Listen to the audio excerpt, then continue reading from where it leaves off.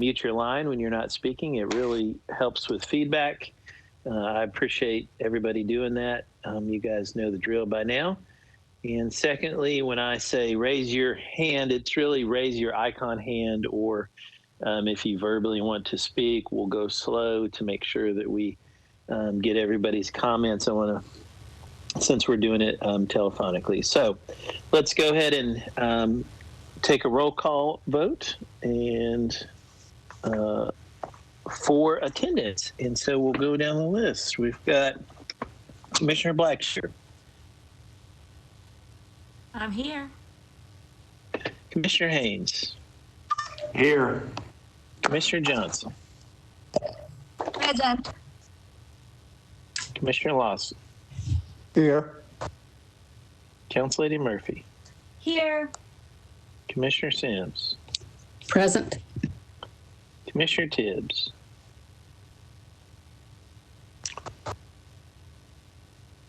Commissioner Tibbs. Let's see if he's.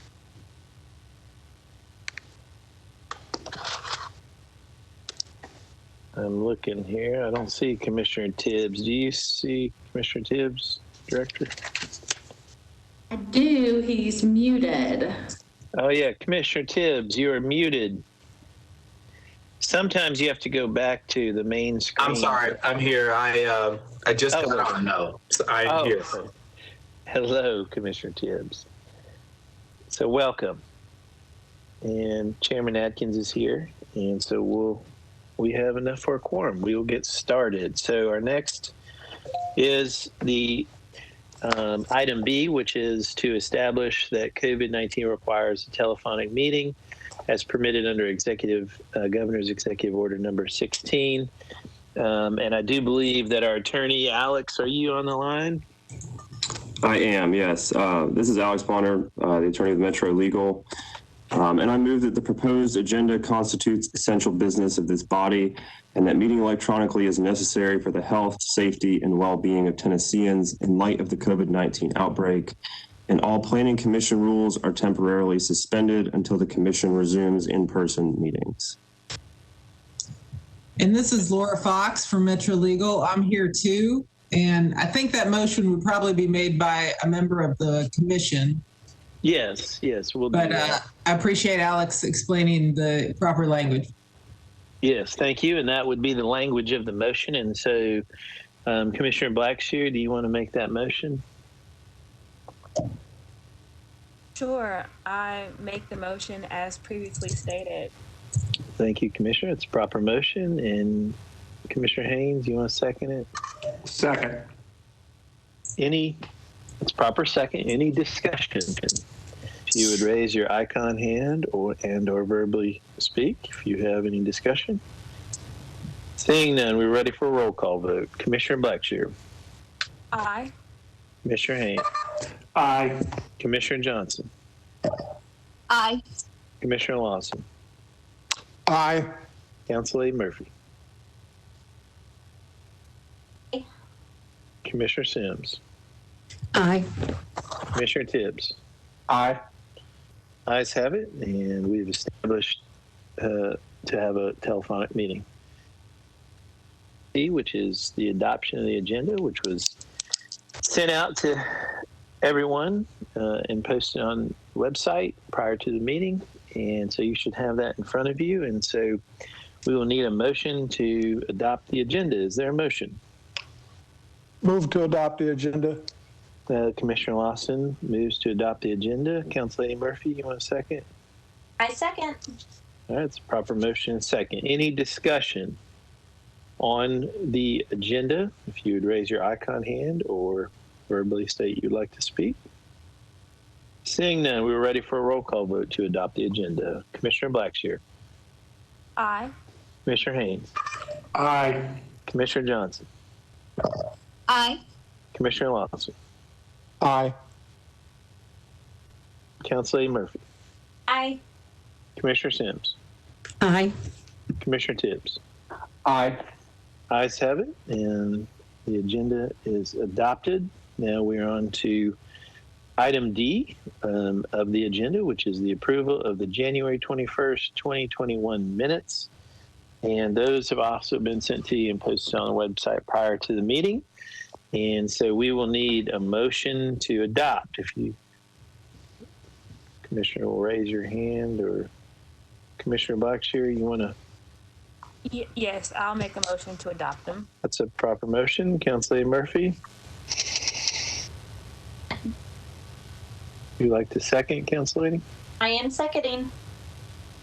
The proper motion and second. Any discussion on the minutes or additions, edits? Anything Commissioner saw? You would raise your icon hand or verbally state you'd like to speak. And seeing none, we are ready for a roll call vote on the minutes. Commissioner Blackshear. Aye. Commissioner Haynes. Aye. Commissioner Johnson. Aye. Commissioner Lawson. Aye. Councilor Murphy. Aye. Commissioner Sims. Aye. Commissioner Tibbs. Aye. Ayes have it, and the minutes are January 21st minutes are adopted. Now we are on to the recognition of the council members, which is item E. There are a lot of council members that have been joining us, and so I take these just as we take these. Lisa and I watch for y'all to get on the line, and we take these as we see y'all sign up. So first, I saw Councilor Gamble. You want to? Thank you, Chair. Yes, I'm here. Thank you, Commission. I will be speaking briefly about, I believe it's number 25 on your agenda. It's the commercial PUD cancellation. And if you recall, several months ago, we talked about the request to review the PUD. The PUD was established 45 years ago.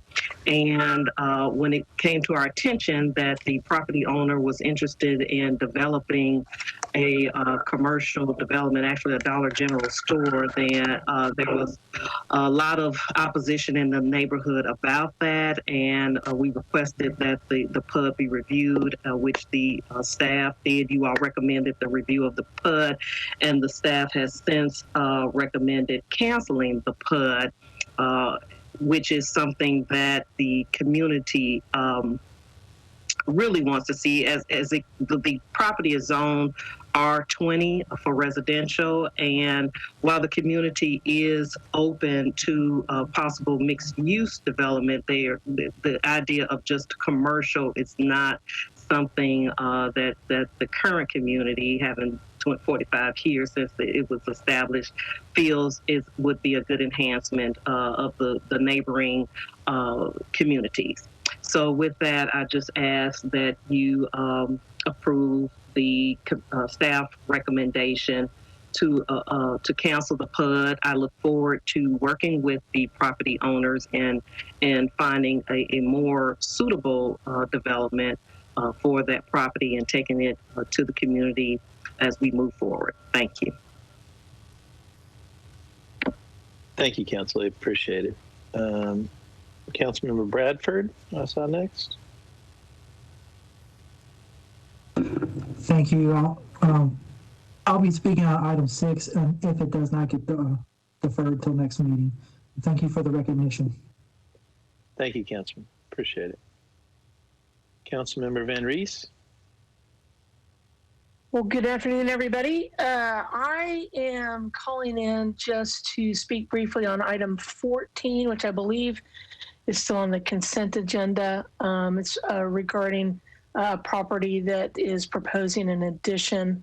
It will not exceed the height of the existing structure, and when completed, the appearance of the existing structure will remain as it exists when viewed from Gallatin Pike.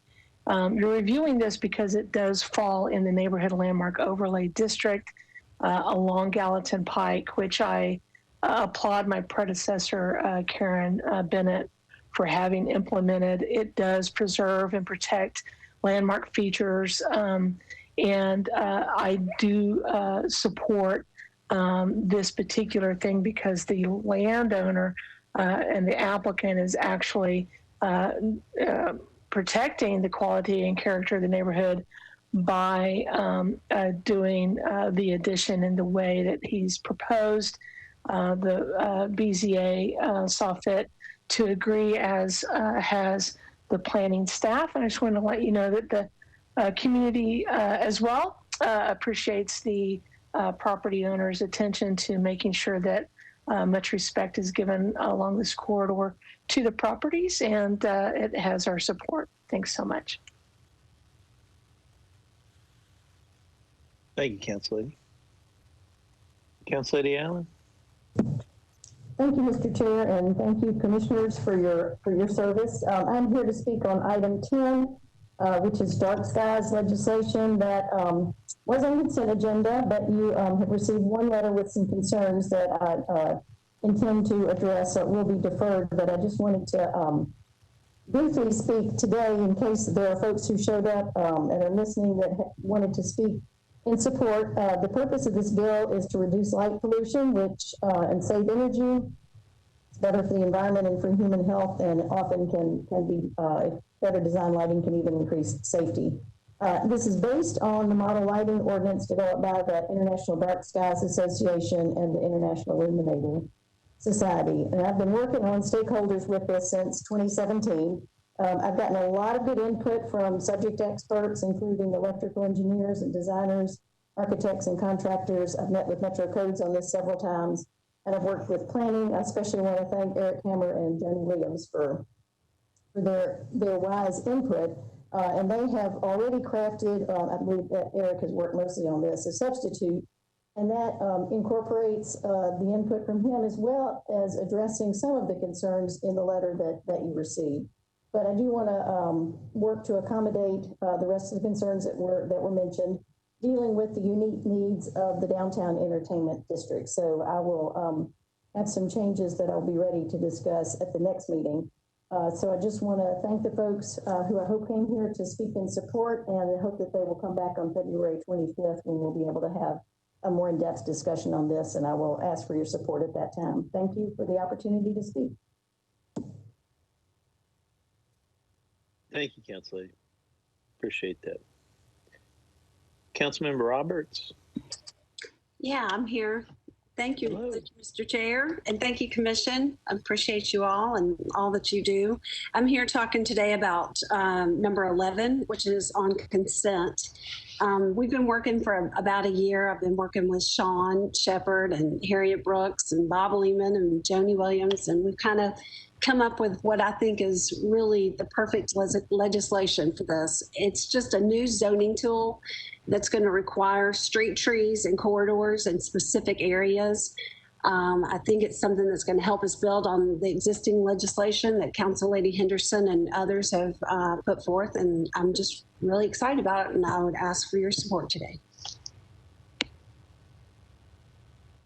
Thank you. Thank you for joining us. Councilmember Toombs. Thank you, Chair, and good afternoon, Commissioners. I have two items on your agenda today, number 21 and number 27. Number 21 is 4027 Red Rose Court, and that's a zoning change that would allow the homeowner to construct a detached accessory dwelling. A community meeting was held. The neighbors didn't have an issue with it. I thought that they might because that's an established neighborhood, but they were perfectly okay with what the homeowner presented. So I am in support of that project going forward. Number 27 is 1911 Haley Avenue, and the property owner has requested to for that property to be rezoned to R8A, which would allow 2 lots with 2 units on each lot. And I read the staffing report and saw that they were recommending disapproval of that and recommending approval of doing an R10, which would allow 2 units. And this is similar to a project that came before you not too long ago that's in the same general area where the staff report was essentially the same. And I did hold a community meeting last night about this particular project. There was a neighbor who is actually right next door who had an issue with the 4 units and didn't think that it would fit within the character of the neighborhood. This is an established neighborhood, quiet street, well-maintained homes. They're older homes, but well-maintained. So she didn't feel like 4 units would fit the character of the neighborhood. She was okay with 2 houses. And this lot, 1911 Haley Avenue, it is the largest lot on the street. It's almost half an acre, and most of the other lots are somewhere between 0.2 and 0.3 acres. So 2 homes would appear to be appropriate. And so I would be supportive of 2 homes being allowed on the lot. And because there was that some concern from that neighbor in particular, and I've got some other concerns, I would support the staff recommendation that 4 units not be allowed and that 2 units go forward. And I will point out in the staff report, there's the R10A, and I'm not sure if that's an error because I'm having to redo the legislation from the previous project that also had R10A, because to my understanding, R10A doesn't exist and it's just supposed to be R10. So I just wanted to point that out in case that's an issue. And that's all I got. Thank you, Councilor. And we'll have the staff team clarify the R10A issue. Thank you. Next is, I think Councilmember Cash. Hey, thank you for the recognition and for y'all's work. I don't have any items on the agenda. I wanted to hear about the dark skies legislation, which I know a lot of good work has gone into. Seeing as that's deferred, I will look forward to hearing about it next time. Thanks. Thank you, Councilman. Appreciate you joining us. I saw next, I believe, Councilman Bercher. Thank you so much. I'm here. I'll speak when my agenda item comes up. Okay. Thank you, Councilor. Appreciate it. Councilmember Stiles, I saw next. Thank you very much, commissioners. Thank you very much, Chair, for the time. I'm here actually for agenda item 17. I'm listening in, but I did want to state that I am in agreement with the disapproval. My district has been included in that item and it shouldn't be. So just wanted to state that for the record. I probably will stay as well to speak later, but I wanted to get that out in the forefront. Thank you so much, Chair. Thank you, Councilor. Appreciate it. Councilmember O'Connell. Thank you, Mr. Chair. Speaking about item 24 today, I submitted a letter and just wanted to add a couple of items to that. As I continue to do outreach in the community about this item, you can see it's a height modification. It will not come to council. You all will make the decision as a commission here.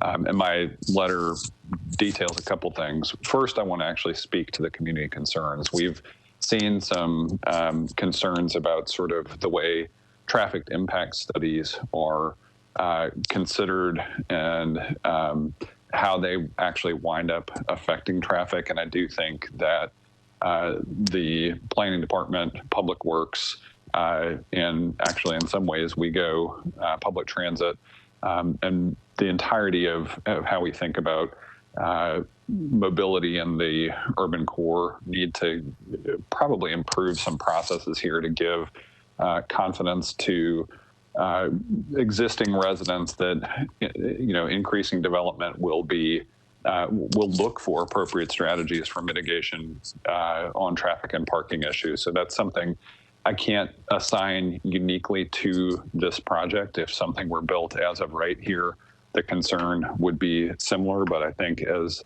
developers come in and continue to do development of this nature, there were some legitimate concerns raised about what traffic impact actually means here in terms of you know, venues nearby, et cetera. So that's something I hope to continue working with the commission on in terms of strategies to approach that. Just taking that aside, the reasons that I think this project are important are really primarily twofold. One is that when the Sounds Ballpark was designed, part of the promise made to the city and certainly to the Capital District communities was that there would be adjacent mixed-use development. In many cases, that has been delayed. We have started to see some of that emerge around the ballpark, but this particular development is a crucial component of that is actually realistically necessary to continue to pay for that as a public facility. Another piece of this that has been a long-standing concern of anybody on the northern portion of the district, including some people from further away, because it's actually a key link on the Music City Bikeway, has been the Greenway that was designed into a public-private facility that has had measurably closures for more than half of its existence. It's actually been closed for the entirety of the portion of the pandemic, not because of safety concerns about public health on accessing the Greenway, but because it goes through a facility that is managed privately. And so the Greenway access portion would actually be permanently resolved if this development proposal were approved. And I think, that has been one of the top requests I've had on an infrastructure basis representing District 19, spanning both terms. So I think that's a hugely worthwhile consideration of this project. And finally, we continue to see extraordinary demand for housing in the urban core. This is a housing project that will be meaningful. I know some constituents have expressed concerns about height and scale. But you'll see in, I think, some of the accompanying correspondence you received, one of the most impacted communities, District Lofts, actually surprised me by how many members of that community, including some who stood to have their views blocked, stood in support of this. I'm not going to pretend there was consensus. I mean, you will probably hear some concern and opposition today, but one of the most impacted communities came out strongly supportive of this. We followed a pretty standard operating procedure here where we took the proposal to the most impacted communities on the front end, worked with planning staff, worked with the project team, and worked with the impacted residents to make sure that concerns were surfaced, that project improvements were realized, and the project team committed to some important things that I think are going to work out to the benefit of residents as the project is being constructed, but ultimately will result in a better project for the entire community. So I do encourage you to listen carefully to the concerns and also note that staff have recommended this and that one of the adjacent communities voted as a community and encouraged their board to support this project as well. So thank you all for your time and attention, and I will stick around to hear if there are any other additional concerns that have not come to my attention yet. Thank you, Councilman. Appreciate that very much. And I believe that is all of the council members. Lisa or Director, did you see? Oh, I see Council Member Porterfield.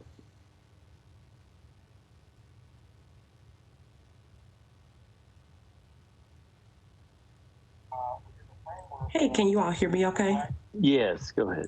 Okay, hold on. I'm sorry, give me 1 second. Let me try to mute the other calls. I'm sorry, 1 moment. No problem.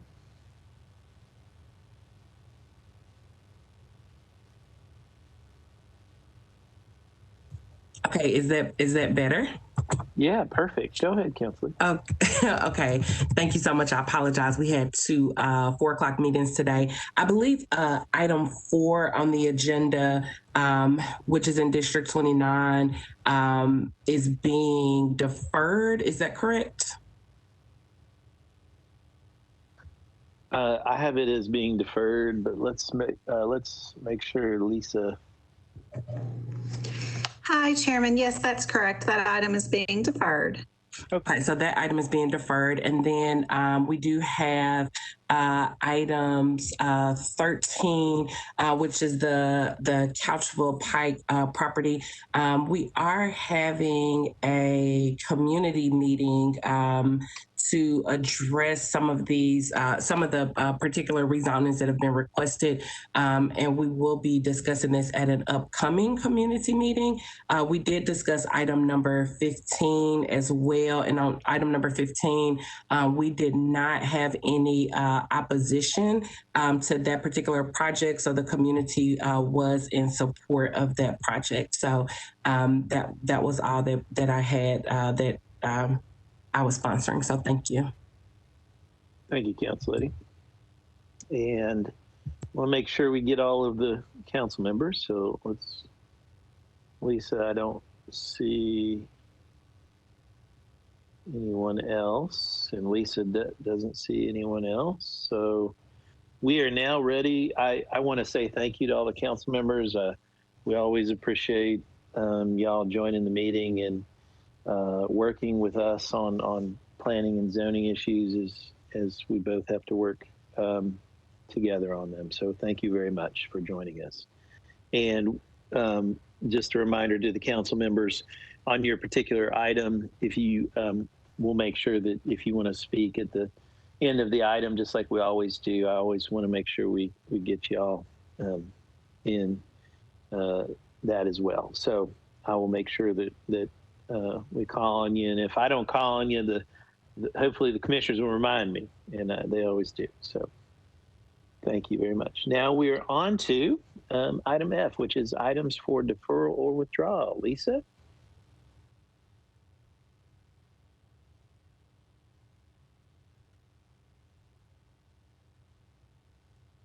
Hi, Chairman. This is Lisa Milligan with Metro Planning, and we have the following items for deferral or withdrawal.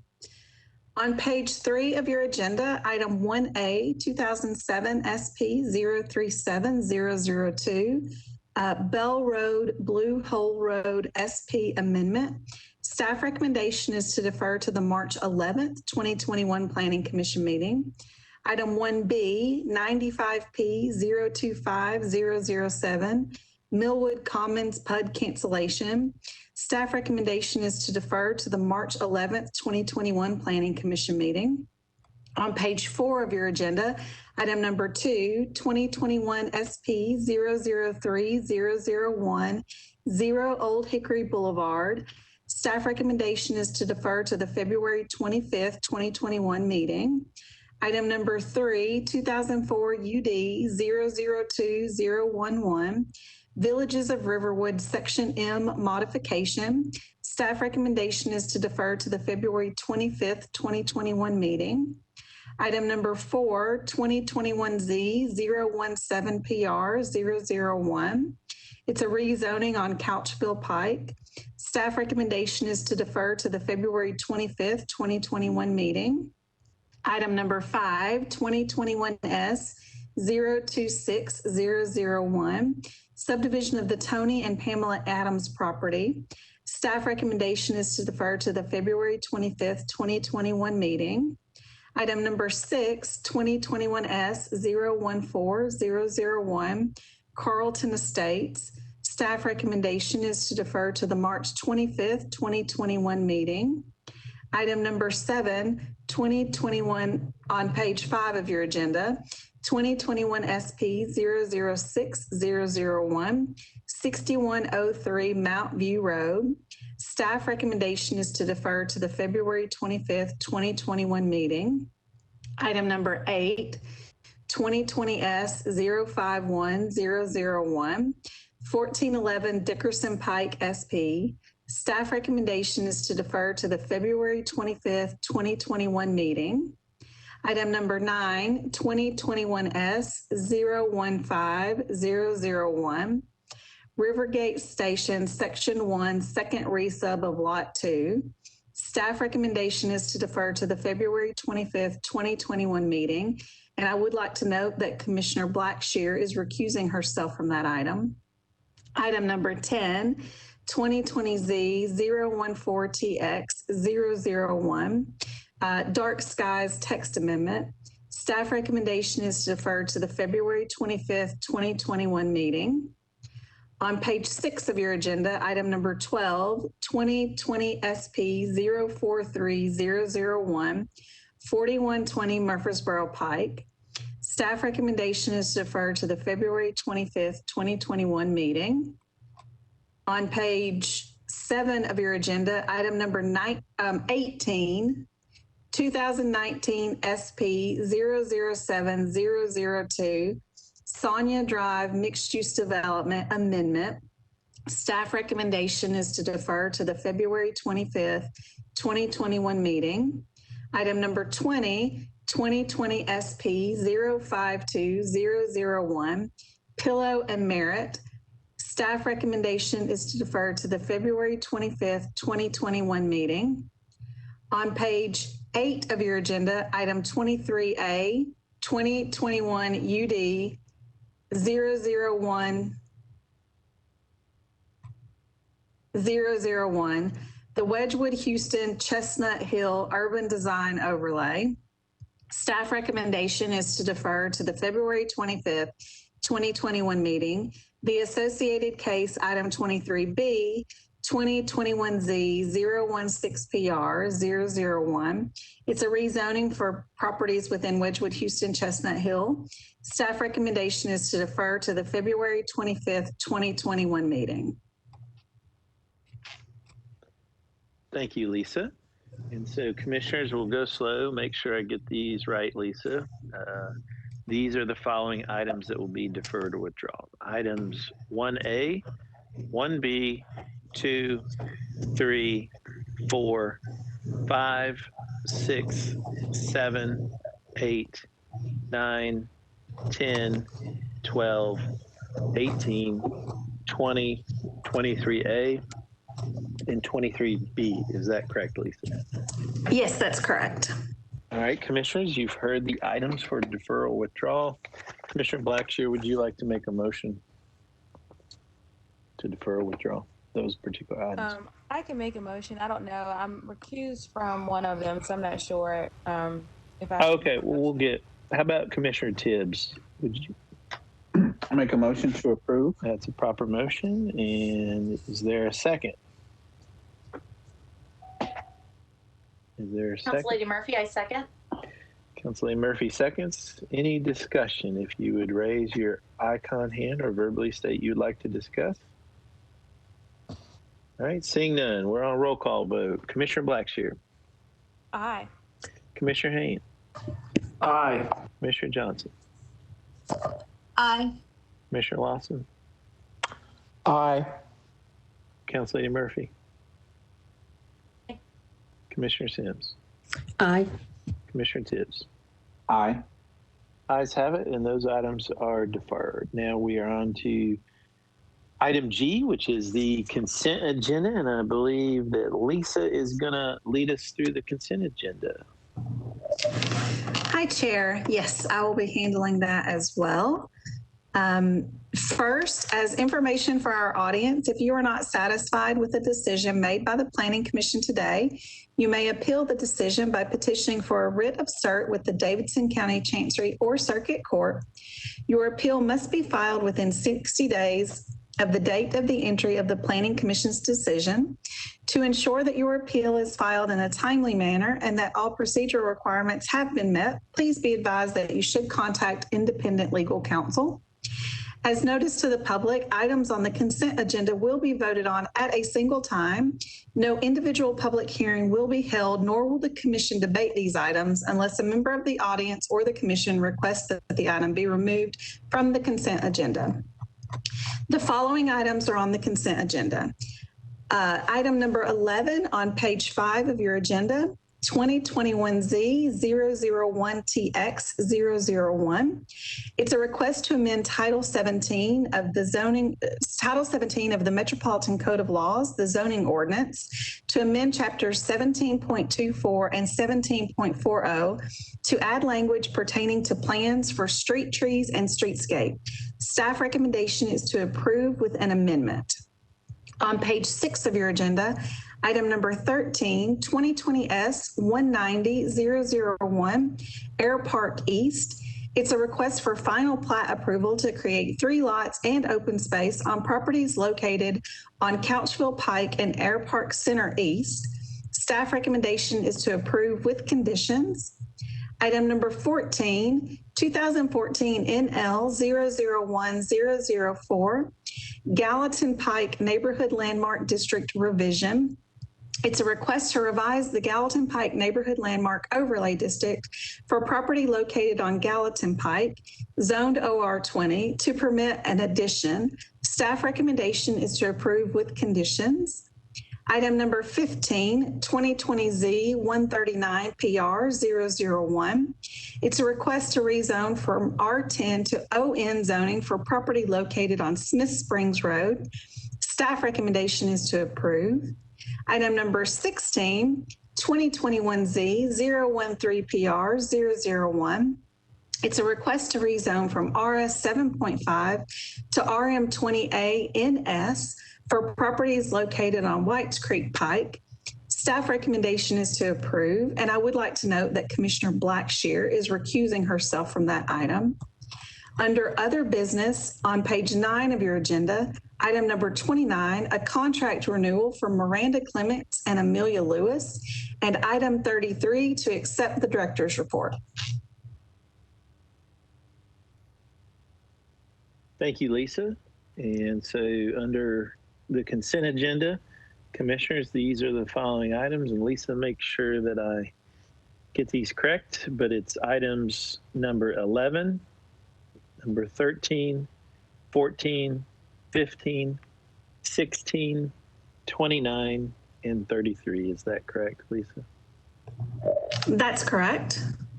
Thank you. And so, commissioners, you've heard the items to pass on the consent agenda. Is there a motion? And Commissioner Tibbs? Make a motion to approve consent agenda. Thank you very much. And Commissioner Tibbs, a proper motion. Is there a second? This is Commissioner Sims. I second it. Good. Oh, Commissioner Sims. I yield to Commissioner Sims. Thank you, Commissioner. We have a proper motion and a proper second. And any discussion on the consent agenda? You'd raise your icon hand or verbally state you'd like to speak. And seeing none, we are now ready for a roll call vote.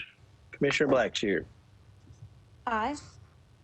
Commissioner Haynes. Aye. Commissioner Johnson. Aye. Commissioner Lawson. Aye. Council Lady Murphy.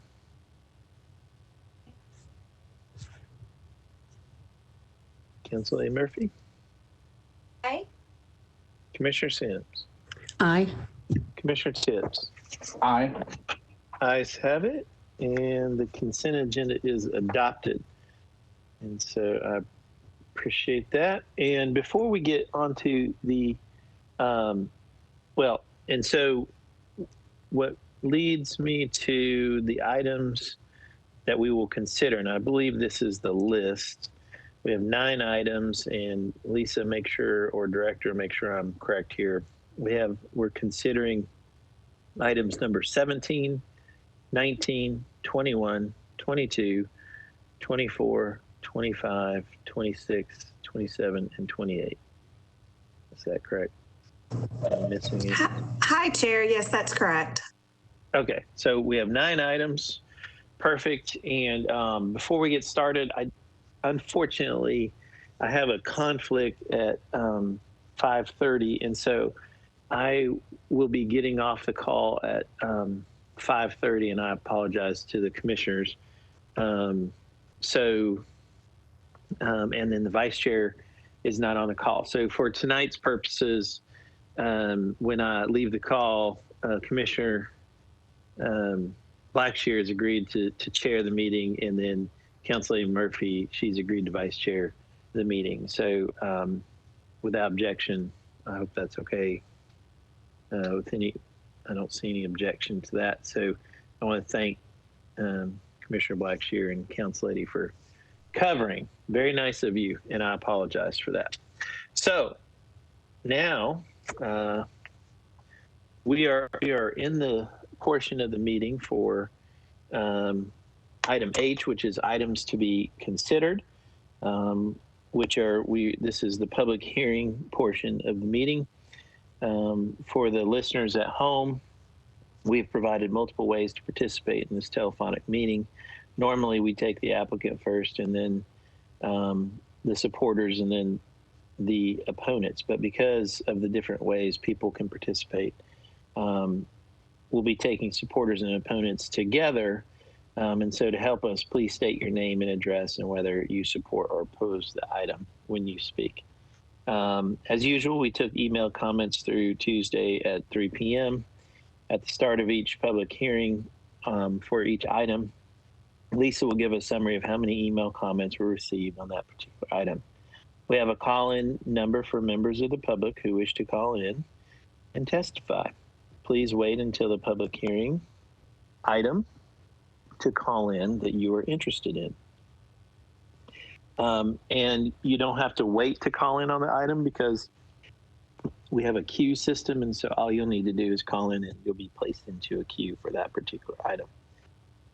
If you're calling in, also please be aware that there is a legally required 30-second delay. That means if you watch your screen, it's going to be delayed. And so what you should do is mute your television and focus on the call. And I know that's kind of weird, but that's just, it's required. So when you're talking, just pay attention to the chair and it will go smooth. And also remember to mute your television. For each item, we'll let you know when to call in. I'll ask Lisa for the county email comments on each item, and then we'll take those calls. So we're going to start with item 17 tonight, and so we are ready for the first item, and I believe that the staff is working remotely too, everyone, so you have to be patient with us, and then the staff will also be controlling the slides. So we are now ready to take item number 17. And let's see. And that's Greg, are you taking that, Mr. Claxton? I am, Chair. Thank you. Okay, go ahead, Greg. All right. My name is Greg Claxton with the Planning Department. I'll be discussing BL 2020-197, a proposal for a 120-day multifamily permit moratorium in the Antioch Priest Lake Community Planning Area. Slide. This is the area under consideration slide. In addition to declaring a 120-day moratorium on building or grading permits for multifamily development, the bill would also have the Planning Department assess infrastructure and facility capacity in light of growth trends and determine if policy and zoning changes are necessary to align entitlements with infrastructure limitations. If any changes are recommended, the bill would also have the Planning Department schedule any planning or rezoning processes to carry out the recommendations at the conclusion of the 120-day moratorium. Slide. It is rare that the Planning Commission is called on to consider moratoriums. For this analysis, staff took the text of the bill and identified 4 general areas to focus our analysis on. We considered the planning history of the Antioch Priest Lake subarea, the subarea's growth, community character policies, and prevalence of multifamily zoning and development, infrastructure and facility needs, as well as taking a look at Murfreesboro or Pike's role in the subarea. I want to note that the analysis that we prepared, while it touches on the themes of the bill, it doesn't substitute for the more detailed analysis or the level of study that the bill calls on. This is working with what we have readily at hand to try to gain some sense of whether the sub-area is unusual among the other sub-areas in the county in its rate of growth or conditions. I'd also note that it's always possible to take kind of different pieces of data and come to different conclusions. So we've tried to be open to whatever new information community members or council members have to suggest that we consider in looking at this. Nevertheless, based on the analysis that we've done, we do recommend disapproval. And I'm going to now walk through our analysis. Slide. So on the first point, the bill notes that members of Antioch or residents of Antioch Priest Lake were underrepresented in the Nashville Next process. So as the commission knows, Nashville's community planning program was established in the late 1980s when the 14 sub-areas were created. Since that time, all of the sub-areas have been updated multiple times. Not most recently. In 2015, they were all updated jointly as part of the Nashville Next general plan. And there was a similar countywide update in 2017. Prior to that, the last individually updated community plan was the Antioch Priest Lake plan. It was updated in October of 2012, which means that it was wrapping up as Nashville Next was getting underway. It is true that 9% of people who participated in Nashville Next were from what we termed the southeast quadrant of the county, which is a little bit larger than Antioch Priest Lake, but all of Antioch Priest Lake is included within it. In 2010, 16% of county residents were in that quadrant. So the rate of participation was a little bit lower in this area. However, that was a little bit by design, or at least we were aware of that based on how recently the Antioch Priest Lake plan had been updated. There were very, very few changes of any substance when the plan was readopted as part of Nashville Next. It was mostly reflecting the work that had recently been completed. Nevertheless, throughout the Nashville Next process, we had numerous participation opportunities in Antioch Priest Lake, both meetings that we held, briefings that we did for community groups, and community events that we attended.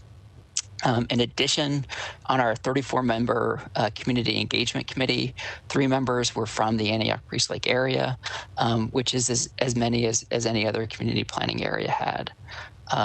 So we do not. So our finding is that the Antioch Priest Lake community was appropriately represented in Nashville Next and was consistent with other parts of the county. Slide. The next thing that we looked at were a range of factors related to growth trends. And in looking at this, we compared all of the sub-areas together. For the purposes of this slide, I'm showing each factor as it compares to the countywide average. So first, we looked at the annual rate of growth from 2010 to 2017. The study area, Antioch Priest Lake, did grow somewhat faster than the countywide average.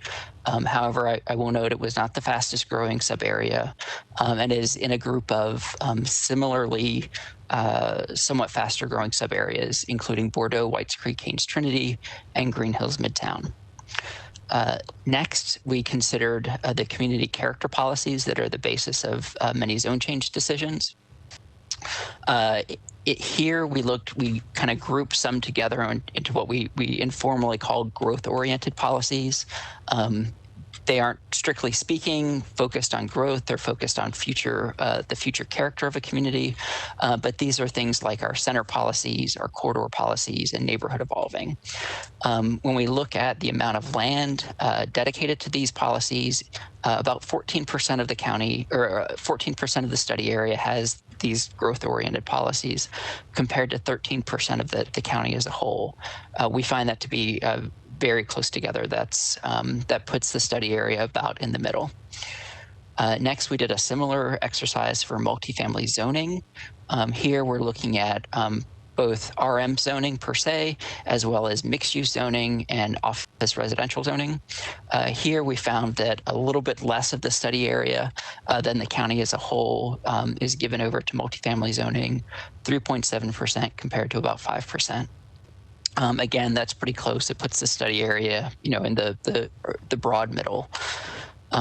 Next, we looked at the rate of growth in multifamily as a share of housing units within the study areas. And what we found was that from 2013 to 2017, the multifamily share of housing units stayed about the same in the study area. Meanwhile, in the county as a whole, the multifamily share of housing units grew by 1.4 percentage points. Last, we took a look at permitting activity for multifamily units. The study area did see a number of multifamily units permitted, about 1,500 total. However, to compare them to other parts of the county and the county as a whole, we looked at the number of multifamily units permitted per acre across the whole study area or across the whole county, and found that while the study area had a large number of units permitted, per acre, it was permitting at a lower volume than the county as a whole. Overall, we find that while the study area is growing a little bit faster than the rest of the county, it doesn't seem to be driven by an unusually large amount of growth-oriented policies or multifamily zoning or a large share of multifamily permits. Slide. For the next section, we attempted to summarize at a very, very high level some factors related to infrastructure and facilities. I'm going to step through these one by one. First, we took a look at traffic. We relied on data that TDOT collects and publishes, where it monitors traffic at a number of stations throughout the county. It keeps these in place so that they provide a year-to-year snapshot. In some cases, these stations have been monitoring traffic since the 1980s. We considered the year-over-year change at traffic monitoring stations that estimate the average annual daily traffic counts in Antioch Priest Lake compared to the county as a whole from 2010 to 2018, and found that traffic in the study area grew at a similar rate as traffic throughout the county. Next, we looked at schools serving Antioch Priest Lake at their capacity utilization rates, that is, whether they are under capacity or over capacity in comparison to other parts of the county. We relied on MNPS's guidance. We relied on their 5-year capacity utilization rates. This is a projection that MNPS uses for their capital plans. It better reflects the expected capacity of the schools. The current capacity rates, using that as a guide to the future, is complicated because of the MNPS choice system, as well as the availability of charter schools and private schools. Using those 5-year capacity rates, we found that the schools in Antioch Priest Lake have a higher capacity rate, higher capacity utilization rate than most of the rest of the county. Functionally, MNPS treats it as the area where you need to add capacity the most, and that's reflected in their past capital plans, their receipt of past capital funding, as well as their future plans. So in recent years, they have funded, in addition to Antioch High School, a new Cane Ridge Elementary School, Eagle View Elementary School, and Smith Springs Elementary School. In the capital spending plan that Mayor Cooper proposed on Friday while this staff report was being prepared, he proposed an expansion of the Cane Ridge High School, as well as a new Cane Ridge Middle School. The district's capital budget also proposes 2 new additional elementary schools for future years. So next, I want to talk about Parkland. Both Nashville Next and Plan to Play, the Parks Master Plan, recognize that the Southeast area in general, including Antioch Priest Lake, are deficient in parkland, particularly large regional parks. Similar to schools, Parks has worked to overcome that deficiency in recent years, expanding parkland in community centers, including 2 new community centers in the past, again, 10 or 15 years. They have also acquired a large amount of land for a new regional park, Mill Ridge, and they've received $12 million in funding from a prior capital spending plan to begin construction of phase 1 of that. Slide. The next thing that we looked at was stormwater and flooding issues. Flooding is difficult to gauge and assess comprehensively throughout the county, so we use flooding complaints as a proxy for that. These are calls to 311 and 911 complaining of flooding concerns. Between 2017 and 2019, between 2017 and August of 2020. Those were sort of tallied up throughout the county so that we could see where concentrations were greatest. There are some concentrations in the Antioch Priest Lake area, so it is not the case that flooding does not happen there. However, the areas of the greatest concentrations, both the most that are clustered together as well as the most number of calls, are focused on the city's older urban core. That's downtown and the sub area we call South Nashville. That's geographically kind of focused around the Browns Creek area, very broadly considered. Next, we also talked with Metro Water about water and sewer capacity issues. A couple of years ago, in anticipation of additional suburban development in the southeast community planning area that's west of the study area, Metro Water identified the need for a new pumping station to serve new development. They established a recovery fee to construct that facility. When we talk with them, they have not identified any similar water or sewer capacity issues in this sub-area.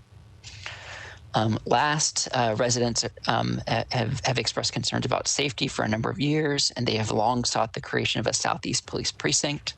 Land was purchased for that in 2017, as noted in the staff report. Again, in the mayor's capital spending plan released Friday, he proposes funding construction of that police precinct. Slide. I want to end by considering the role of Murfreesboro Pike in the Bell Road corridor.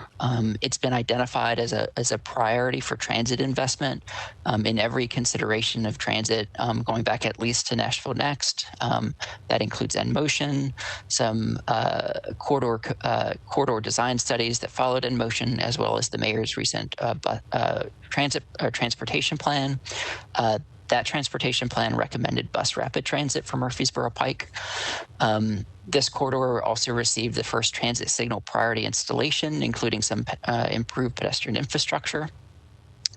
Overall, the way that we think about kind of the major corridors in Nashville Next and some of the subsequent transportation plans is that aligning new housing development, improved walkable areas, and community services with our major transit routes and funding to improve the transit service along those are solving multiple problems together. So the Murfreesboro Pike and Bell Road corridor is an opportunity to kind of improve the community services, provide walkable areas through the redevelopment of older, lower density commercial centers.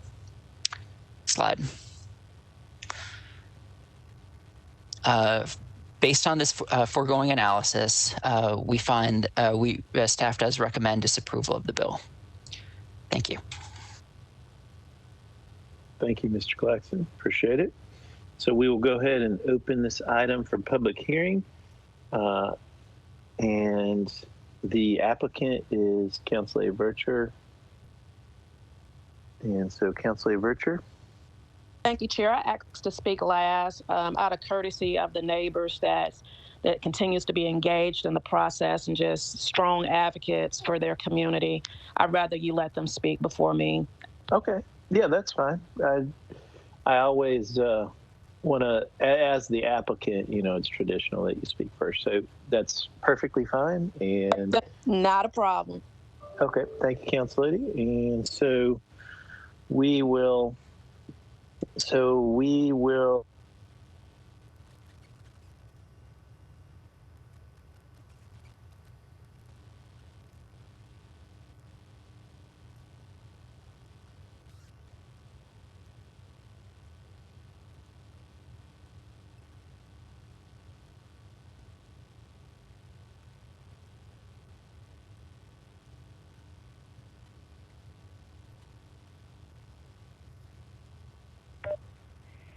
Chairman, this is Sean Shepard at the call center. We have, if you're speaking, you might be muted. We're not currently able to hear you.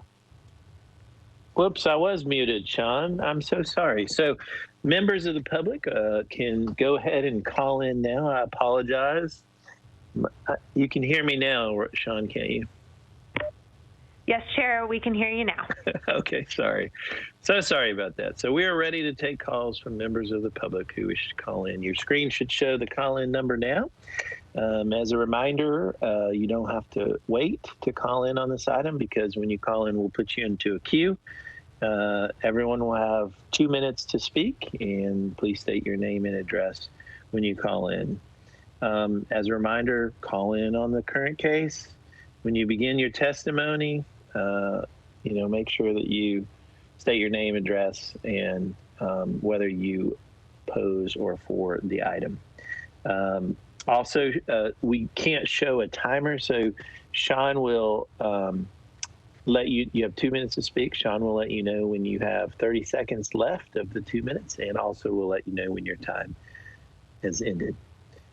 So with that, while we wait on folks to call in, we always ask Lisa for the emails that we received. Lisa, did we receive any emails on this item?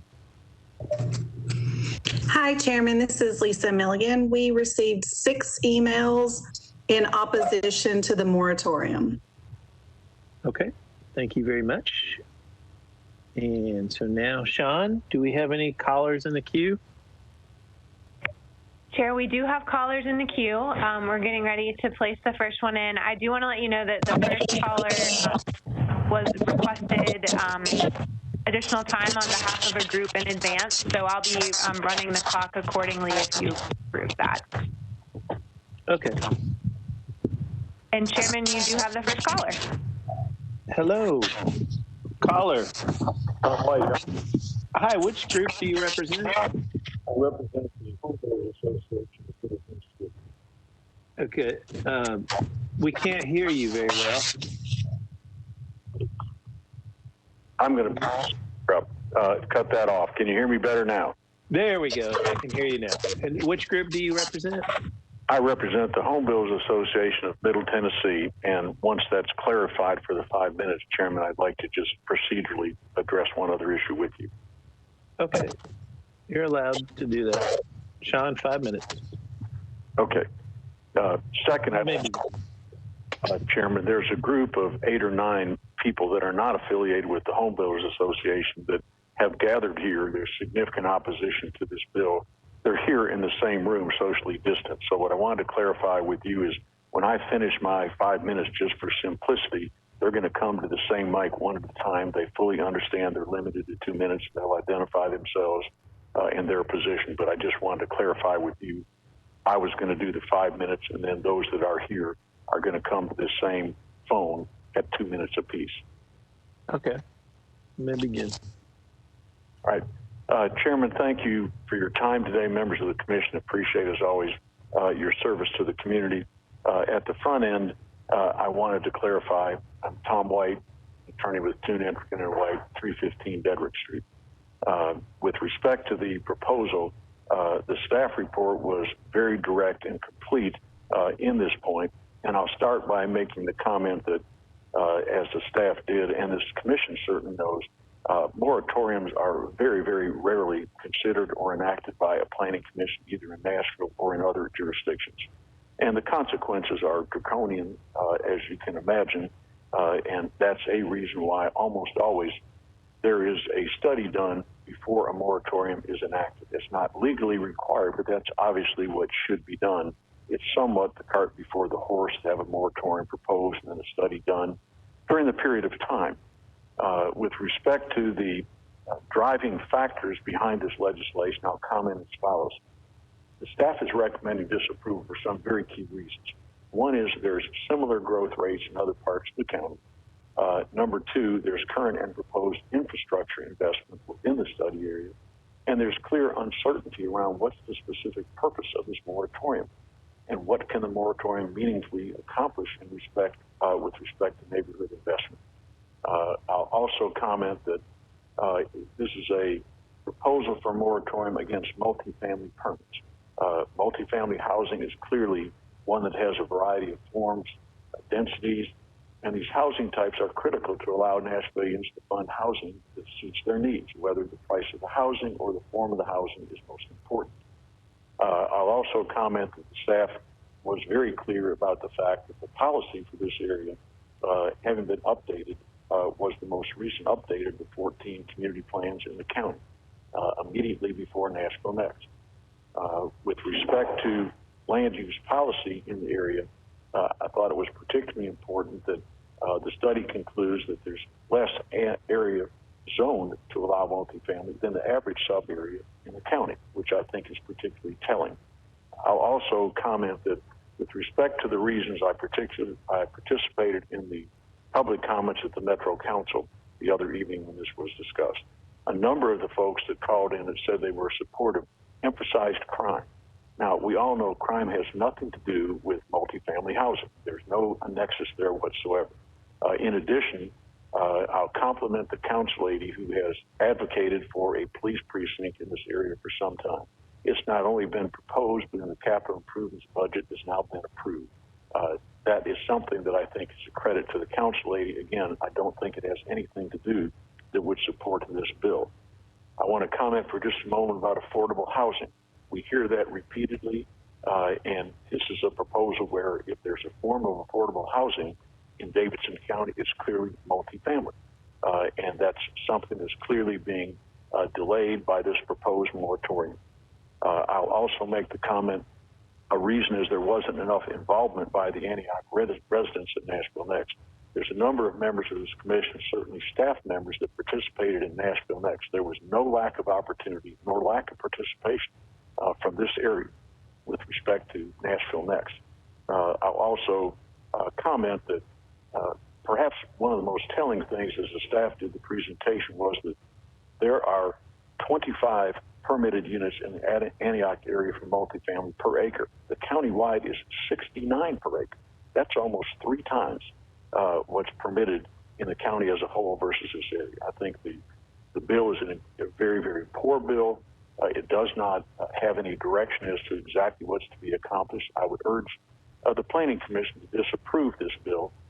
There's been a good deal of time spent by the staff, as seen by their exhaustive study here.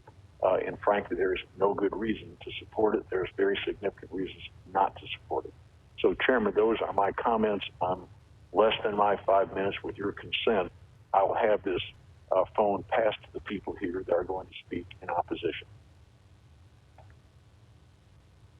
Thank you. Thank you. Good evening, ladies and gentlemen. My name is Miguel Vega. I am a founding member and past president of the National Association of Hispanic Real Estate Professionals here in Nashville, and I really appreciate your time tonight. I came to this country 20 years ago, and my first home was a townhome. In our organization, we believe that the keystone of the American dream is about affordable and sustainable home ownership. We consider that this bill is in certain way impacting that affordable housing due to the lack of inventory. We're currently suffering for a very, very limited inventory on multifamily housing, on single-family housing. In general, our region is suffering for that.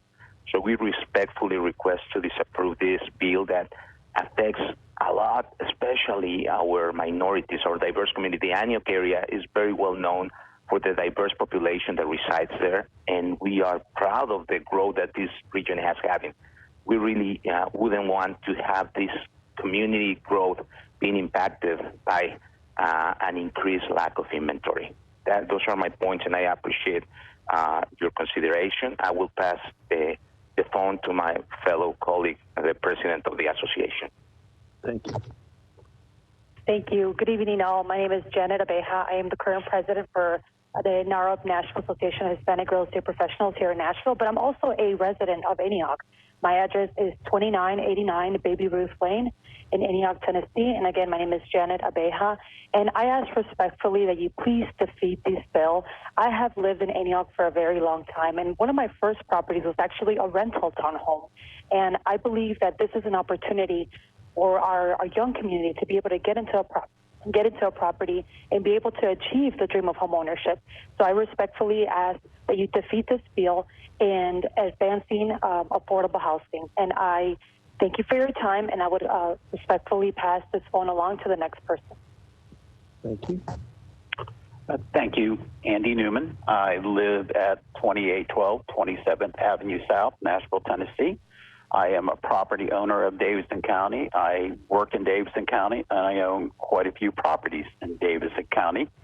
I want to thank the commission, the planning commission, the planning department, for a very thoughtful study and very detailed. I just want to throw out my points. Is just recently, as property owner in Davidson County, we just incurred a 34% property tax hike. And now you want to close down, at least for 120 days, a certain section for more housing and more property tax dollars. Unfortunately, by putting a moratorium on one area affects all the other counties, including myself, because now you're going to push growth into other areas of Davidson County. And that also that creates more growth for my areas, and it also creates a huge tax burden for the rest of us. I just feel that right now Nashville is encouraging business to relocate, and by putting a moratorium on a certain place in Nashville, you're reducing the number of housing stock and pushing it right into other counties, especially Rutherford County, which is right on the edge of this area. So we're going to encourage businesses to come and have many of those people live. You have 30 seconds. Thank you very much. I'm going to pass the phone on to the next person. Hello, yes. Thank you for taking my call. My name is Daryl Harris. I currently rent at Cherry Creek Apartments in Davidson County. I'm a 26-year-old African-American male who is scheduled to get married in May. Me and my fiance have taken all the proper steps in this past year to put ourselves in a position to purchase our own home in Antioch, as opposed to continue being taken advantage of by the price of rent in Davidson County. We've been fortunate enough to find an affordable community in Antioch, and we're able to get on the wait list to have our new townhomes be built in the following weeks. By passing this moratorium, you are taking our home away. And I believe I represent so many other young people who are just like me and wanting to start a life in Davidson County, but aren't aware of this moratorium and what it will mean for the home ownership in Davidson County. I don't believe that we can say that we are concerned with the lack of ownership in the minority community when you're trying to push a moratorium that would keep us from obtaining a home and continue to be stuck paying $1,200 or more in rent. That's all I have to say. I completely oppose this, and I'm going to push this. I'm going to give the phone to the next person. Thank you. Hello. Thank you for allowing me to speak. My name is John Donlin. I live at 21 Vaughn's Gap Road in Nashville. I'm a homeowner, and I also own a townhome in Antioch. My livelihood is selling townhomes in Antioch. So I work for Old South Property, and I would say we probably provide the most affordable townhomes for sale within the city of Nashville. We're about to start phase 3 of a project at a community called Bradburn Village, and I have a long waiting list of people who are ready to purchase these homes. These are not apartments, and it just doesn't seem to make sense to me that townhomes would be lumped in with apartments because these people will be paying property taxes as soon as they close on their townhomes. Thank you for hearing me out, and I'll pass you to the next person. Hi, my name is Celia Lloyd, and I am a resident of 5012 Further Boulevard of Antioch, Tennessee. I do not approve of this moratorium, respectfully, and in addition to what Tom White said earlier, I think that, a strategic market analysis should be placed on the motives behind this moratorium, because according to the CSP that was just released, the time that you guys are asking for and the concerns you have already been covered as far as capital-wise, and so I respectfully ask that this bill not be passed. Passing to the next person.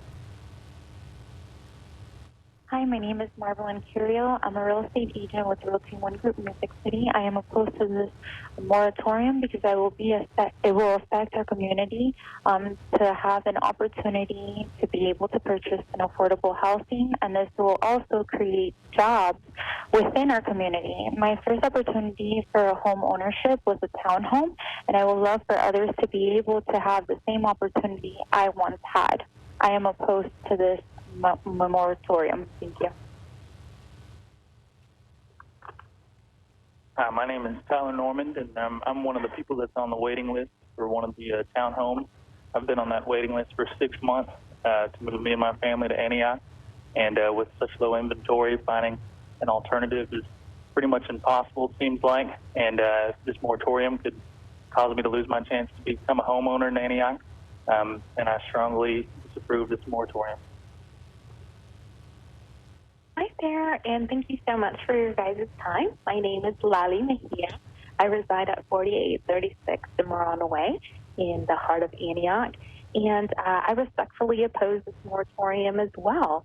I believe it does not help affordable housing, and so I respectfully ask that we please defeat this bill. Again, this is Lali. Thank you so much for your time.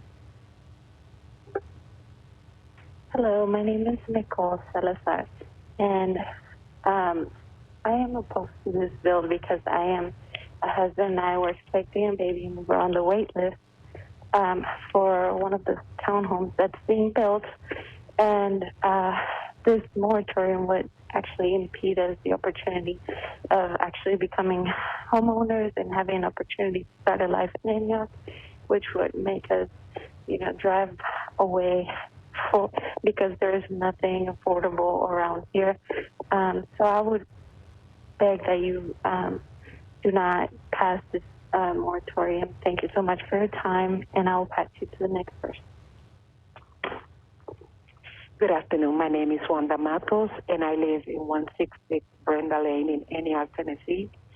And I'm opposed to this moratorium because as a small business and minority, most of my businesses are conducted here in Antioch, and it will affect my business and affect the families that work for me. And also, I would like to, as a Latina or as a Spanish person, for you to consider the minorities in this area. They are trying to make a better living in Antioch. I think is a very affordable area for people to live in.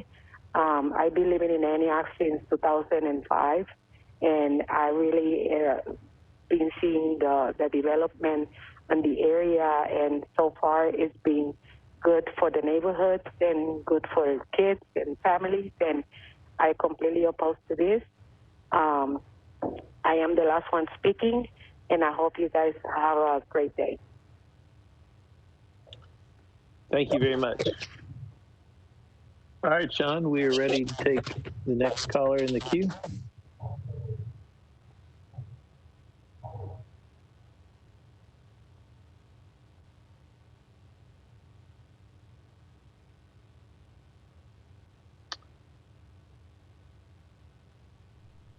Sean, are you there? Yes, Chair. We're just for caller to get them to mute, and you have the next caller now. All right, excellent. Welcome. You have 2 minutes. Please state your name and address, and you may begin. I want to, first of all, thank you for taking my time. My name is Gregory Estes. I live at 834 Reeves Road in Antioch. I'm calling in support of Council Lady Virtue's bill. I've heard a lot of comments from real estate agents and developers and others who have a financial stake in, of course, building in our area, but they don't have a vested interest as someone who lives there. I live there, and I see day to day, and I have a perspective daily from what goes on in our area. And a perfect example of why this bill is necessary is a scenario that happened on my very own street, in which a developer came in, illegally removed a tree line, which then caused extensive erosion and deterioration of a metro road infrastructure because Metro Planning had not adequately studied his development. I've been working on this problem with my neighborhood group for over a year, trying to get the street and the extensive flooding that happens when it rains corrected. And Metro will not take responsibility. The developer will not even meet with us.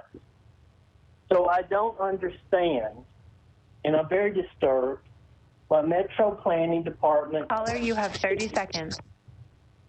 issue permits left and right without fully and thoroughly considering the impact of a new development on existing infrastructure.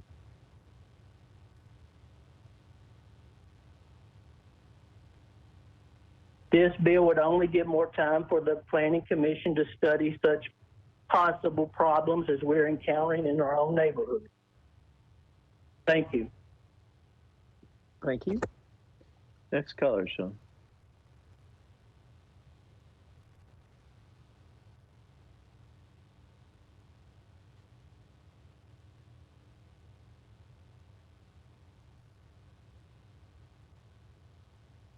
Yep.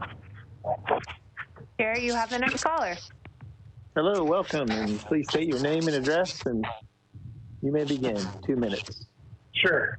My name is Nick Shala, 5084 Smith Springs Parkway, Antioch, Tennessee, and I'm astounded by the amount of self-interest that is exhibited by the lawyer and the others that follow him in this. If you notice, the people that are truly concerned are those that actually live here, those that have an interest in the community, not those that are living on 27th Avenue South or those that give their address as Diedrich Street where their office is. Those that live here, we're the ones that are concerned about our safety and the infrastructure. Like Manuel and these others, Daryl, would you rather have a home or would you rather be shot when you come out of your home just because you could own a home? Safety is a concern. The map that's on the screen, 1/3 of that screen is patrolled by one officer. How safe do you really think you are when you come out of your home? I've had 3 shootings in my neighborhood in the last year. It's not acceptable. So next on to schools. We don't have enough schools for our kids. How do you, the lady that said she's expecting a baby, where do you want your kid to go to school if they don't have a school for you? You want them to be packed in there like sardines? Come on, think about this. Parks, walking trails, walking areas, public transit. None of this is built. It's great to propose it, but build it and then bring the people. I'm all for growth, but you need to build the infrastructure, then bring the people. You can't do that yet. The proposed precinct, 2017, you got the land. Caller, you have 30 seconds. Precinct. No precinct there yet. It takes years to build that, plus years to get the police force. I've met with Commander Stevens. I've met with our councilwoman, several people. Nobody is doing anything first. You're putting the cart before the horse. Let's get real, people. Thank you. Thank you. Sean, any other callers? Chair, we have no additional callers in the queue for this item, so we'll take a brief pause in case anyone's trying to reach us, and then I'll check back in. Thank you.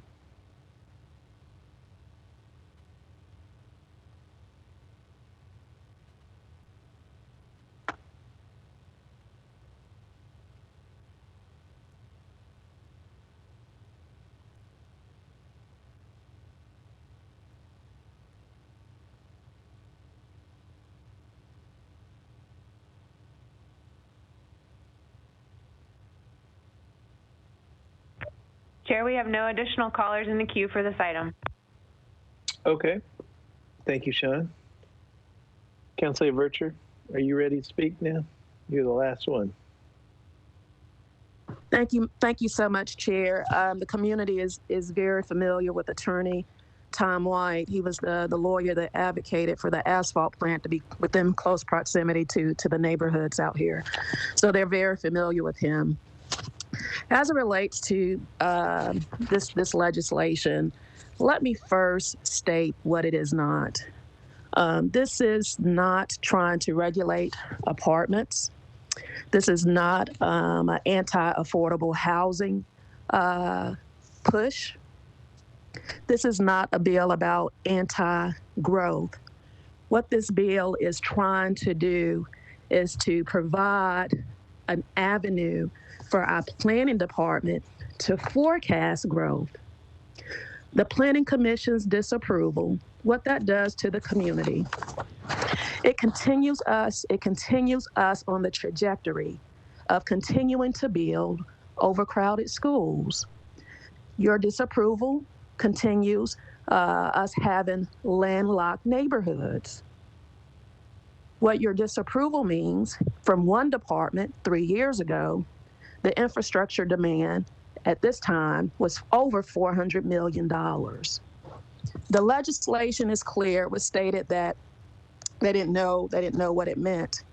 This is just simply asking our planning department, which our neighbors, was mentioned about the 34% tax increase. Our neighbors are asking the planning department to simply plan. This has nothing to do with trying to regulate apartments. It was mentioned that moratoriums are rare, only for Nashville. Rutherford County already had a moratorium. Germantown already had a moratorium. Those municipalities wanted to have sustainable growth, and at the rate and the business as usual approach that we do, this growth is not sustainable. When we build schools out here, they are already they're already at capacity. And our school board member, I don't know if she was able to get on today, but she was going to actually speak to that.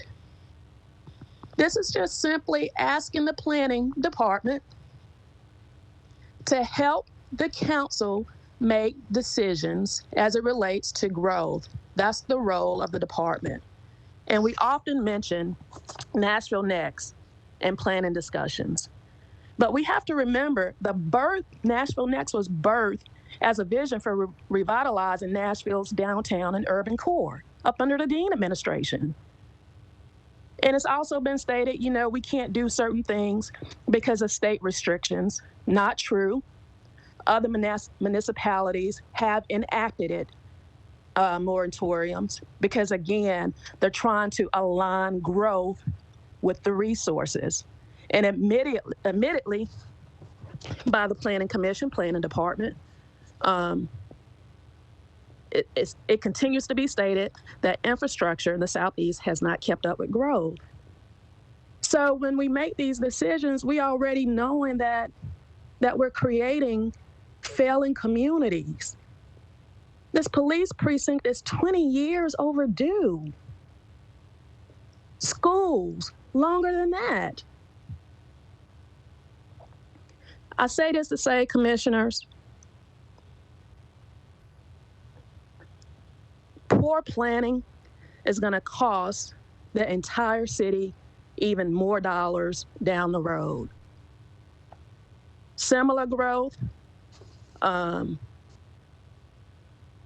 Antioch area, and I don't want to say somebody's data is wrong, but we can't have schools at capacity and have similar growth in other areas, other sub areas, when other sub areas have schools at under capacity. That don't make any sense. We know the population is not decreasing in the city. We know the demand for services is not decreasing in the city. And I've stated this before, if we're going to ever get to a point in this city where we're going to have equitable development across the city, we have to forecast growth. We have to forecast growth. We forecast revenues to the best of our ability, but we're not getting that right because we're not forecasting growth and the impact growth has on our infrastructure. So we're getting it wrong. I ask commissioners that you support this legislation and I don't want to take up too much time, that you support this legislation and allow the planning department to do the study and assessment of capacity as it relates to services being delivered in the area, our schools, public safety facilities is more than just the police precinct, by the way. Our sidewalks, our roadways, our school capacity, it is very needed in an area. And what you heard from some of the callers is that they're asking you to help protect their investment in the area. And I think that's all I have to say, commissioners. I ask that you support this. If other areas, other municipalities can deem it serious enough to project growth and its impact on infrastructure, I believe we can too. And for those that's listening, this legislation has no impact on your home that's currently already being built. Thank you, commissioners. Thank you, Councilor Vercher. I want to. So I forgot that there are other council members. I know Councilor Vercher is the sponsor of this bill, but there are other council members in that district, in that area. And so, Councilor Vercher, what I'd like to do is offer the other council members time to speak, and then as the sponsor of the bill, get to you last if you want to say anything. Okay? Fine. So, Council Member Stiles, I think she wants to speak. Thank you very much, Chair. My comments are brief. As you're looking over this project, again, as I mentioned earlier in the call, some of this area is incorrect, as District 32 is included and was not supposed to have been.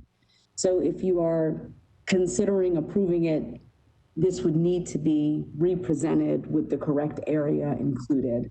District 32 is not a part of this project at all. Thank you very much. Thank you. And then Director I don't see Council Member Porterfield on the line. I don't see any other council members whose districts are included in the sub area. I see other council members, but none that are included in this, that would be included in the moratorium. Okay, and what about what Commissioner Stiles Councilor Stiles said? We took the area based on the council office's data. Greg, you can verify. So that did include Councilwoman Stiles' district. I believe she is requesting that it be removed from consideration, and the commission could certainly entertain that in its discussions and provide that recommendation. Okay. Councilor Vercher. The basis of the area, I believe, was the Antioch Priest Lake Community Plan area. So that's a reference to our Nashville Next document. So that's going to include many council districts. It wasn't drawn based on council district lines, if you will. Gotcha. Okay. Councilor Vercher, you want to say anything else to finish up? No, she conveyed it accurately. That's what I was going to add. In the initial conversations, they didn't want it drawn.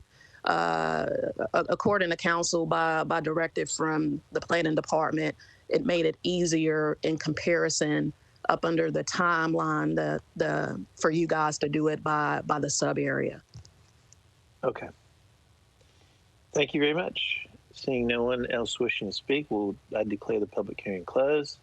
And I do want to make, I think it's all very good discussion.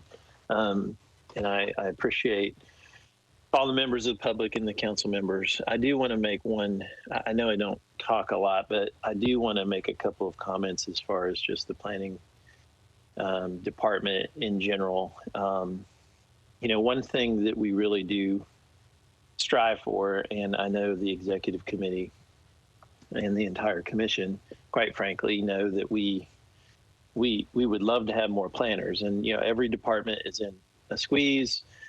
We have a backlog of areas that neighborhood folks want us to study, and so we literally don't have enough staff, and so and we request additional staff. We work with the mayor's office and ultimately with the council who approves the budgets.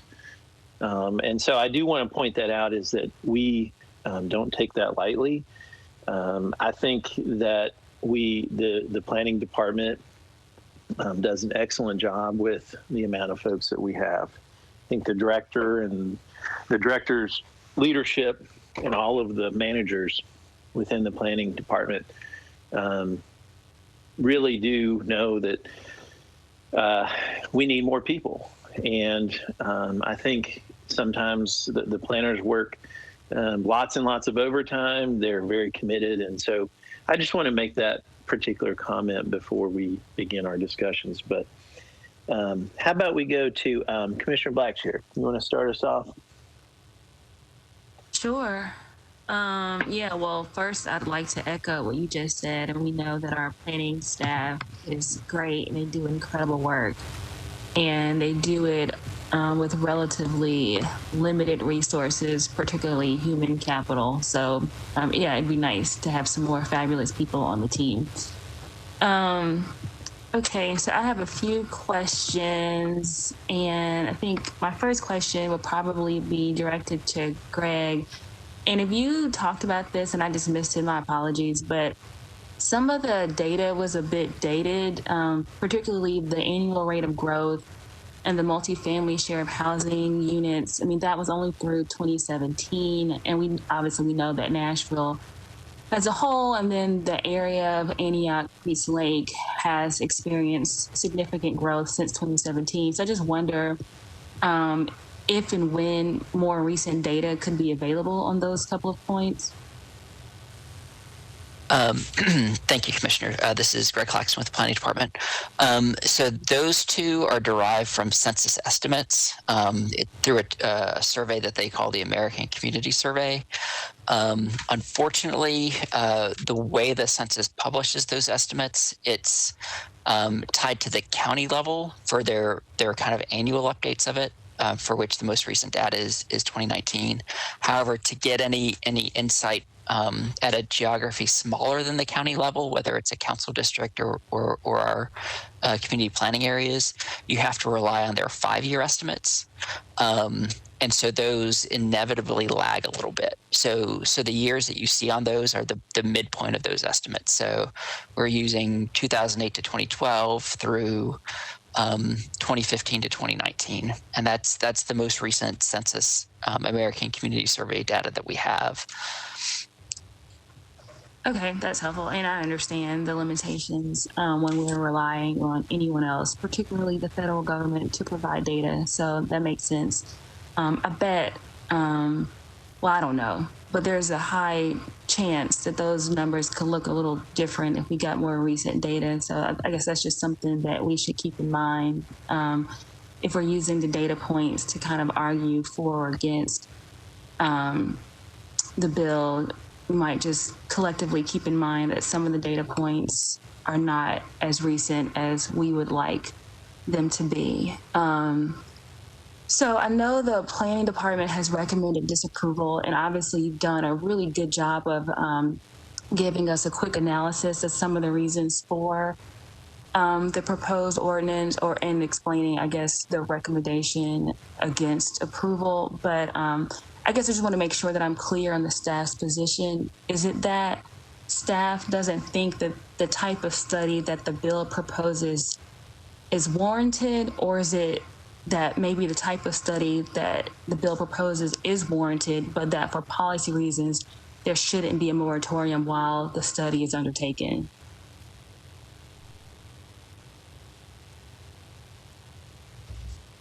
And that can be for you too, Greg, sorry. Sure. So, Commissioner, I would say that our recommendation here was that the type of study, or the type of study in the moratorium are not warranted, not as much a timing issue. We did include in the staff report, I didn't get into this in my presentation, a number of alternative approaches that could address different aspects of the underlying concerns. Obviously, none of those will address all of the concerns holistically, but we do think that there are kind of reasonable ways to pursue addressing some of these. So I would just say, just to jump in, this is Lucy Kemp with the Planning Department. We first wanted to better understand if there were distinguishing trends that really set this area apart from a growth and multifamily perspective, to make sure that we were looking comparatively across the county. And certainly I think if we had found a really sharp distinction, that would have helped us to pinpoint more narrowly what a moratorium study would look at. I'm familiar with moratorium studies that identify, for example, very specific conflicts between regulations and environmental features that we want to protect. And the purpose of the moratorium is to fix those. And so part of the reason we did the data analysis was for me to see if I could work with Greg and find a particular infrastructure deficiency area that we needed to really target. And we just weren't able to find sort of that distinguishing factor based on our initial sort of review. Now, having said that, I am, as all of you know, really committed to identifying and working through site-specific, neighborhood-specific, corridor-specific planning work throughout the county. In fact, we're doing some work on Murfreesboro Pike right now, in part to try to identify opportunities to bring together community goals for the area and public goals around mobility and open space and quality urban design. We've done this work throughout the county, and I'm committed to continuing to do that work, including in Antioch Priest Lake. I just don't know, and we can do that under our regular work program. I don't know that having a moratorium specifically targeting multifamily is the right umbrella for us to go out and do that kind of community planning work. So if you look on the last page of your staff report, you will see 8 to 10 proposals that we have for the kind of work that we think would be appropriate in Antioch Priest Lake. That includes mobility planning work, additional work on an urban design overlay and a detailed design plan. And so, Commissioner, I don't know if I'm answering your question. I think there's going out and doing planning work to solve problems and going out and doing planning work to fulfill our mission, and doing that in a way that openly identifies problems, listens to community concerns, and then makes recommendations. And that's a little different than us going out and saying, we have a moratorium on a specific product type, and we're going to try to piece our planning work into a framework that's just looking at multifamily. Commissioner, does that make sense at all, or answer your question? I'm happy to clarify if it didn't. No, that's helpful. It is helpful. I mean, I know we've heard from Council Lady Vircher in particular, but I mean, really from a lot of different people, both council people and then neighbors, about this issue, and not just in Antioch Priest Lake, but Antioch Priest Lake area is one of the areas we've consistently heard complaints over the years about there being growth in a way that's just not sustainable, or growth in a way that it is not compatible with current infrastructure in the area. So I understand both what the council lady is saying and what you are saying too. It sounds like, and I certainly don't want to put words into anyone's mouth, but it sounds like there's a bit of an urgency to this issue from the council person and the neighbors who are in support of the bill. And we have obviously various items before us, and it sounds like the idea is for us obviously just to stop and just take a beat and to think more holistically about this. And what I'm hearing from you is that we can think more strategically about this, and not just on a grand Antioch Priest Lake scale, but also really dig deeply into the neighborhoods themselves. We also talked about earlier just the limitations that the staff has as it relates to just time to do this. So I have a question. I mean, you did put forth a lot of things that could be done in instead of the moratorium. I mean, how feasible would it be to get those things done within the time frame? Let's just say 120 days. That the time frame that was put in the moratorium. Well, it's interesting. So if we were just going out and doing a planning exercise like we've done on Charlotte Avenue or Dickerson, I mean, any of the work we've done recently, we've really had to carefully think through how to accomplish that work during COVID. Mm-hmm. And so we've tried to pick projects more recently where we thought we could successfully engage the community using remote format so that folks are safe. And so that's a really big question, I think, and part of the reason we felt it was important to try to identify exactly what it is we're looking at, because we're having to do very specific strategies to undertake that work. Right now, the next 3 items on our work program are continuing with the Murfreesboro work, Edge Hill, and some work on the East Bank. And so one of those would probably need to give.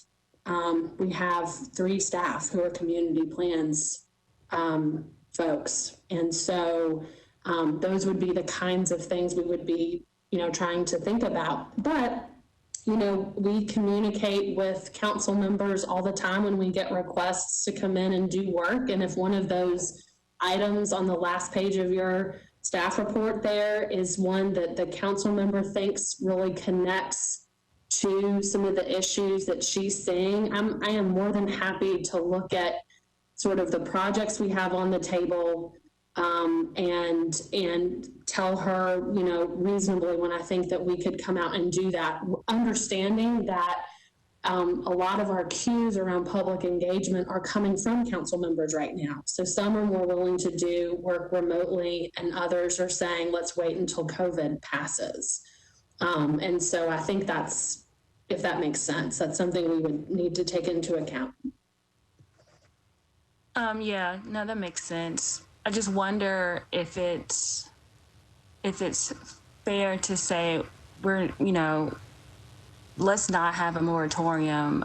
Let's continue to have business as usual, but with us knowing in the background that we probably are not going to be able to accomplish those alternatives, maybe within a time frame that the neighborhood would like. I mean, I guess there has to be some.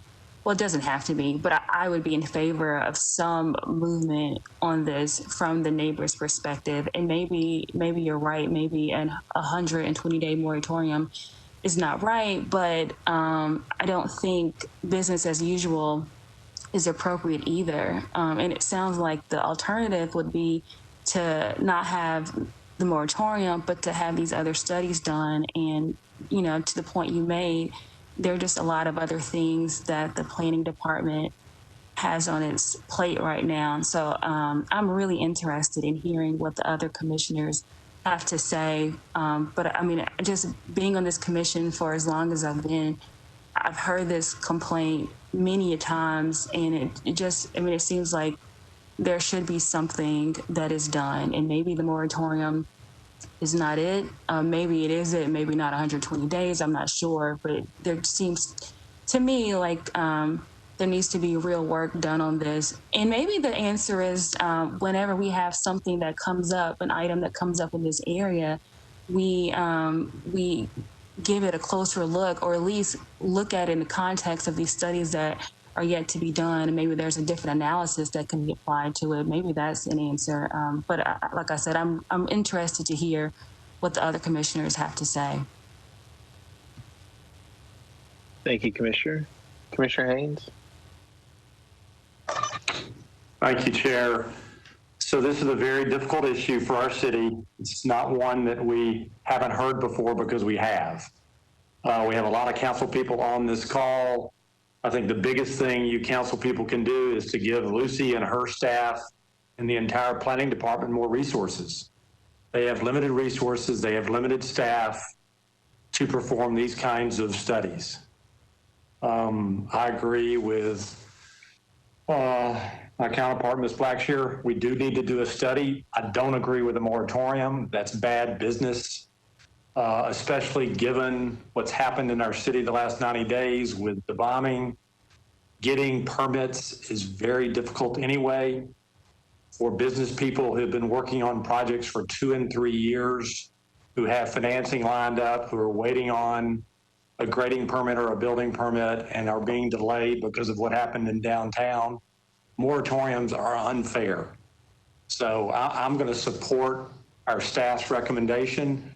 I would be willing under a separate matter to consider a study area, but to do that, we've got to give our director more resources. Thank you.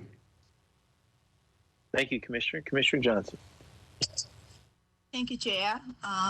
I do appreciate the neighbors, and I do appreciate the comment from Council Lady Butcher.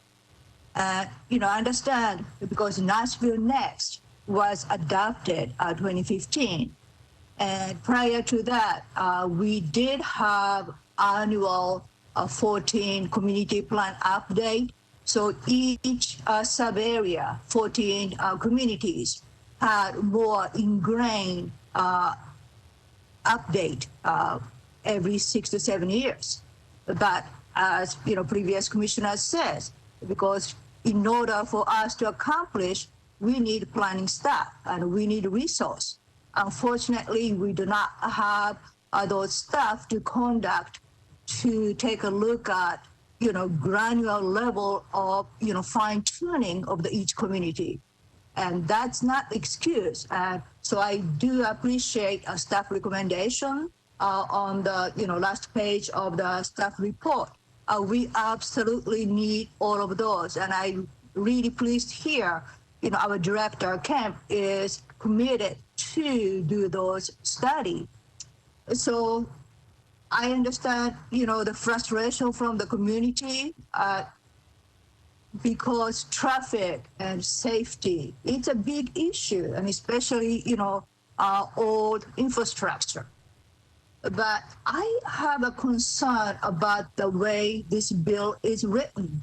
It says that 120-day moratorium is hereby declared upon the issuance of any building grading permit by Metropolitan Department course. In other words, we're going to do moratorium, but it seems like, grading or building permit is a trigger for the, moratorium.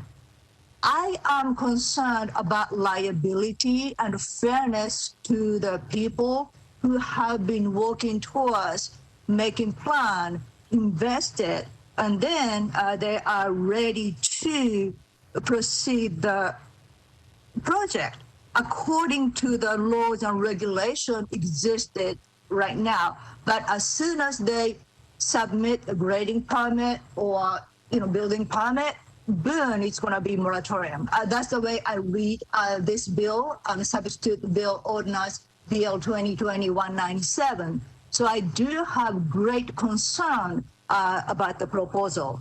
So I am really heavily leaning towards staff recommendation.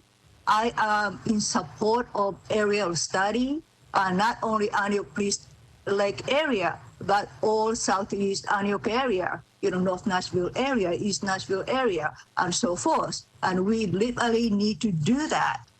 But I do not think the proposal from Council Lady Butcher, this substitute bill, is the way to accomplish that goal. Thank you, Commissioner. Commissioner Lawson?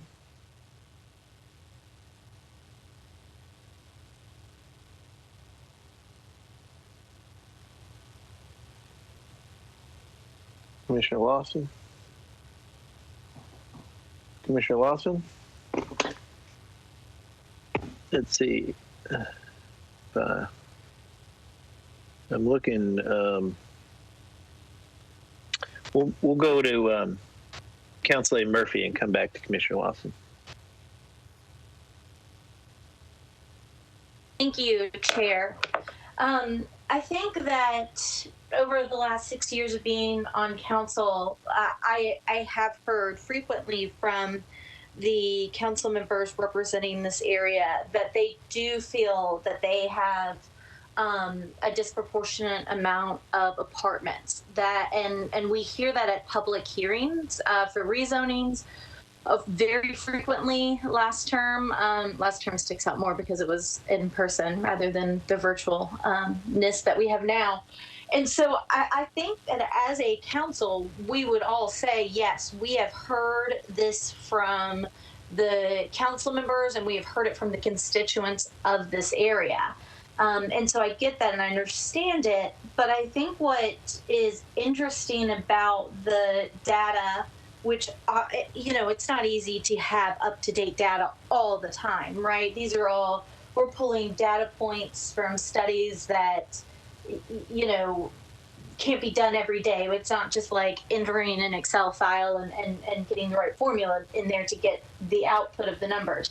But going with the information that planning has gathered, I trust that, and I trust the conclusions that they have drawn, and it sounds like Antioch is not disproportionately growing faster than other areas. That the county as a whole, we're all growing in different aspects faster than each other. We all have infrastructure that is older or newer than each other. We all have, just on topography and just the way Nashville is laid out, we have different stormwater needs, different water needs, public works, everything. We are all very unique districts, right? Not just with our diversity of people, but our diversity of what is here, streets, roads, everything. And so, after hearing Greg go through all of this, I kind of thought it was interesting and would love to hear a breakout of every single council district and area. But I won't ask the planning department to do that because I think that I might get the cold shoulder and everything for the rest of my term potentially. But I think it is fascinating what the preliminary numbers have shown. The council lady points out that Murfreesboro and Germantown have also considered moratoriums. And doing a little homework on and Googling about that, it does appear that Murfreesboro has done a couple of different types of moratoriums. One being on like car lots is an article that I pulled up, which I found interesting. But the Murfreesboro apartment moratorium seems to have been in order to craft new policy around the types of multifamily zonings. And Germantown it also seems about apartments, but not citywide. Chair, I hate to interrupt, but that's not accurate. I can get Council Lady, Councilor Bercher, I'm sorry, but you have to let the commissioners speak. I know this is so sensitive. I just don't want inaccurate information out there. Well, I understand that. Apologize. So as I was saying, I'm just summarizing what I found when I Googled the other moratoriums. And I think that Murfreesboro and Germantown are very different because they are cities. They are a smaller area than our entire county, obviously. But I'm not sure if we are comparing apples to apples when we talk about these other cities and then a moratorium there and the effects of it and the impacts of it when comparing it to a portion of our county city government. I'm not sure that is a complete comparison because I've read those articles when they actually happened and had shared them with other council members and I think discussed them with planning at that time. And so I agree with Commissioner Haynes that I'm not sure that it's fair to put a moratorium on a certain type of zoning in part of the county. Before we did that, I'd really want to know how does that affect the other areas? How is that going to affect zonings and rezonings or permits in my district or in North Nashville and other parts of Southeast Nashville. I think that's a concern that I have too. Is this going to adversely cause another problem downstream if we do this here? I also, the part of the bill, the substitute bill, it has the planning commission being put, or the planning department being put in the position of making recommendations on necessary zone changes. And I don't disagree with the council lady that there are probably some zone changes and PUD reviews and SP reviews that need to happen. I think I've talked about that here on the commission before. But I think we also have to keep in mind the property rights of the people in this area. And while planning can make those recommendations, it does not mean that they would be enacted, because we have to take into consideration the vested property rights that are currently existing in the area. And so I also echo greatly, and will be always talking to my committee and the rest of the council about the work that our planning department staff does. It is amazing how thorough and how much work they do on what I don't think is a fully funded budget. Y'all need more staffers. We have tons of policies and studies that we need to do on a more regular basis, and we simply don't have the time to do them. And that's not good for anyone. But I am not sure how putting a pause on this type of zoning, or permits rather, and studying this area is going to help us better forecast. Things in the market are always changing, right? I mean, nobody could have forecast COVID happening, and I doubt that people forecasted that we would have an influx of people moving here during a pandemic. But I mean, that's not my policy area, so maybe somebody else could have figured that out other than me. So I'm not sure that this truly achieves the goals and the outcomes that this area and these council members are seeking. I think that the suggested recommendations at the end of the report are some good things that planning could start working with the council lady on. I'm just not totally sold that pausing this type of permit is going to lead to the same result that we really want in this area. So I would love to hear the rest of the commission's input.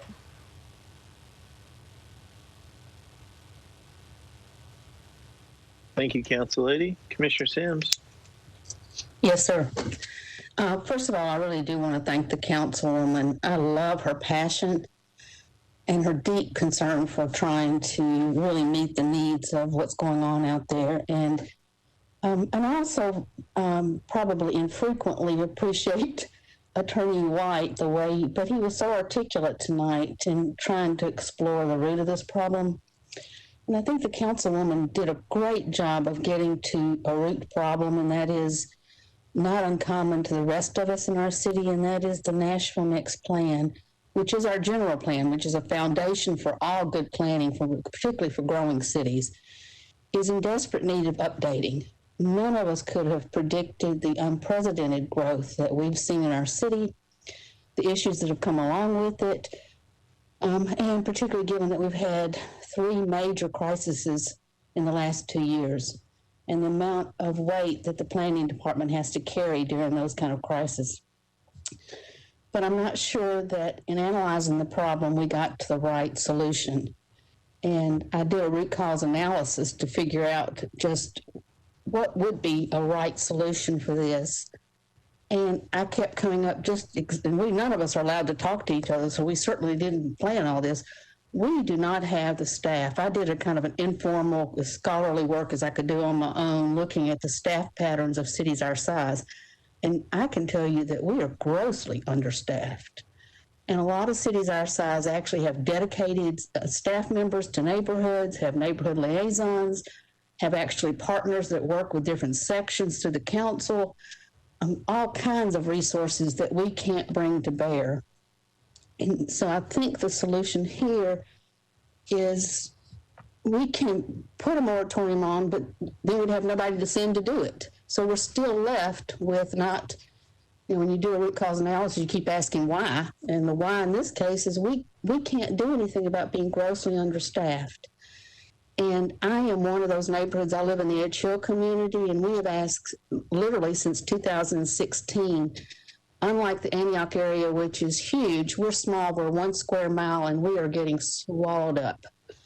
And not just with multi-units, but high-rises. And we really need a study if we're going to hang on to the oldest African-American community in the city of Nashville. And other communities feel just as strongly about theirs. And I own and often fuss, as my colleagues can tell, is that we really do need to take into effect what neighborhoods are experiencing right now and go deeper into community plans and as many as possible neighborhood plans, but that takes resources. And I can't push for a moratoria, any kind of moratorium that that doesn't have the resources to make it work well. Otherwise, all of us will get hurt. And I do very much agree with the staff's input. Thank you, Commissioner. Commissioner Tibbs. So in kind of a practical way, I kind of, I really understand the reason for the moratorium that's been asked. At least I understand the concept of it. It would be good if there was a way to kind of bring up some of the study patterns of the area and some of the, you won't be able to get all the infrastructure, but I kind of think more of as a plan area update before it continues to go too far, and then then it'll be too late to pull back. Of course, it's been well discussed, and I totally understand the burden on the planning staff to stay ahead of it. I remember that in one of the beginning, Commissioner Blackshear brought up maybe there is a way that as things are specifically coming up, that they not necessarily be moratized, maybe that's a made-up word, but maybe there's a way to make sure that they are looked at more specifically and and studied wherever we might be studying. But I know that that's maybe kind of the chicken and egg, or what comes first in that. I do say that just principally I agree with the planning commission's planning department. I'll just say their decision on just a Broadway moratorium. But I get it, honestly. I also understand that they wanted, Councilman Vercher is probably just looking for some vehicle to put her arms around it and slow it down, and maybe not necessarily stop it, but to just plan the growth of it. I definitely encourage the staff to get on the plan, as I think Chairman Lucy, Executive Director Lucy said, a way to, actually start looking at these community plans. But yeah, I'm probably kind of going around in a circle. Probably because in spirit, I kind of agree with Councilman Vercher, but I think functionally I agree with the planning staff. So I think that's where I am. I'm really kind of split in the middle, but probably from a functionality standpoint, I'd probably have to agree with planning staff's recommendation for disapproval. Thank you, Commissioner. And I don't think Commissioner Lawson is on the line. I think he's having problems getting back on the line. Is that correct, Director? It is. Go ahead, Sean. Sorry, Lucy. Chair, this is Sean Shepard at the call center. We did reach out to Commissioner Lawson, and he's having some connectivity issues. We're going to keep working with him to try to get him back on board, but it's not going to be immediate. So. Okay, thank you. So, Commissioner Tibbs, we are ready for a motion. Okay. Well, I guess I hate to be the one that makes the motion in a sense, but that's okay. I'll make it. I'll make the motion to accept Planning Commission's recommendation for disapproval. for disapproval. That's a proper motion. Is there a second? Commissioner Johnson? I second the motion. It's a proper motion and second. Any discussion? If you would raise your... Oh, sorry. I didn't raise Commissioner, my go ahead. No, or verbally speak. It's okay. Go ahead.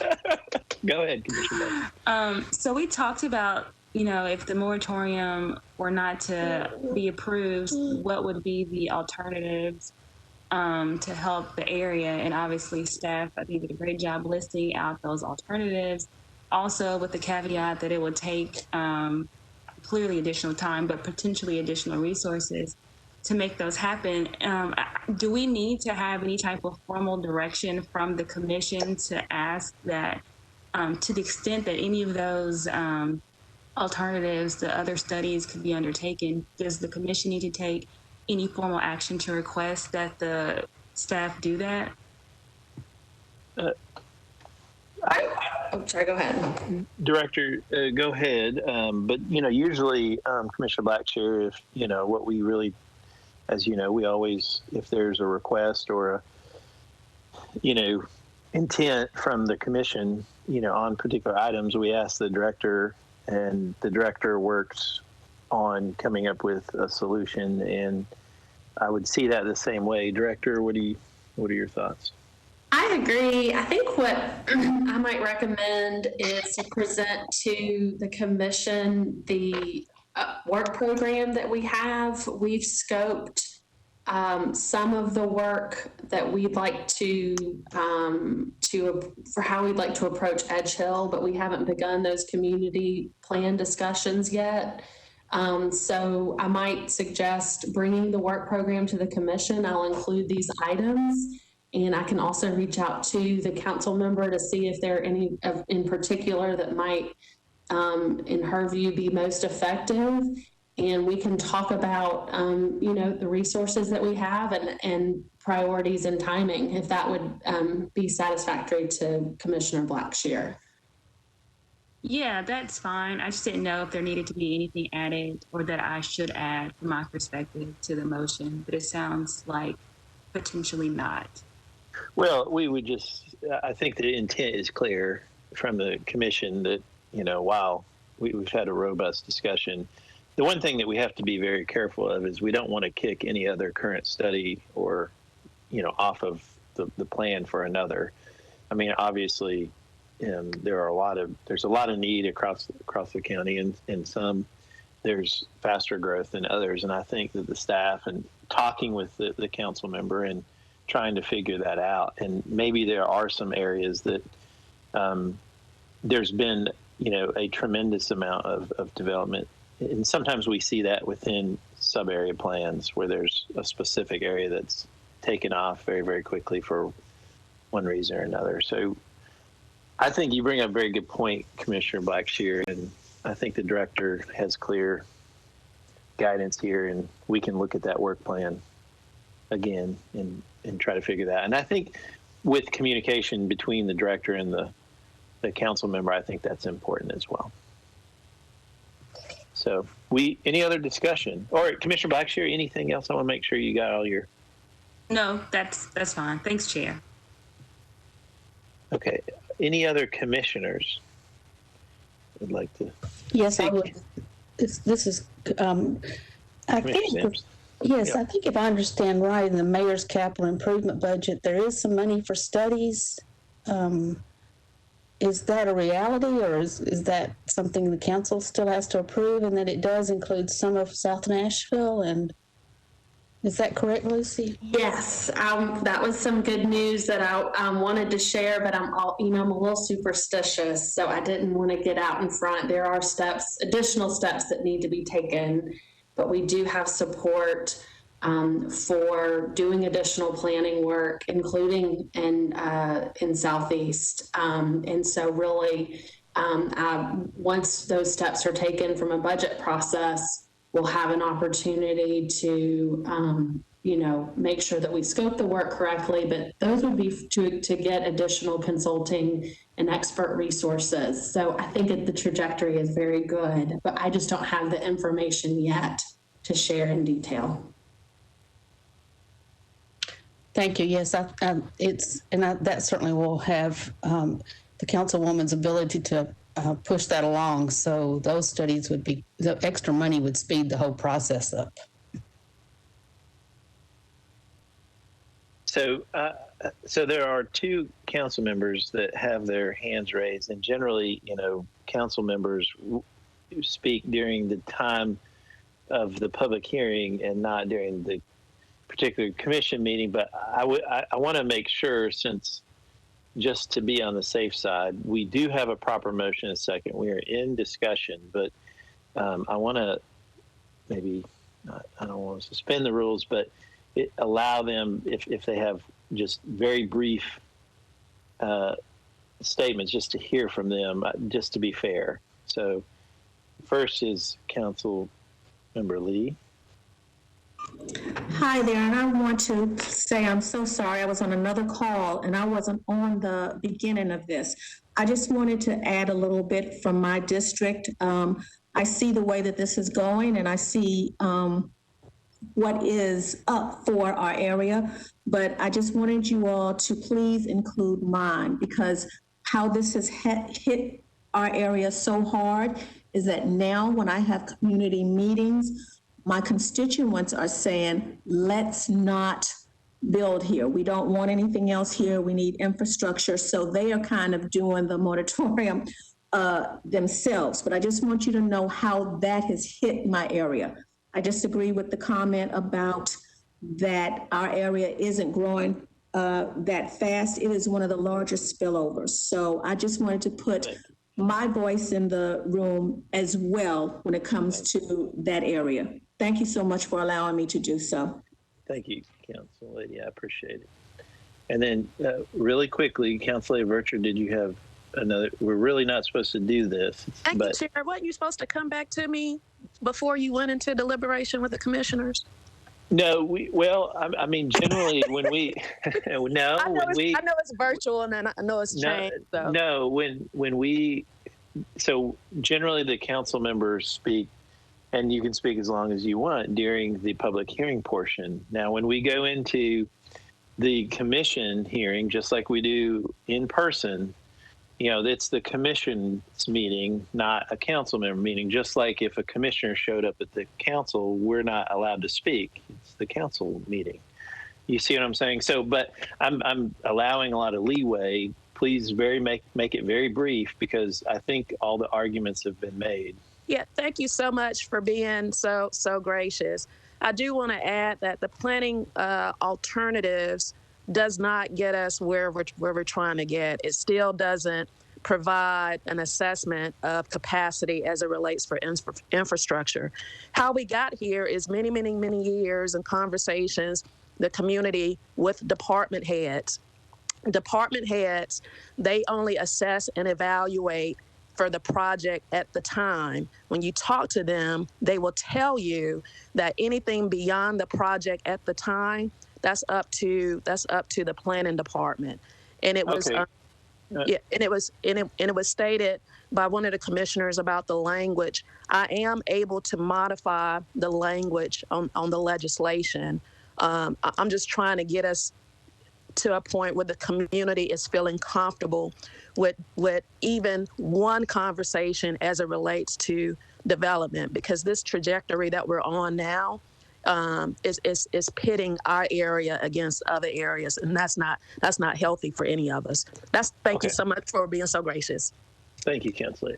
All right, so we have a proper motion and proper second. Any discussion amongst the commissioners? Any other discussion? If you would raise your icon hand and or state that you would like to speak. Commissioner Johnson. Thank you, Chair.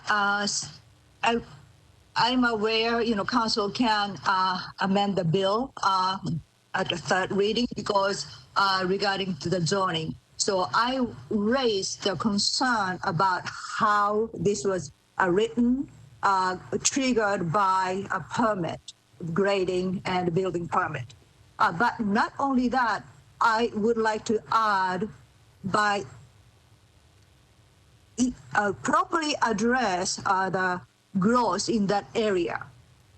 targeting only one zoning, such as multi-housing, unit, multifamily zoning will not address. So just one specific zoning, because I am more concerned if in that area infrastructure is concerned, large scale of subdivision will have more impact on the infrastructure. So I would like to caution just targeting one zoning, one zoning to accomplish that. So just want to caution that, especially targeted to multi-housing. So multifamily zoning. So that's not the way to do it. I just want to reiterate that point. Thank you. Thank you, Commissioner. And I still don't see Commissioner Lawson. And so Hearing it's going to be some time there, so I think my recommendation would be to move forward. Okay, yeah, thank you, Director. And so any other discussion verbally? I see no other icons and hear no other verbal discussion. So the motion was to accept the staff's report to disapprove. And so we are ready for a roll call vote. Commissioner Blackshear.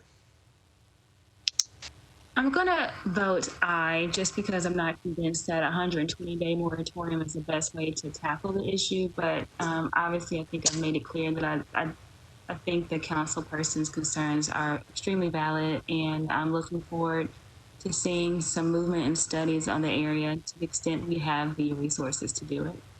Thank you. Commissioner Haynes? Aye. Commissioner Johnson? Aye. Councilor Murphy? Aye. Commissioner Sims? Aye. Commissioner Tibbs? Aye. Chair votes aye, 7 ayes, none against, and it is disapproved. So now I've lasted longer than I thought, and so I'm going to, as I said previously, I'm going to hand over the chair to Commissioner Blackshear, and I'm sorry that I have to leave the meeting, but I appreciate everyone very, very much, and thank you for all your hard work, and I will see you guys at the next workshop or meeting. So you're recognized, Commissioner Blackshear. All right. Well, it was lovely having you, Chair Atkins. We'll look forward to seeing you again in person soon. So I think our next item is item number 19. Yes, I'll be presenting this is Abby Rickoff. I'll be presenting item 19, the 2512 Rasco Street FC. Next slide, please. This is a request to rezone from RS10 to a specific plan for property at 2512 Rasco Street to permit a detached accessory dwelling unit, or a DADU, and all other uses permitted by RS10. As a reminder, this item was deferred from the January 21st Planning Commission meeting, and the public hearing remains open. Next slide, please. Staff recommendation is to approve with conditions and disapprove without all conditions. Next slide. The site is 0.28 acres, and it's located on the east side of Rasco Street, north of Ludi Street and west of Ludi Drive. The property is developed with a single-family unit and a detached accessory structure. Next slide, please.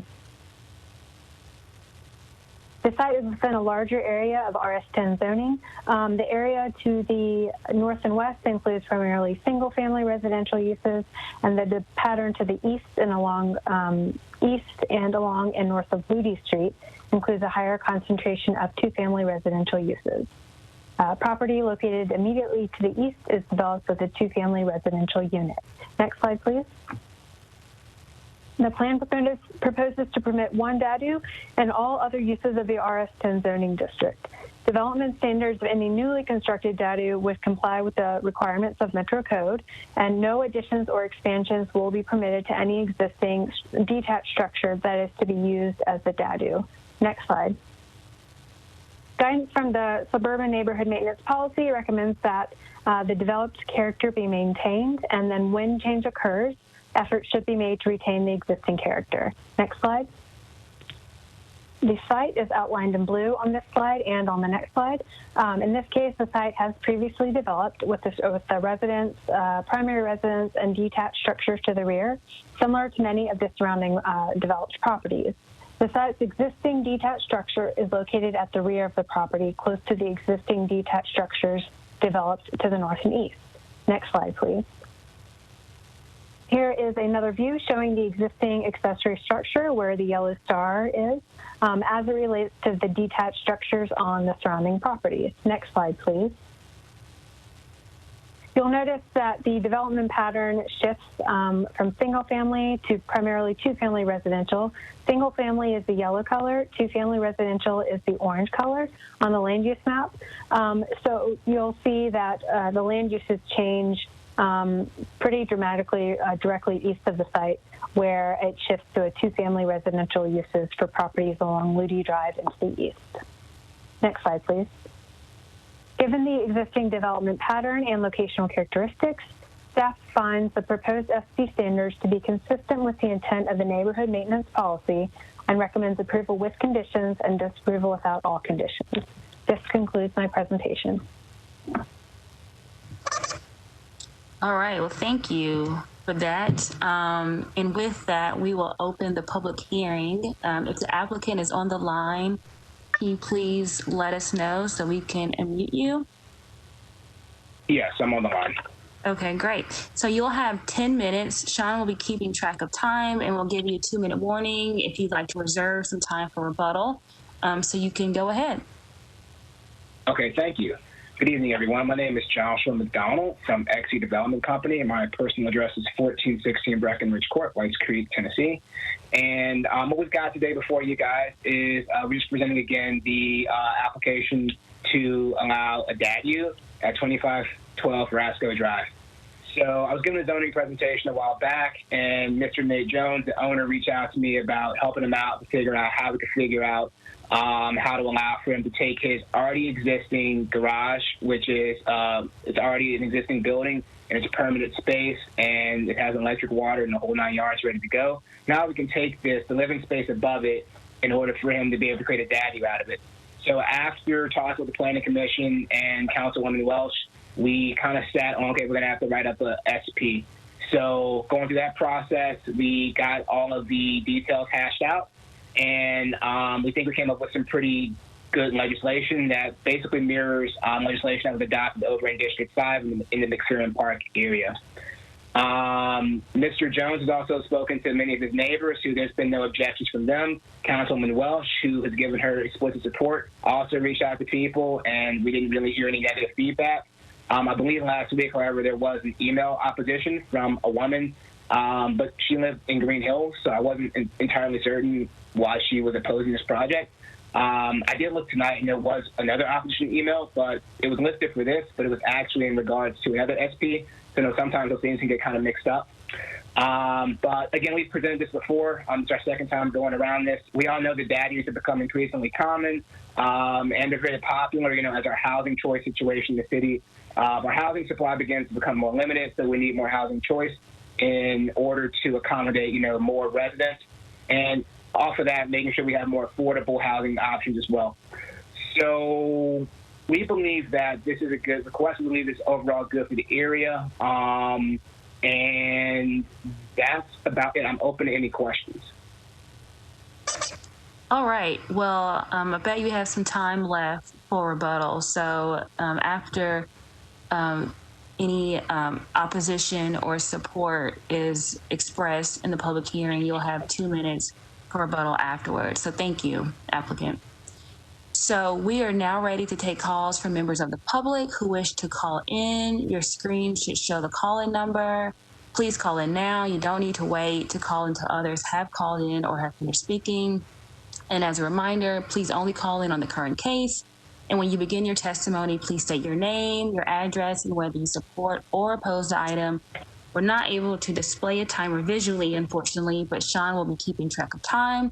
She will give you a 30-second warning when your time is nearly up, and she will also let you know when your time is up so that we can disconnect and move on to the next caller. So while we wait for callers to get in the queue, Lisa, did we receive any emails on this item? Hi, we received one email in opposition, and we did receive an email from Councilmember Jenny Welsh in support of the item. All right.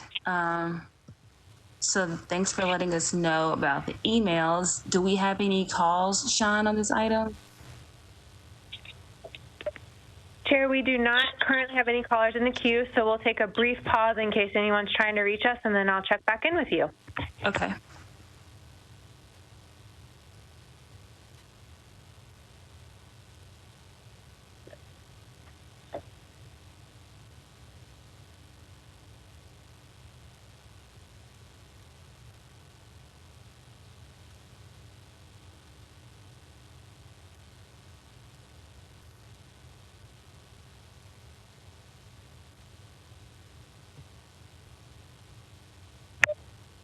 Chair, we have no callers in the queue for this item.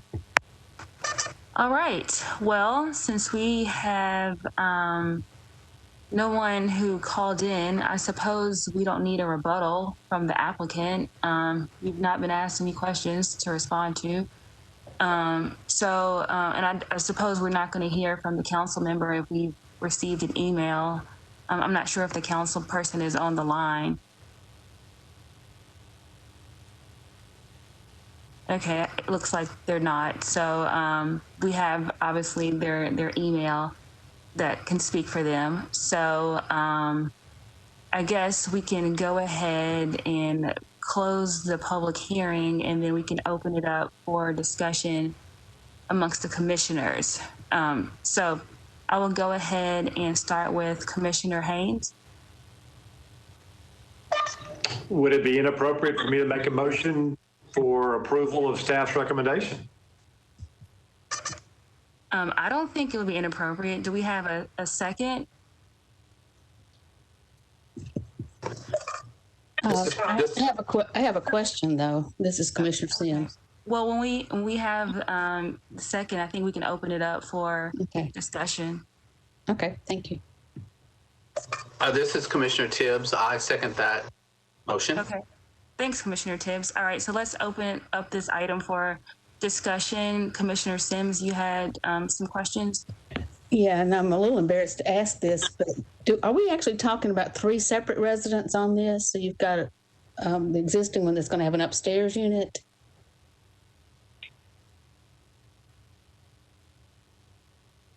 Is that for the applicant? Sorry, I had to, I'm here. I'm sorry. I had to unmute myself. Whoever knows the answer.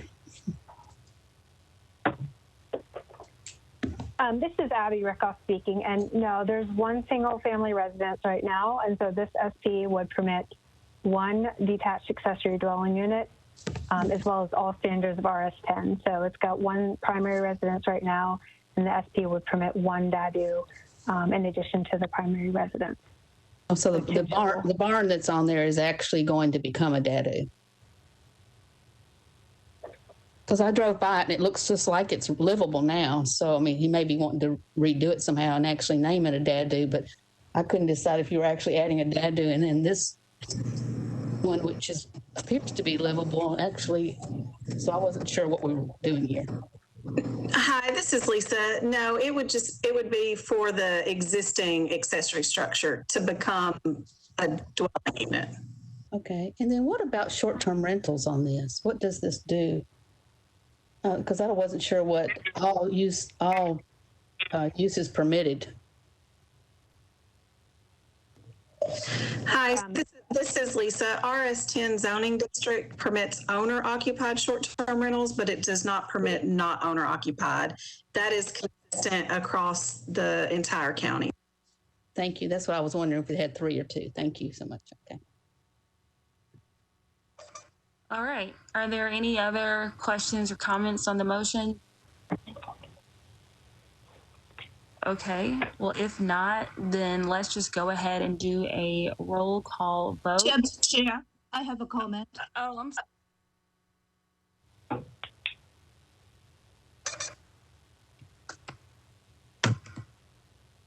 May I continue? Yes, please go ahead. this is Commissioner Johnson. I'm literally struggling with this one. I do understand the adjacent property, especially what they call Lutie Drive or Lutie Court. It looks like a bunch of grandfather in zoning is RS, but usage is duplex. So I understand this is a very unique community. And however, base zoning is RS and community policy is T3 neighborhood maintenance. So only unique in this particular property is the making of adjacent river. So for that, I am struggling because if we start utilizing SP to allow DADU, which is, as you said, owner-occupied short-term rental is allowable, or apartment, especially under RS10, only you can have is attached apartment, mother-in-law apartment. So those are, a commercial type, not commercial, owner-occupied, DADU, short-term rental, so that you can stay in the main house and you can rent, use DADU as a short-term rental. So, allowing the specific usage to allow to use SP in a T3 neighborhood maintenance policy. As far as policy, I am struggling. I mean, if we can utilize that like a DADU overlay, currently council is thinking about. So that will make more sense because of this really interesting character of this specific neighborhood. But I have such a reservation just using SP to allow DADU. So that's my concern. Thank you for allowing me to speak. Oh, absolutely. Council Lady Murphy, your hand is up too. Yes, thank you. I'm along the same train of thought as Commissioner Johnson. I just feel this is a really odd situation that it appears that this is an already built garage with living area above it that I guess is not permitted to where you can use it as a living area above it. This is something that in Sylvan Park we struggle with a lot, is people building garages with livable areas on top and then signing a deed restriction saying they won't live up top, but then it turns out that they actually do, and then the neighbors have to fight it. Long story. But I get that they're doing this SP to be able to legally use this, but my concern is, are we rewarding someone who built a livable area and now is trying to make it legal? Like, did they build this and agree that it would not be used as a livable area, and now we're making the get around or the get out of jail free card of getting it rezoned as something that's already built? There's just something about this that just doesn't make as clear sense to me as if, I think if the structure was not there and they hadn't said that this was already built out, then I think it would make more sense. But I'm just struggling with that this just seems like a go around from what the regulations are.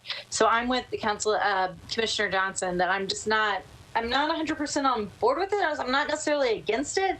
I'm just not sure that we're doing the right thing here when there are other tools and other options and other people who appear to be playing by the rules. Thank you, Council Lady. Are there any other commissioners who would like to comment during this discussion phase of the motion? Okay, I'm not seeing any hands, so we have a motion to approve staff's recommendation. We have a second to that motion, so let's vote on the motion. So I'm going to do a roll call vote, and I will start with Commissioner Haynes. Aye. Okay. I will go down the list. Commissioner Johnson? No. Okay. And I'm assuming Commissioner Lawson still has not joined us. So I will keep going to Council Lady Murphy. I'm sorry. Did you say no, Council Lady? Correct. I said no. Okay. Commissioner Sims? No. Okay. And Commissioner Tibbs? Yes. Okay. So we have a vote of, currently we have 3 noes and 2 ayes. Now, obviously, I'm not generally chair, and I know that the normal procedure is for the chair's vote to align with majority. I would like to vote aye, but that obviously, I mean, that would be 3-3. So I'm not sure what the best course of action is to take on that.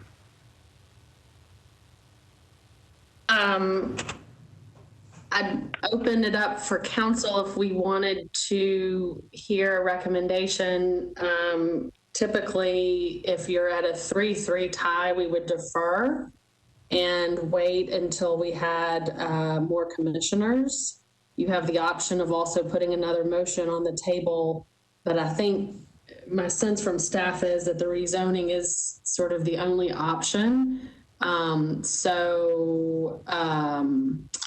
This is Laura Fox with Metro Legal. I wanted to say that ordinarily Robert's rules state that the chair does not usually vote except in case of a tie.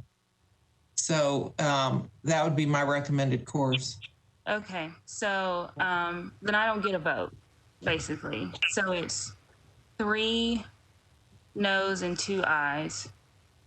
So then if I don't vote, then obviously the motion fails by a vote of 3 no and aye 2.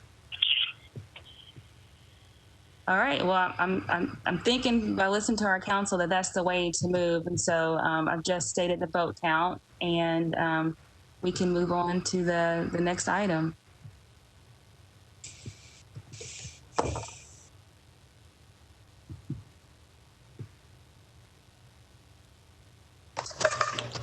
This is Commissioner Tibbs. I just want to make sure I understood. So is it deferred till more council people, more commissioners here? Is that what ended up happening, or did it get voted? I gave that as an option, but it wasn't the motion on the table. So the commission acted and recommended disapproval, excuse me. Okay, just making sure. Thank you. Let me stop and say, let me just make sure I understand. The motion was for disapproval or approval? The motion was for approval. All right, so the motion for approval did not pass. Okay, there could be another motion if you wanted. I just wanted to say that.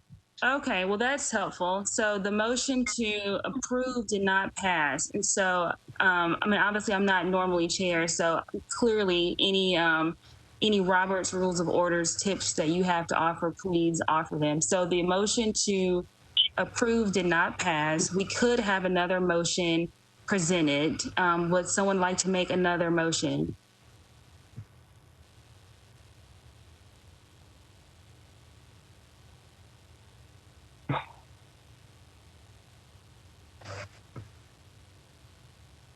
Okay, I'm not hearing another motion. I think the only other motion that we could have would be a motion to defer, and I'm not hearing a motion to defer.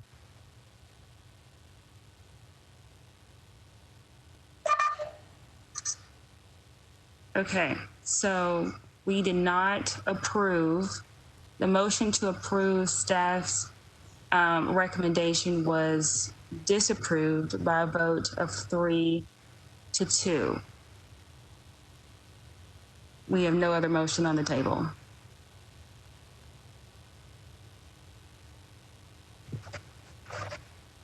So what I think from listening to our council and then obviously to the director, I think we would move on to the next item. Is that correct?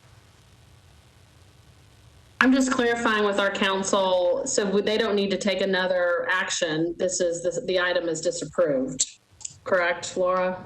I believe that's correct. I'm going to look at your rules while we're still meeting and make sure that there's not something I'm not thinking of. But I think it's appropriate to go on to the next item. Okay, so we will do that. I see. Okay, we'll do that. So let's go ahead and move on to item number 21.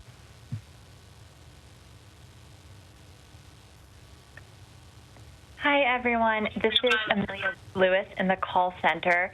I am on the operator's phone, so I believe that it says that I am Sean Shepard, but I am, in fact, Amelia Lewis, presenting item number 21 tonight. Next slide, please.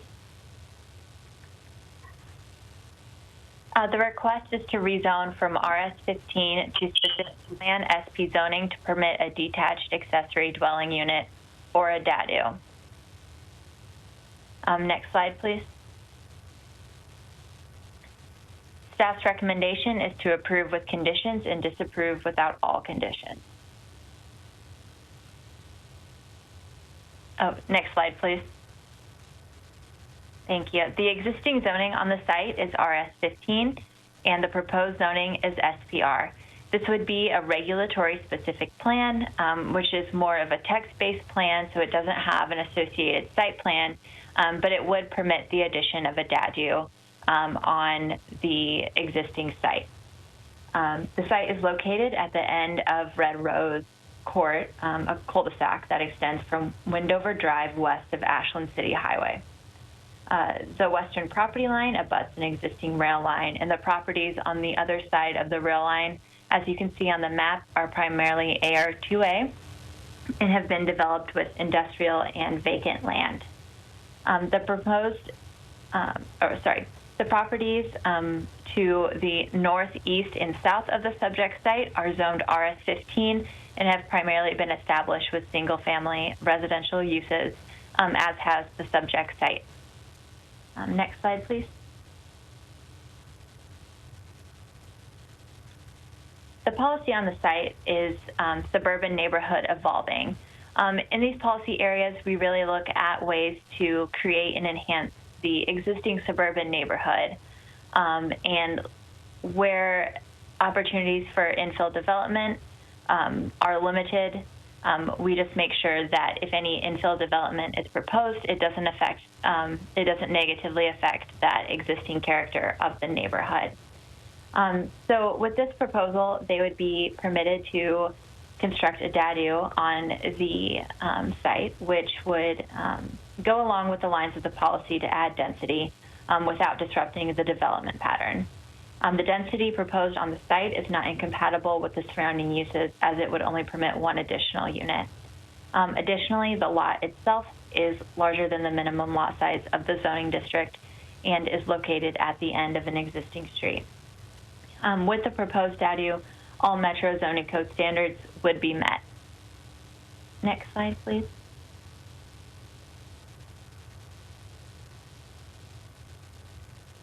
And next slide.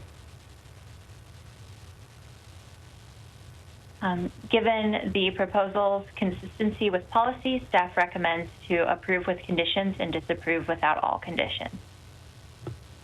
That concludes my presentation. Thank you. So with that, we will open the public hearing. If the applicant is on the line, let us know and you can begin speaking. You'll have 10 minutes. Are you on the line? Yes, I'm on the line. Okay, so you will have 10 minutes. Sean will be keeping track of time and we'll give you a 2-minute warning if you'd like to reserve some time for rebuttal. So with that, you can go ahead. Okay, thank you. My name is Shawanda Dotson Crawford. I am the owner of 4027 Red Rose Court, and my husband and I would like to build a detached garage with an apartment on top, and currently the way it's zoned, we cannot do that. We have adult children that live out of state that was relocating back, and we were hoping to get this done before my daughter came back from Hawaii. As we all know, that it's difficult to find places to live that are affordable. So we wanted to go about the correct way of doing this. So once our kids, adult children rather, no longer wanted to use the space, then we could rent it out if we wanted to, you know, to college students or just long-term rentals. We just wanted to do it the right way from the beginning if we decided to rent it out in the future. And that concludes what I have to say because I'm not used to doing this kind of stuff. Okay, well, we appreciate that. You obviously have some time left, so if there are any comments from the public, you will have time to rebut them. You'll have 2 minutes. So we are now ready to take calls from members of the public who wish to call in. Your screen should show the call-in number. Please go ahead and call in now. You don't have to wait to call until others have called in or have finished speaking. And once again, as a reminder, please only call in on the current case. When you begin your testimony, please state your name, address, and whether you support or oppose the item. Although we're not able to display the time virtually, Sean will be keeping track of time and will give you a 30-second warning when your time is almost up, and then she will also let you know when your time is up so that we can disconnect and move on to the next caller. So while we wait for callers to get into the queue, Lisa, did we receive any emails on this item?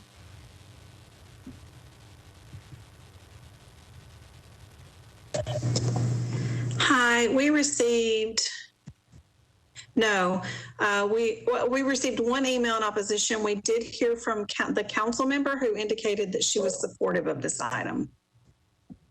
Okay. Sean, has anyone called in on the item? Chair, we don't currently have any callers. We'll take a brief pause in case anyone's trying to reach us, and I'll check back in. Okay, thank you.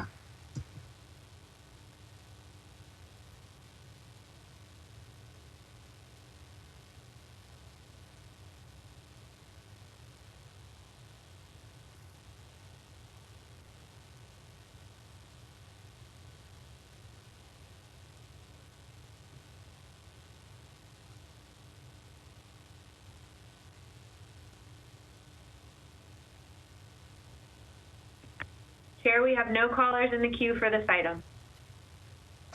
All right, so we have no one who called in. There's really nothing to rebut, so don't need a rebuttal period. I guess we already have word from the council member, and I don't see the council member on the line, so I don't think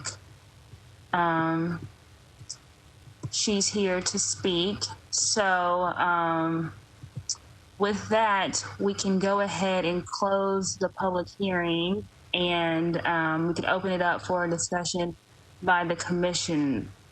So I can go ahead and start down the list of commissioners and ask for discussion. So Commissioner Haynes. No comments. I'm going to support staff's recommendation. Thank you. Okay, Commissioner Johnson. Thank you, Madam Chair. This is another difficult one for me. Seems quite similar to previous item. Only difference is this one, the base policy is T3 neighborhood evolving.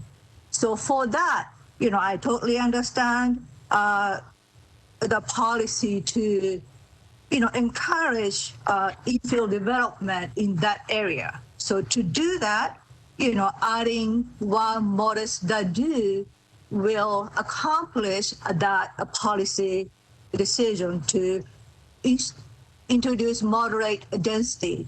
So, you know, SP can be used as a tool. However, you know, I am still struggling if SP is the right tool to use in that specific location just to allow one single use.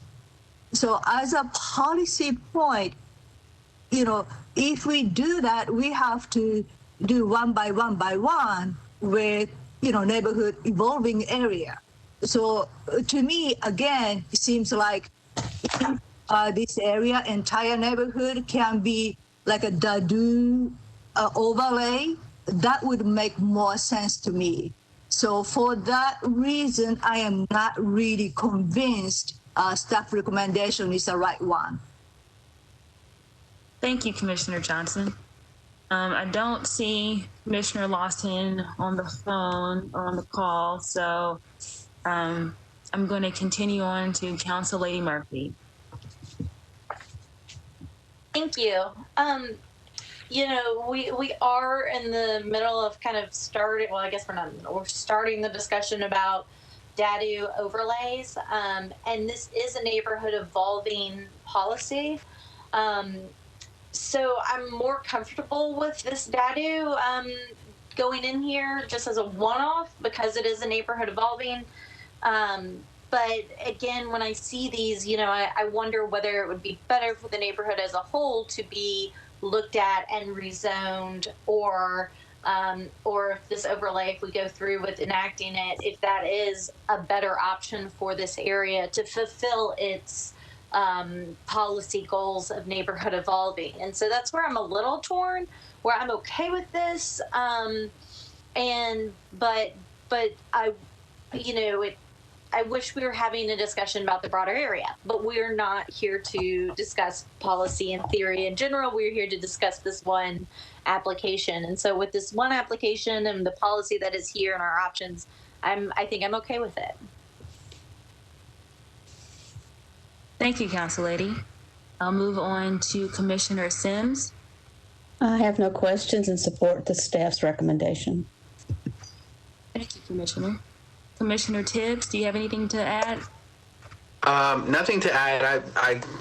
I feel like it is appropriate. I mean, just I guess I'm really kind of repeating what's in the analysis, but so I won't.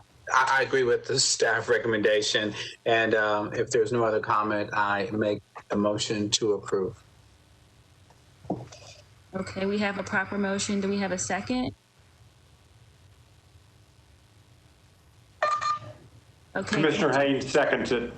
Okay, thanks, Commissioner Haynes, for raising your hand on that. Okay, so we have a motion and a proper second. So would anyone like to have any comments or discussion before we go into the vote? Okay, so let's go into the vote. So I will start with Commissioner Haynes. Aye. Commissioner Johnson? No. Council Lady Murphy? Aye. That was, I think I heard an aye. So Commissioner Sims? Aye. And Commissioner Tibbs? Aye. Okay. We had one no and the rest were ayes. So the motion to accept staff's recommendation passes. So thank you. And we are now on to item 22. And I think that... Actually, Chair, this is Lucy Kemp with the Planning Department. I do believe that our counsel, Laura Fox, has a comment, and so I would recommend to you that we allow her to speak on the previous item. Yeah, absolutely. Okay. Sorry, Counselor, please.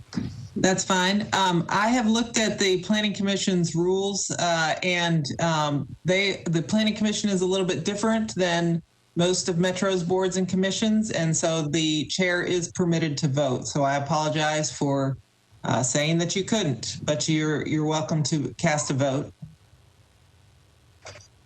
Laura, what would your recommendation be regarding the previous item where the chair expressed a view, and I've just, since this is all in the public record, I think we need some guidance as to what would you recommend that we do? I think it would be appropriate to go back to that item and to take a vote on the motion to approve, where I told the chair that she could not vote and I was in error. Okay, so we need to remake the entire motion, have someone make it and second it all over again? I think it's already been seconded. I think I would just do the voting over. Okay, so let's do it again. So as a reminder, this is item number 21.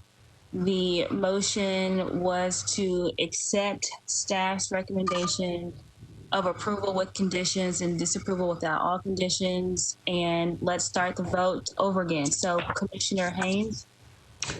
Can I ask a clarifying question real quickly? I think we're going back to item 20, if I'm correct. You're going back to item 19. Oh, sorry. Excuse me. Okay, so it's item 19 that we're now voting on. Item 19. Yes, and, okay. Yes. And Commissioner Haynes made the initial motion. Correct, and I'll vote aye. Okay, so we will go to the next commissioner, Commissioner Johnson. No. Okay, Council Lady Murphy. No. Commissioner Sims. No. Commissioner Tibbs. Yes. Okay, and I, as Commissioner Blackshear, would like to also vote aye. So that would put us at 3 ayes and 3 noes. But at this point, with a tie vote, I would recommend that you entertain another motion. I mean, you're welcome to go back and forth and try to persuade one another. However, in my experience, when the unusual times that we've been in this situation, you would entertain a proposal, you typically for a one meeting deferral. Okay, so I will do that. So we've heard what the director said. I will now hopefully get a motion to defer for one meeting. Is there a motion? This is Commissioner Haynes. I'll make a motion for a one meeting deferral. Thank you, Commissioner Haynes. Do we have a second? Okay, Commissioner Tibbs, I see your hand up. I second. Okay. Do we have any questions or discussion on the motion on the table? Okay, if not, let's take a roll call vote. Okay, Commissioner Haynes. Aye. Commissioner Johnson. This is for, you said aye? Yes. Okay. Okay, Council Lady Murphy.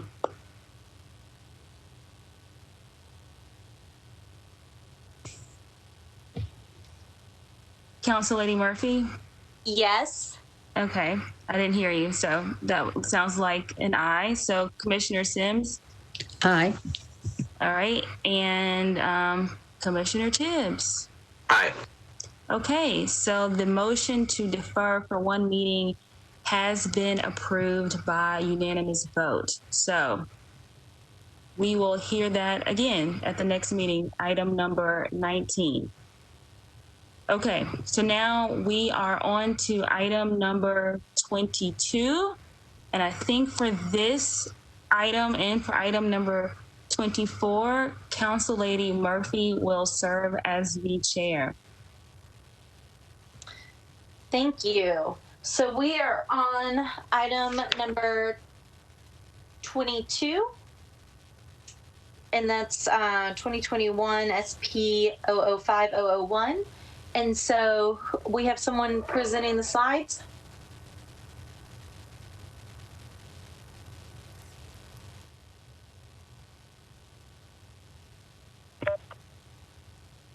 Councilmember, this is Sean Shepard in the call center. The presenter on this item is Jason Swigert, and he appears to still be muted. So Jason, if you would unmute when you're ready, that will get it rolling. Great, thank you, Sean. Okay, this is Jason Swigert. Can everybody hear me now? Yes, I can. Thank you, Jason. Great. I am representing the Metro Planning Department for item number 22. Next slide. This is a request to rezone approximately 29 acres from agricultural and residential and single family to specific plan. Next slide. This is a better view of the subject site. The parcels making up the site are outlined in blue. It is located between Mountain View Road and to the north and Hobson Pike to the south. The Long Hunter Chase subdivision abuts the eastern site boundary, and the Kinsel Green subdivision abuts the western site boundary. The site is relatively flat and densely wooded. Metro records do not reflect any significant environmental constraints. Next slide. Staff recommends approval with conditions and disapproval without all conditions. Next slide. The existing zoning is agricultural and residential and single-family residential. The current zoning would permit up to 18 residential units. Next slide. This is the proposed plan. It calls for a maximum of 232 residential units consisting of a mixture of single-family and multifamily. The plan includes 4 districts, 2 allow single-family and 2 allow multifamily. Some general information on the 4 districts is provided on this slide, and the arrows point to the different districts. District 1 includes 54 traditional single-family lots. All of the lots are front-loaded and require a minimum lot size of 4,500 square feet and a 50-foot minimum lot width. Height is limited to 3 stories and 40 feet. 3 stories and 40 feet is also the maximum height for the other 3 districts. District 2 permits a maximum of 22 single-family lots. The lots in District 2 are smaller than the lots in District 1, and all are alley-loaded. The minimum lot size in District 2 is 4,000 square feet, and the minimum lot width is 40 feet. The plan requires all homes in District 2 to front a public street. District 2 also permits each of the 22 lots to have an accessory dwelling unit, so District 2 would permit a maximum of a total of 44 residential units. Districts 3 and 4 permit a maximum of 134 multifamily residential units, a maximum of 58 units in District 3 and a maximum of 76 units in District 4. All units are accessed from the rear by private drives. All units are required to front a public street. As proposed, the plan includes approximately 9 acres of open space, a little over 2 being active in the form of small parks. All these streets will include sidewalks consistent with the Metro local standard, and the plan requires roadway and sidewalk improvements on Mountain View Road and Hobson Pike meet the major and collector street plan. Next slide. This site is in the Antioch Priest-Lake Community Plan. The policy is suburban neighborhood evolving. This policy is applied to areas that are intended to change over time. It supports a variety of residential types, including single-family, 2-family, and multifamily. Location and design are important when considering new development in this policy. It is important that new development provide appropriate transitions to surrounding development as well as internally. New development in this policy areas should provide a well-connected street and sidewalk network, extend planned street connections, preserve open space, and create opportunities for outdoor recreation. The plan is generally consistent with the policy. It provides for additional housing options in the area, and the layout provides an appropriate internal transition from Mountain View Road to Hobson Pike, as well as an appropriate transition to the adjacent subdivisions. The policy along Mountain View Road and the adjacent Kinsel and Long Hunter Chase subdivisions are in a residential maintenance policy area. This policy recognizes some change over time, but is intended to preserve the dominant development pattern. In this case, the primary development pattern is single family. All the proposed single-family lots in the development are located closer to Mountain View Road and are adjacent to the existing single-family lots in the Kinsel Green and Long Hunter Chase subdivisions. Moving south towards Hobson Pike, the housing type switches to smaller single-family lots, multifamily, and the density increases. The neighborhood evolving policy is applied to a large area along Hobson Pike, including the land on the opposite side of Hobson Pike. The evolving policy extends to Hamilton Church Road.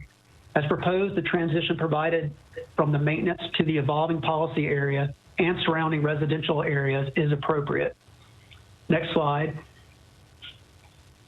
While the plan provides a good internal street and sidewalk network, the plan does not provide a previously planned street and sidewalk connection to the Kinsel Green subdivision. By plan, I mean that the Kinsel Green subdivision that was approved by the Planning Commission includes a stub out to the subject site.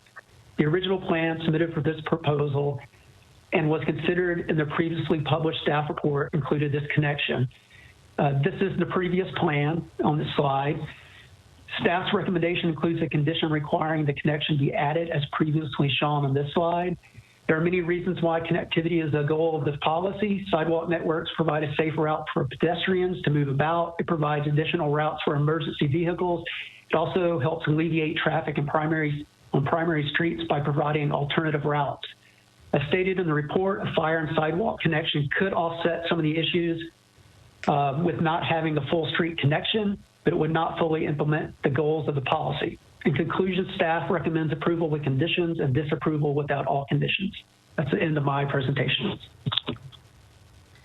Great, thank you. So I'm going to open the public hearing. And do we have the applicant on the line? If you are, please raise your hand so we can unmute you, and you'll have 10 minutes.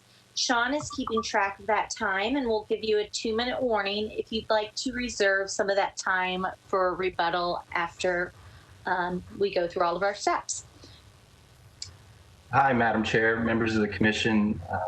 Dwayne Cuthbertson, 409 Merritt Avenue. I'm here representing the Hobson Heights SP on behalf of the owner, as well as the engineering firm Womble and Associates. I'm joined, I think, although I can't see because of the format of the WebEx, I'm joined by Mr. Waddell Wright. He was instrumental in working with the community and council members as part of our team. So the SP before you is the result of literally over a year of collaboration with planning staff. We've been working back and forth to get the appropriate form and mix of housing so that the residential community we present to you is found consistent with that T3 neighborhood evolving policy.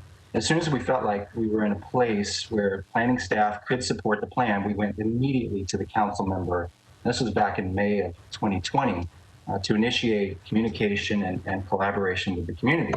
We had 2 large format community meetings over this plan, and we've had a number of meetings with Councilmember Lee on all sides of those community meetings. And since those larger community meetings, we've had consistent communication with the Kensal Green neighborhood and the broader community through the council member, including discussions with both as recently as yesterday. So I feel pretty comfortable saying that the plan in front of you has been thoroughly vetted, and I feel like it's got broad support. As staff has described, the residential SP presented to you today is it's a healthy mix of housing types, all of them intended to be sold, and they're spread out across that 29-acre tract. I think it's important to note that while the plan says multifamily, there is a limitation that multifamily is defined as townhomes. So as you look at the plan, it seems apparent, but I just wanted to make that clarification that we're talking about townhomes that are intended to be independently owned. So the housing proposed is it's laid out on a network of public streets and private driveways. And as Jason mentioned, our plan includes just over 32% of open space. And a fair bit of that is in the form of usable parks and greens, and they're located in this community, throughout this community, so that everybody has pretty good access to again, usable open space. We feel like this community this SP will bring a fair amount of public benefit, including a much needed additional public street connection north-south between Hobson Pike and Mount View Road. The SP will also include significant infrastructure improvements. Specifically, will include over 800 feet of new sidewalk and curb and gutter along Hobson Pike as well. We're including a turn lane into the community on Hobson Pike just to mitigate any potential backup there. We're also required to contribute $75,000 for transportation improvements to be used in this surrounding area. And I'll also add that while you guys can't specifically consider it, the new community will contribute significantly more to the tax base, and more so in property tax, more so than the $5,000 that was contributed by the entire 29 acres last year. We've got standards in this SP related to materials and building orientation to every single housing type to ensure a better level of quality as well. We think the households proposed will provide support for the growth of local retail and restaurants in the area. And then, more importantly, the diverse housing mix from smaller townhomes to larger single-family homes, they allow a variety of housing types to participate in this broader community over time. So with all of that said, we do find ourselves in an interesting predicament. We agree with 99% of the staff recommendation. We're asking this commission to approve the SP plan before you without condition number 3, which is a condition to extend Kensal Drive into our community along that west property line. So as Jason mentioned, initially we included the street connection, but as we continued our journey of collaboration with the community and the council member, it became very clear that we were finding consensus on this plan except for that connection.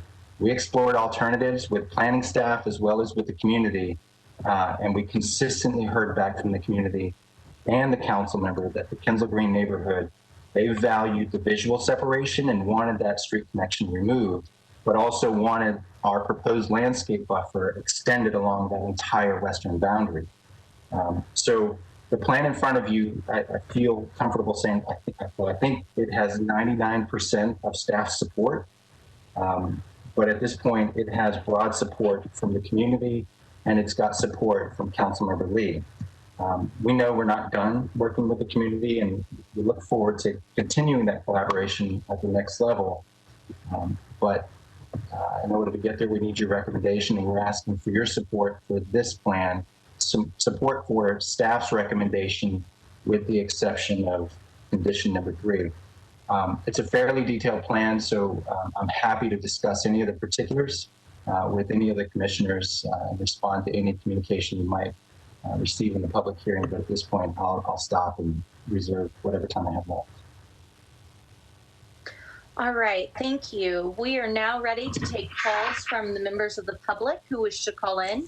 So your TV screen should show a phone number to call in at this time, and so please do that. You do not need to wait to call until others have called in or finished speaking. You can go ahead and call and be placed in the queue. As a reminder, please only call on this current case before us. When you begin your testimony, please state your name, address, and whether you support or oppose this item. We're not able to display a timer visually, but Sean will keep track of the time, and she will give you a 30-second warning before your time is nearly up. She'll also let you know when your time is up so we can disconnect and move on to the next caller. While we wait for callers to get into the queue, Lisa, can you tell us how many emails we received on this item? Hi, this is Lisa Millian. We did not receive any emails on this item. All right, thank you. Sean, do we have any callers ready? There are not currently any callers in the queue, so we'll take a brief pause in case anyone's trying to reach us, and I'll check back in. Okay, thank you.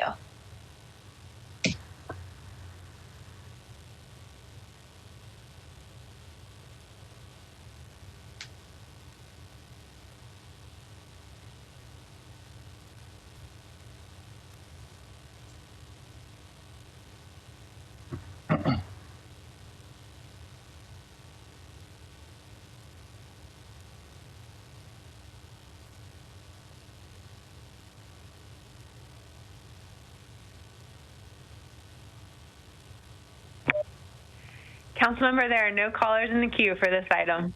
Okay, well then I will declare the public hearing closed. If the applicant would like to speak, and then I believe we've got the council member on the line after that. Madam Chair, I don't think that I have anything specific to add to my initial testimony, but I'm happy again to respond to any questions or go into detail on any of the aspects of the plan. Okay, thank you. Council Lady Lee, if you would like to join us and speak, has she been moved to wherever she needs to be moved to speak? I think I can be heard. Can I? Yes, ma'am, I can hear you. The floor is yours. Great. Thank you very much, Madam Chair. I just wanted to say this development has been working very closely with the community. There are some leaders in the Kensal Green area that have been working with them. As stated, one of the no's that they were saying very loudly was that cut-through aspect because of the way things were set up. So that was one of the things that a small group decided if that could be done, then they had organized their community and they would be okay with it. I will say that I support that cut-through not being there and leaving that buffer there. I also will say that we are still, this is not I approve, everything's going straight away. They are still working with the community and having conversations with the community about different things that would best suit the community. So as for right now, I am fine with this, but just to say that we are still working with the community, and it's not totally a done deal, but it looks like the community may be going for it. Thank you, Madam Chair. All right, thank you, Council Lady Lee. We're going to have our commission discussion. And so let's start with Commissioner Haynes.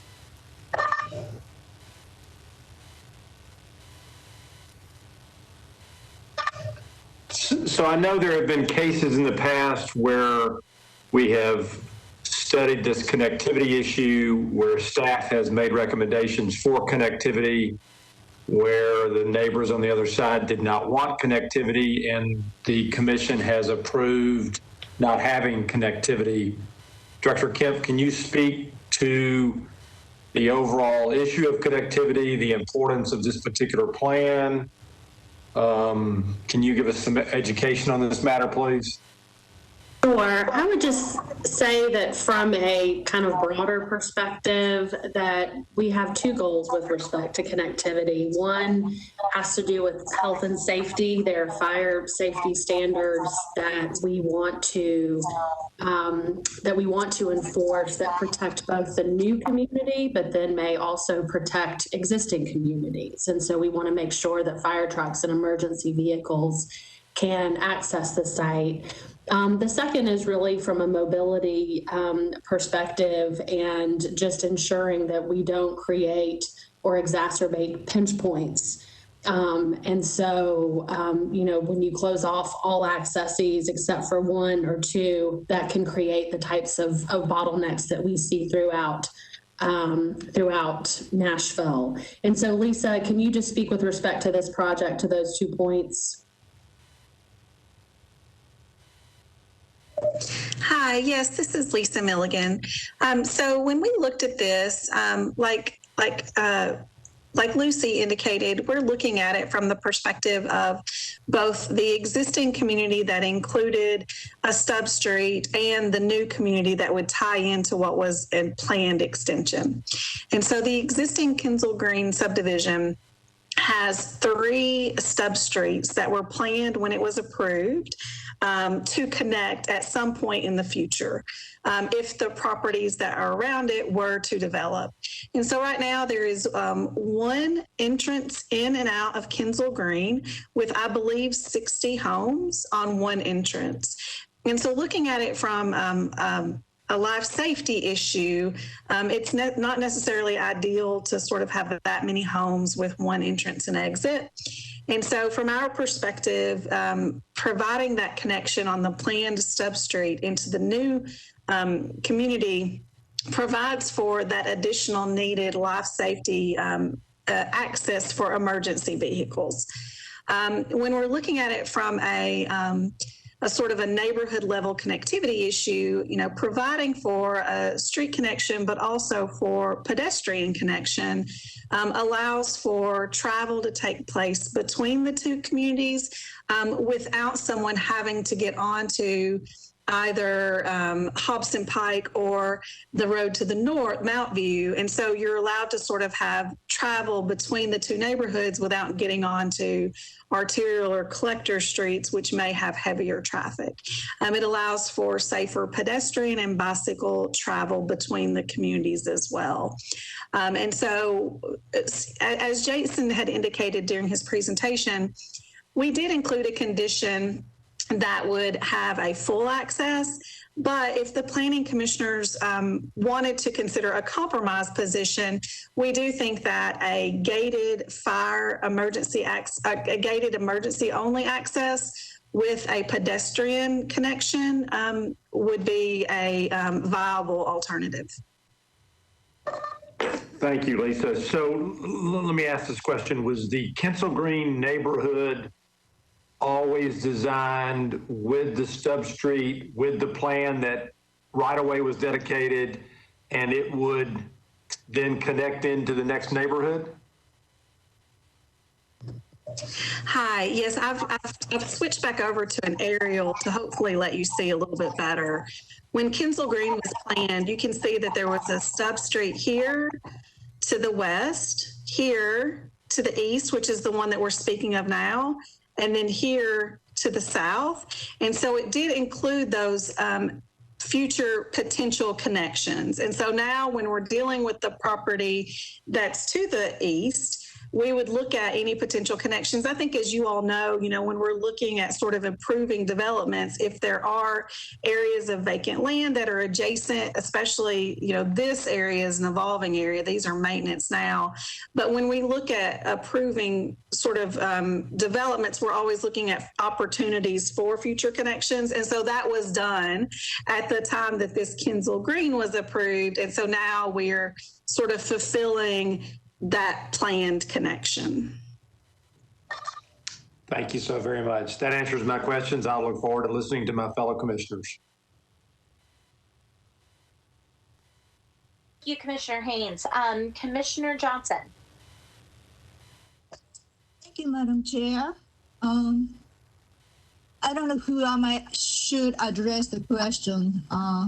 So the stub road as a compromise, if we were to consider gated emergency only access with full pedestrian access and so forth.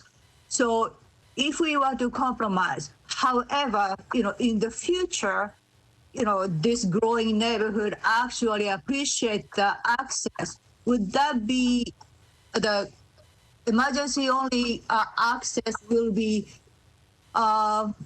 constructed with appropriate for vehicular access, not only emergency? Or how's this potential connection on emergency road will be connected? In other words, if it was currently emergency only, but in the future, possibly opening as a, full connector, would that be doable, or is it different? Criterion condition. So I think that this is Lisa Milligan. So I think that we see sometimes different ways of constructing fire access. But typically they have to be constructed in a way that they can carry the load of emergency vehicles, such as fire trucks, which are large vehicles. And so they're typically built to the same sort of construction standards that a road would, but sometimes they may not have the curb and gutter or those sorts of things. And so I think that we would have to get into those details with construction plans. I think we see them sort of at different types of construction levels. When they're built as a gated access, we aren't really anticipating that they would necessarily be opened up, because it would be serving for that emergency need. But that was why we sort of had also included indicated that if you did the emergency gated access, that it would be a good idea to do a full pedestrian access. Thank you. I mean, I totally understand as a neighborhood, especially existing neighborhood, they would like to avoid more vehicular traffic coming into the existing subdivision. For that reason, I totally get it, neighborhood are not open to connectivity. But, considering, other access for the existing neighborhood, it seems like right now their access is only towards Montview Road to the north. So maybe in the future, they may have access to not only one access, but using a new subdivision to come to Halls Road. So I think in a larger picture, it's beneficial, but at the same time, I'm sympathetic to the existing neighborhood, so I don't want to force into it. But at least I would like to encourage community and council lady to think about, at minimum gated access, because that will benefit especially existing neighborhood. And otherwise, I think this plan is really nicely sought out. I love the spread out green space and, dog park, and, amenity to the neighborhood. And having multi-housing towards the large road makes sense. Single family towards the up north, and different type of housing makes sense. I think it's a really well thought plan. Only thing I would like to encourage community and council lady and developer to, work towards prior to a third passage of the bill is to traffic calming, or, is there any other way to improve added traffic? Because this development will certainly bring more traffic into existing, street. So if they can do anything to improve traffic safety, that will be added benefit. Thank you. Thank you, Commissioner Johnson. Commissioner Lawson, have you rejoined us? Councilmember, this is Sean Shepard in the call center. When we connected with Commissioner Lawson, he was having a lack of internet issues, so I don't believe he'll be able to rejoin us this evening. Okay, and I'm not seeing him, so we'll go to Commissioner Sims. Yes, I really like this plan, and I was kind of sad to know that the neighborhood didn't like condition 3, because as a commissioner, I think our foremost duty is to make sure neighborhoods are safe. And actually, the idea of streets connecting is changing so much, from just cars to actually being able to walk more, bike more. And I think that this street is really important. I would not want to live in a neighborhood where there are so few connections in case of emergency. So I really like this plan, and I like including item number 3. Thank you, Commissioner Sims. Commissioner Tibbs? At first I have to admit I was looking at all the trees gone and all this. It was a huge development, but honestly, I appreciated the councilperson's input, and that the neighborhood is in agreement with it, except that one condition. But I also agree with my fellow commissioners, and I understand why they don't want that road. Has happened a lot, that connection. But it's brought up about fire trucks and access, and I remember there was not too long ago there was a fire in a neighborhood where there was only one exit, and something happened and it was blocking all the roads. So although I know it's understand their reasoning why they don't, but I think it's not good planning for us not to accept that. So I think I'm the last one, so I make a motion to approve with staff and all conditions. Okay, so that is a proper motion, and is there a second? This is Commissioner Sims. I second. Thank you, Commissioner Sims. Do we have any discussion on the motion before us? I am not seeing any hands, and so I'll move on to roll call. If there is no more discussion, seeing none and hearing none. Commissioner Haynes. Aye. Commissioner Johnson. Aye. Commissioner Sims. Aye.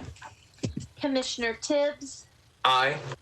And the chair votes aye, so that is 5 in support, 0 against the staff recommendation. And with that, I will hand the chair back over to Commissioner Blackshear. Thanks, Council Lady. I think you're on tap for item 24 as well. Oh, you're right. I was just kidding. I thought we had one in between. All right. So we are on item number 24. This is 2021 DTC-002. That's -001. Ballpark Village mixed use. And so I'm sure someone is up for the slides. It looks like Eric is going to be showing us the slides. Yes. Hi, Commissioners. Can you hear me? Yes, I can hear you. Excellent. So, sorry, go ahead. Sure, go ahead. Wonderful. Thank you. Good evening, Commissioners. My name is Eric Hammer. The next item on the agenda is item 24. a requested modification to the standards of the downtown code. Next, please. The request is for a modification to the overall height standard of the downtown code. Next, please. Planning staff's recommendation is to approve with conditions or defer without all conditions. Next, please. The current zoning is downtown code, Sulphur-Dell subdistrict, on a property where 5 stories are allowed by right, with a 6th story available using the bonus height program. Next, please. The subject property is located south of First Horizon Park, between 3rd Avenue North and 4th Avenue North and north of Harrison Street. Next, please. The overall height modification is the process that replaced the special exception or variance process for overall building height in the downtown area. It was instituted via text amendment as approved by Council on August 4th, 2015, with Council Bill 2015-1053. Next, please.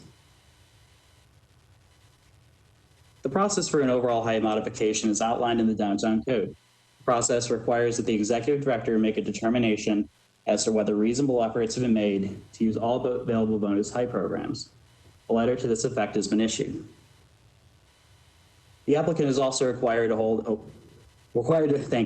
a community meeting with notices sent to property owners within 300 feet. The applicant held a community meeting on January 4th, 2021, and answered questions from those receiving the meeting notice. The comments made at that meeting were a mixture of support and opposition. In addition to the requirements outlined in the flow chart, the applicant went before the MDHA Design Review Committee for a recommendation on the height modification. The MDHA DRC convened on January 5th and voted in favor, with none opposed, to recommend approval of 7 stories. Next, please. As part of the overall height modification process, the downtown code states that the Planning Commission shall review and may grant additional height for exceptional design, including but not limited to unique architecture, exceptionally strong streetscapes, and improvement of the project's relationship to surrounding properties. Next, please. As a point of reference, the site plan slides are rotated by 90 degrees, with north being to the left of your slide. The project proposes a 7-story mixed-use building consisting of 425 residential units, 10,000 square feet of retail space, and 6,000 square feet of restaurant space. The ground floor of the building, as you see here, is lined with active uses on all 3 street frontages and activates the proposed Greenway connection on the northern portion of the property. Next, please. Here are several views of the site. This perspective faces southwest towards downtown, with activated retail and restaurant spaces in the foreground facing the Greenway. Next, please. These elevations show the 3rd Avenue North facade on top and the 4th Avenue North facade on the bottom. The materials used are brick cementatious panels with steel cross bracing accents. Next, please. The top elevation shows the Greenway elevation, and the bottom elevation faces south towards Harrison Street and a side property line. For reference, there is an existing condominium building that will obscure much of the right side of this bottom image. The location of this is shown in dashes. Next, please. The proposed building uses durable materials and a design that borrows from the material palette of surrounding properties in the area's industrial elements. The proposed building fully lines the parking garage on all street frontages with active uses, including the north frontage on a new Greenway segment. Additionally, decorative and functional screening is applied to the parking structure at the interior lot line that abuts the adjacent residential buildings. Next, please.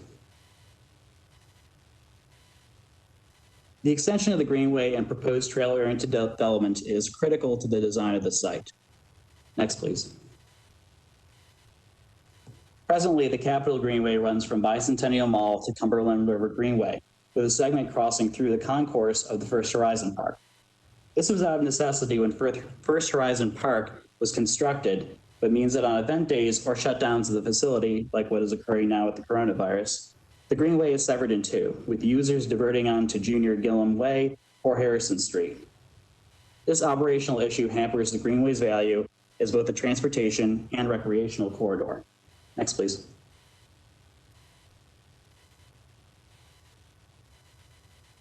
The applicant has proposed to locate a new Greenway segment built to Metro Park standards within their existing property. This segment will run parallel to the existing obstruction section of the Greenway and will serve as a connector in perpetuity, with construction and maintenance performed by the owner of the subject property. The developer will work to secure all necessary approvals in order to fulfill this design intent. Although the Greenway extension is too linear to be eligible for the bonus height program's open space bonus, it is a critical piece of infrastructure that will allow continual unobstructed access for the public. In addition, the building will front the Greenway extension with trail-oriented ground floor uses that will activate the space. Next, please. Due to the exceptional design of the site, including the integration of a new public greenway into the project, staff recommends approval with the following conditions and deferral without all conditions. Next, please. Thank you. First, the Greenway connection and associated improvements shall be built to the standards of Metro Parks and Greenways and shall comply with all agreements and approvals of Metro Parks Board required to build and accept this Greenway segment. Second, the developer shall develop a memorandum of understanding in conjunction with Metro Parks and Metro Legal and shall include all necessary elements to ensure the design and operational intent of a public greenway is fulfilled as defined by Metro Parks. Third, the developer shall secure any and all necessary approvals of other agencies and property owners that are required to provide the greenway as conceptually shown on these plans. These three conditions are intended to ensure that the greenway improvements that are presented as part of the application are fulfilled in an orderly manner and the finalized plans meet the needs of the requirements of Metro Parks and the Sports Authority. As this element is central to the proposed design, it is important that these entities continue to be engaged while moving forward. Fourth, all bonus site applications identified in the application, actions identified in the application, including those that require a deed or restrictive covenant, shall be completed via the bonus height process prior to building permit approval. And last, final screening of the parking garage shall demonstrate that the material does not reflect light towards the adjacent residential buildings or allow direct visibility of vehicular lights. This condition is meant to ensure that the metallic elements of the final parking garage screening facing the side property line will not present an otherwise avoidable nuisance. This concludes our presentation. Thank you. Thank you, Eric.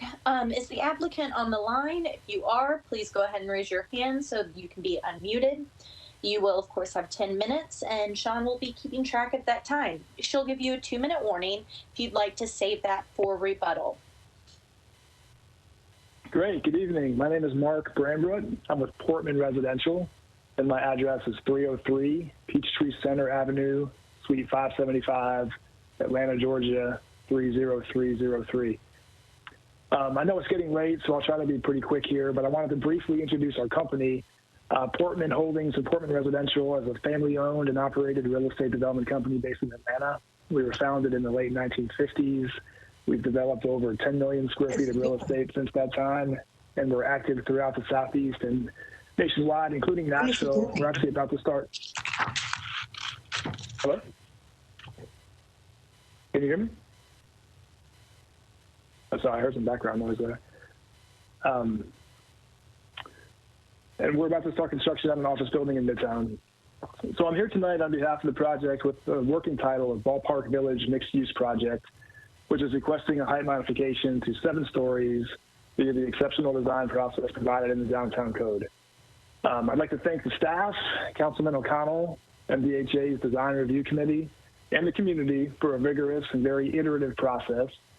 We began interacting with the staff and the community in early November of last year in an attempt to understand the community's prior opposition to earlier projects proposed on the site. And we wanted to understand how we could design a project that would be accepted and supported by the community. So we met with the planning staff in November and December.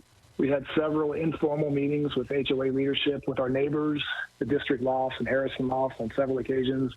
We hosted the larger community through the formal process in January. Then ultimately we went through the MDHA Design Review Committee process on January 5th. And throughout this process, we listened, we tweaked the design. For example, working with our neighbors, the district lofts, we agreed to move our building closer to the street so that it was farther away from their property. We agreed to provide greater restrictions on the construction hours than what is allowed by code. And we provided some additional concessions regarding traffic and parking. And ultimately, we're here before you today with a better building, and that will hopefully be a valuable addition to the community. And as Kim will explain, which will provide a new critical Greenway connection for the city that didn't previously exist. With all these changes and adjustments, we have secured the support of the councilmen. We have unanimous approval by the Design Review Committee of our conceptual design. And working with our neighbors, the district lofts, we have their support. They recently took a vote. And, they voted 37-4 to support our plan, and we have the support of planning staff. So we accept the recommended conditions on the project that the staff articulated, and we're here today to ask for your support. And with that, I will turn it over to Kim Hawkins from Hawkins Partners, who will speak more about the Greenway connection and the overall design. Thank you.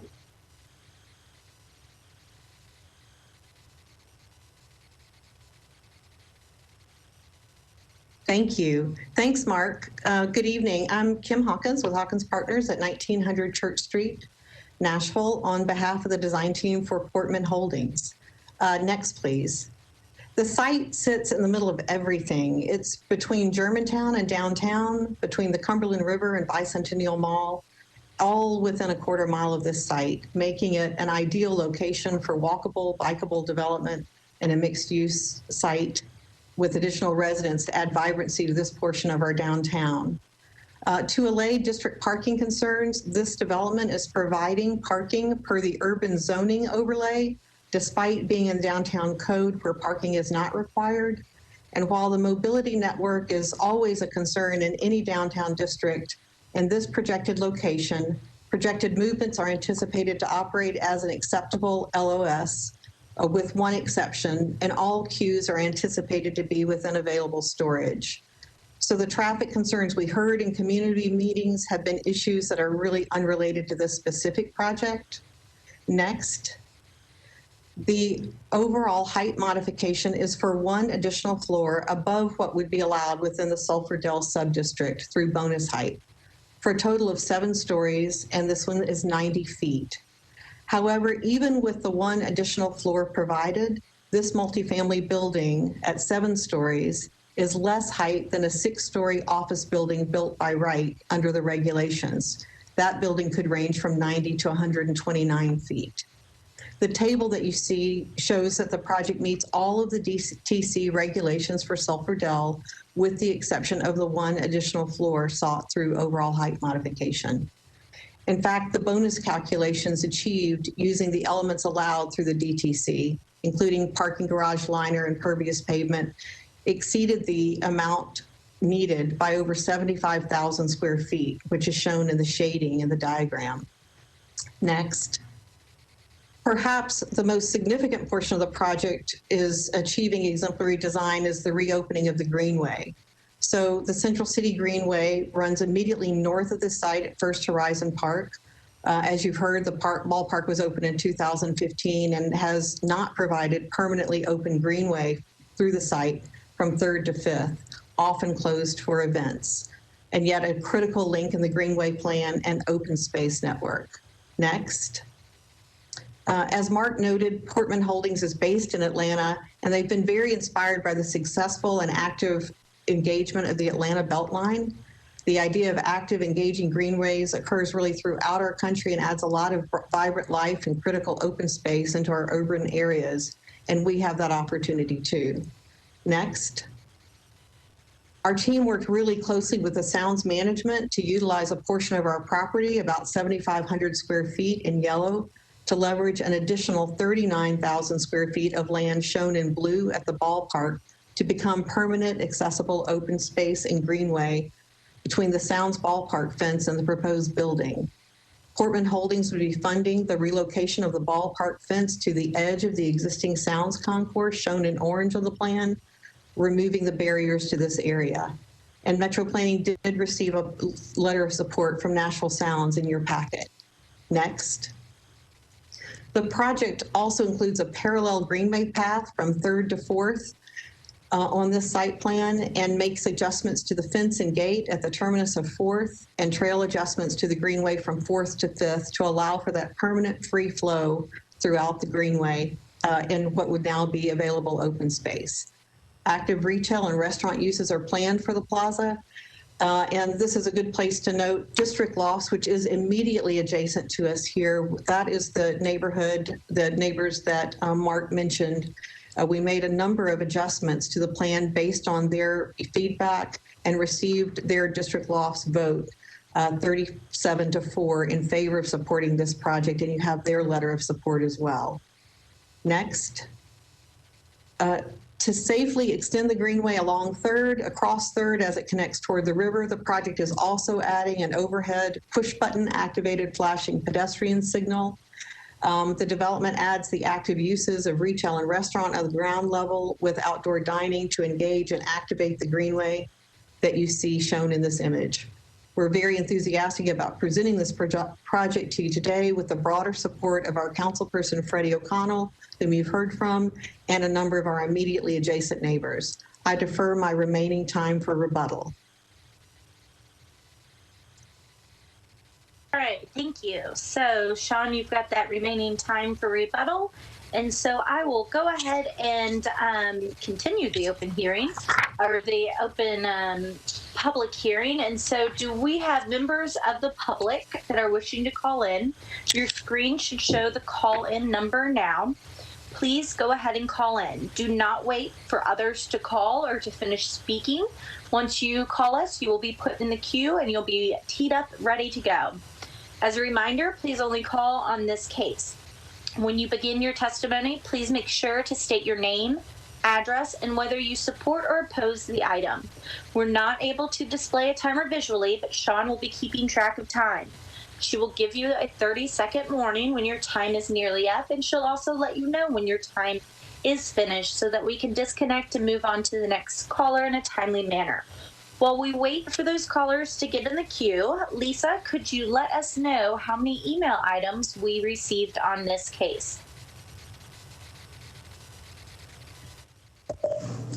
Hi, we received 6 emails in support and 5 emails in opposition. Thank you, Lisa. Sean, how are we doing at the call center? Councilmember, we do have callers in the queue, so we'll get the first one placed in for you, and I'll let you know as soon as the caller's in the meeting. Great, thank you.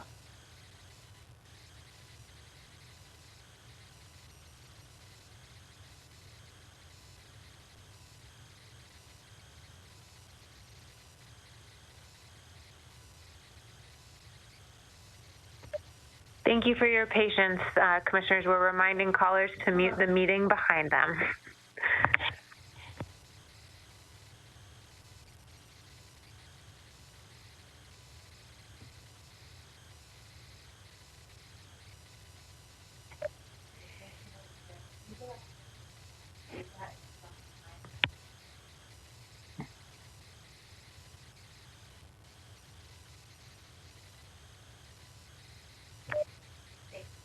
Councilmember, I wanted to let you know that the first caller that we're placing in has informed staff that they're representing an organization and they want to request the 5 minutes that's allotted to those types of groups.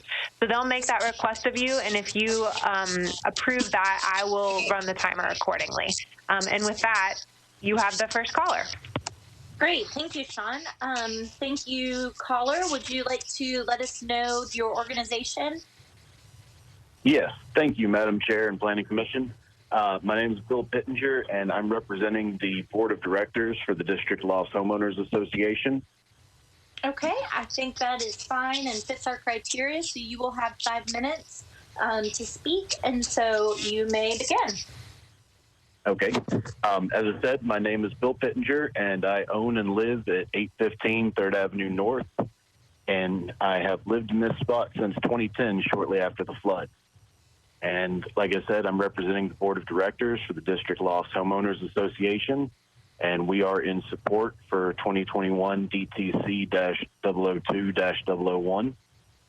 The District Lofts Board of Directors and residents have had multiple conversations with Hawkins Partners and with Portman Residential concerning the design of the property and how it will affect us, and as we're the closest neighbors to the proposed build.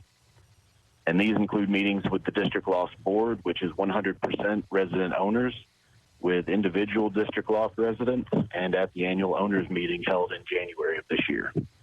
And the developer and the architect have been very receptive to our comments and concerns and have revised the original plans accordingly.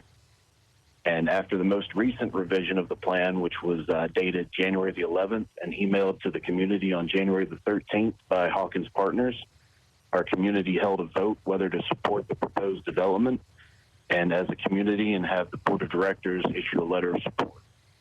And the vote tally was 37-4 in favor of the development, as long as it continues to follow the additional revisions that were presented to the community in that email on the 13th.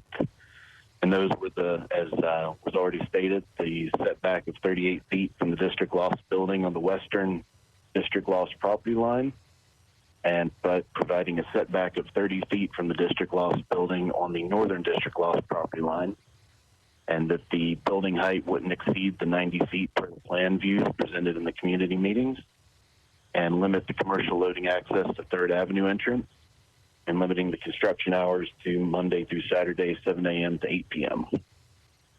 And those were the comments that I have as the representative of the board of the directors. My personal opinion is that this development will enhance the neighborhood by bringing in street-level retail and restaurants. It will open up the Greenway. That closed Greenway has been a symbol of the broken promise from the Sound Stadium deal.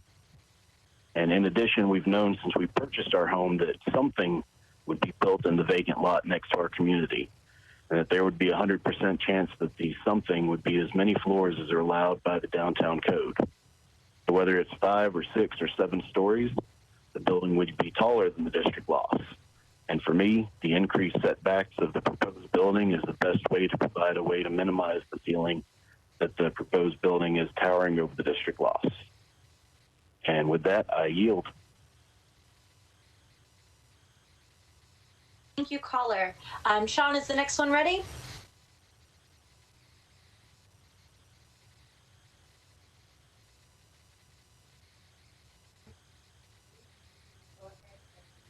Councilmember, just reminding folks to mute. For the folks listening at home, if you plan to call in, when you get the operator, just go ahead and mute the meeting behind you. That'll help expedite getting the calls into the meeting. And with that, Councilmember, you have the next caller. Thank you, caller. You have 2 minutes. Thank you very much. My name is TJ Fritz. Thank you, Madam Chairwoman and Commissioners. I am a resident of District Loft. I'm at 346 Harrison Street. Also own a commercial property in District Loft as well. Our businesses run there. And I wanted to just kind of applaud the developer and the architect for taking community feedback seriously and redesigning a few elements that make a big difference to us as neighbors. I was originally opposed to this, and you might have found my email from earlier before our community meeting. Came to a really nice place to where the developer was willing to push back the setback and limit the height, and also, importantly to us, do a few things with the garage entrances to put traffic where it needed to be.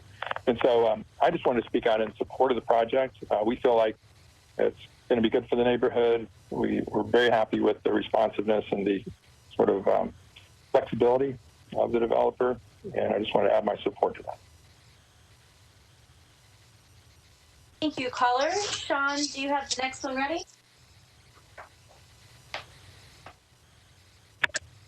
Councilmember, there's no additional callers in the queue for this item. All right, then I will declare the that portion closed, but we still have, Sean, how much time does the applicant have to finish up? Councilmember, they had a little over 3 minutes, and we usually reserve a maximum of 2 for rebuttal, so we'll hold the 2 for their rebuttal. Great. I am glad you're keeping the time, and I am not. And so, applicant, you've got your 2 minutes. Go ahead. I think we have no need for rebuttal, and we appreciate your time. Thank you so much. Even better. So we will, I think we've already heard from the councilman pretty extensively on this at the beginning of our meeting, and we also had a letter from him in our packets. So I think we will just move on to our own discussion now that the public hearing is closed. Let's start with Council Lady Johnson. Thank you, Madam Chair. I do appreciate a really great plan.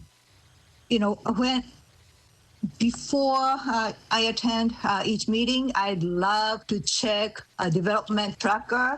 And in there, I found 37 pages proposal. And it has really a nice connection. I always love to have more Greenway extension. That was great. And also what I would really appreciate about this plan is different usage of material. Unlike, you know, just using glass building. So this artistic parking screening and, you know, attention to detail, it's really exceptional. And one thing I really love about this is this, you know, developer project incorporated voice from adjacent neighbor and established, you know, moderate a buffer, and all the suggestion and request was incorporated in the plan. That's always excellent to hear. I really appreciate that. But most of all, you know, the regular height with allowable height can go as high as 129 by right. But this one is, although 7-story, it's just 90 feet. So to me, it's a no-brainer. So I am very enthusiastically approve this plan and bonus height modification. Great, thank you, Mina. Commissioner Sims. Yes, ma'am. First of all, I really like this plan. I particularly like Mr. Pittinger's. I really like to know the community is engaged in what they think. He apparently did his homework. I want to thank Councilman O'Connell because he's my councilman as well. And he literally is such a good leader in the community because he listens to us and really works until they can get some kind of compromise. And Kim Hawkins is just the best in terms of a visionary on how to make things really beautiful in terms of green space, pedestrian use, all that kind of stuff. So we have 3 really good people speaking on behalf of this. The thing I most appreciate is I went down there today and kind of looked through the chain link fence to really think, and I could actually envision that building there. And that I think is, and it's hard for me to envision things like that often, but I just think it's the perfect building for the perfect place. So. Thank you, Commissioner Sims. Commissioner Tibbs. Yes, I too am very, I think this is going to be great development. I think the part about connecting to the Greenway or reconnecting it is something that shouldn't be minimized either. That's really a big move that I really appreciate that this project is going to, you know, make happen. Just that the Greenways have become such a, you know, a lively part, or bringing to life such a healthy part of our community, and just that continuing that connection, I think it just really strengthens this project. So I'm and the way that the designer is going about it is even more complimentary. So I definitely don't want to let that go minimized at all by, you know, saying that this is a great project. And I don't know if there is anyone else. Maybe, yes, there is. Commissioner Haynes, so I won't be able to make my motion. Commissioner Haynes, will you bring us home? Commissioner Tibbs, you were going to forget about me. I'm sorry, sir. Not a problem. So I too really applaud this project. Councilman O'Connell has done his homework. Portman is a really fine developer, and Ms. Hawkins is a fabulous planner. I do have a couple of technical questions, either for our council or for the applicant, relative to the Greenway remaining under ownership with the developer. And while Portman enjoys a great reputation, we need to think forwardly to who buys it next and what happens if it falls into disrepair and the city doesn't own this section of the Greenway and it could be shut down again. So, Counselor, if you would address that first, and then maybe we can ask the applicant how we deal with that in the future. Yeah, I know. Legal, y'all have the floor, I guess. Yeah, this is Alex Dickerson, Metro Legal. So, sorry, I'm stepping in between, so I'm a little bit spaced on this one. Lisa, do you have anything to say on this one? I'm sorry. I think I would actually, hi, this is Lisa, and not to play past the potato, but I would actually ask Eric to speak to that. He's familiar with the conditions, and I believe that the conditions actually address that ownership and maintenance issue. Hi, Commissioners. This is Eric. Just to clarify, so 1 through 3 on this list are meant to do exactly that. They're supposed to essentially lock in place the future responsibilities of this developer with this site, and is to establish that if this site was to transfer to somebody else, what would happen in that scenario. So the reason why we added those 3 conditions is to essentially allow Metro Parks to kind of guide that process, to kind of ensure that their standards today are being met, but also that there's essentially an easement and an agreement that this can't just go away tomorrow. So Eric, let me follow up on that. So if a future owner did not maintain this to city standards, could the city step in and claim ownership of the Greenway away from the developer? Are we structuring this in such a manner to provide for future flexibility? Commissioner, I'm not sure if, I know I hate passing the potato again, but I believe the memorandums of understanding that are drafted by Metro Parks are specific to the property, and they would establish whatever process that would take. If council could correct me on that if I'm wrong, but that's my understanding from speaking with Cindy Harris with Metro Parks and Greenways. Yeah, this is Alex Dickerson. So when I see here now that we have the memorandum of standing condition. Once that's in there, we would develop the MOU in a way to where subsequent ownership wouldn't be negatively affected by it. And commissioners, if I might add, this is Kim Hawkins, if I might add, is that okay? Please, Kim, go right ahead. I need some explanation from you. Okay, yes. The intent would be to have a perpetual easement on that portion of the property. And that would be also a public access easement to allow perpetual access and an easement in place. So I think that in concert with all of the agreements and MOUs with Metro Legal and Metro Parks would take care of all operational intent and long-term for the long term. Great. Okay, as long as Parks does its job, and I'm on the Parks Board, so I'll make sure we do that, and Legal does their job, then I'm going to support this, and I would move approval of staff's recommendation. That is a proper motion. We would need a second. Commissioner Tibbs. A second. Great. That is a proper self instead of Commissioner Tibbs. Sorry, as if I had that power. So that is a proper motion, properly seconded before us. Is there any discussion on this motion to approve staff recommendation? You want to raise your hand? I am not seeing any hands, and I am not hearing any comments from commissioners, so I will go into roll call, starting with Commissioner Haynes. Approve. Commissioner Johnson. Aye. Commissioner Sims. Aye. Commissioner Tibbs. Aye. Thank you. Chair votes aye. That would be 5 in favor. Yes, 0 against. And so I do think I am handing this back to Commissioner Blackshear at this point. Thanks, Council Lady. I'm happy to take the reins back. We have been going for a few hours right now, and I don't know if anyone would like to take maybe a 5-minute break before we handle the back part of the agenda. Are you guys okay to keep going, or would anyone like a break?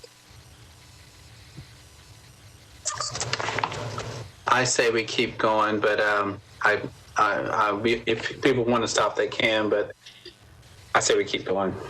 Okay. I'm also good to keep going. Okay, well, if I don't hear any objections, we'll just keep going. All right, so the next item, I believe, is item number 25. Hello again, this is Jason Swaggart. I am presenting item 25 on behalf of the Planning Department. Next slide. This is a request to cancel a plan unit development overlay. The overlay applies to portions of two properties located at the northwest intersection of Brick Church Pike and Old Hickory Boulevard. The area within the overlay is approximately 12 acres. Next slide. Staff recommends approval.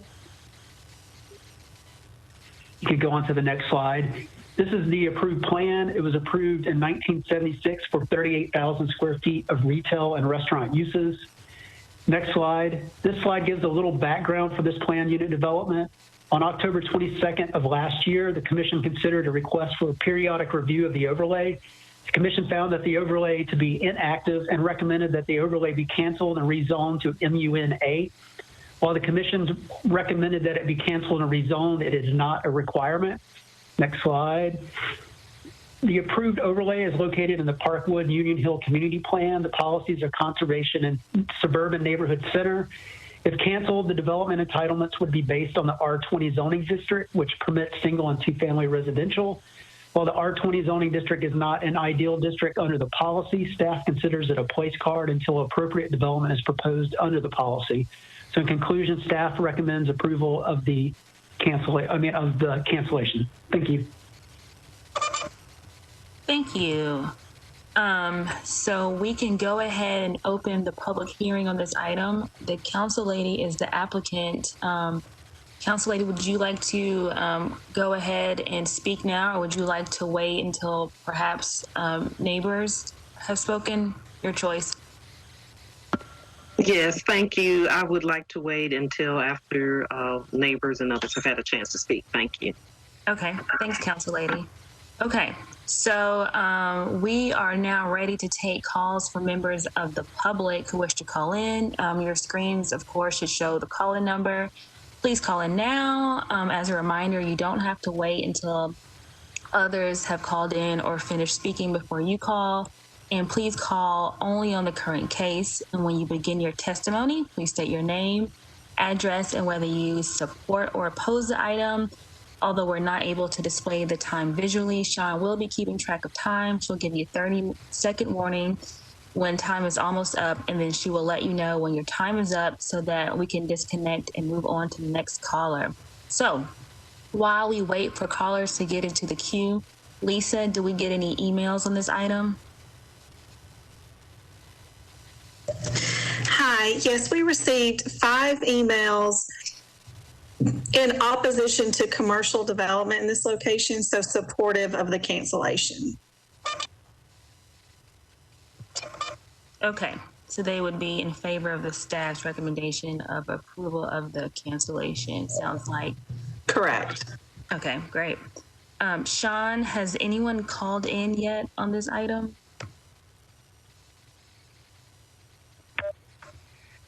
Hi, Chair. We do have callers. Bear with us just a moment, and we'll work on getting the first one placed into the meeting. Okay, sounds good.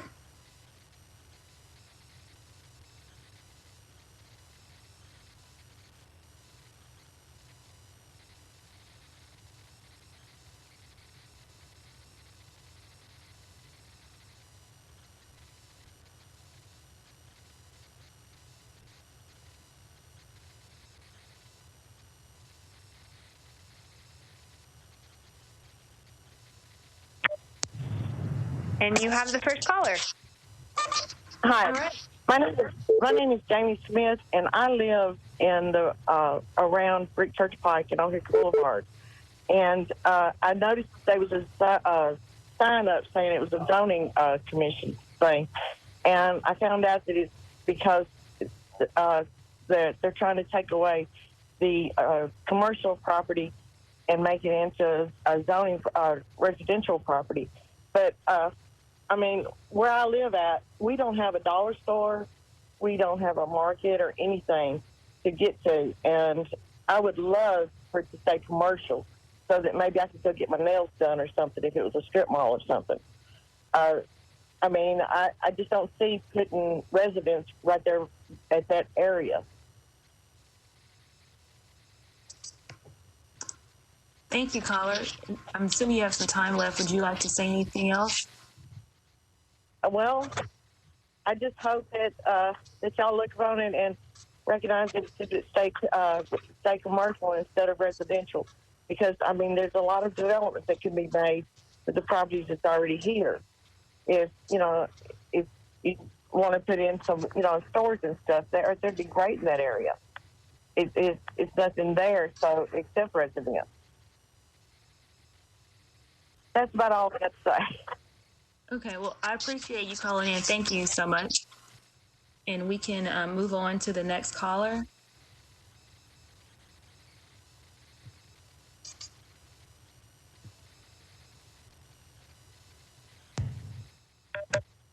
Chair, you have the next caller. Hello? Hello, if you can give your name and your address, please. You have 2 minutes. Yes, my name is Dr. Gordon McCammon. I'm one of the owners of the property. I've been a doctor serving that community for over 47 years. And I bought that property years ago, and I've been paying commercial property tax on it for all those years. And in good faith, I'd like to see the zoning stay in place that's there.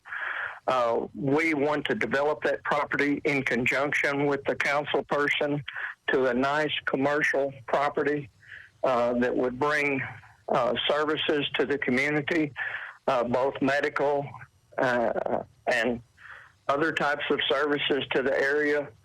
I've spoken to several people, including the church that's adjacent to the property and church members, and I've not talked to anybody that's opposed to the commercial zoning that's there and in place. And I think it's terribly unfair for us to have to pay a 34% tax increase on commercial zoning when we cannot get approval to build anything commercial there. We're ready, willing, and able, and we have contracted with Dale and Associates Architects to develop a plan that's in conjunction with the Metro Planning Commission and with the council person and the neighborhood community. And if given the opportunity, we would love to. You have 30 seconds. We'd love to get signatures of all the people that would be for that development. And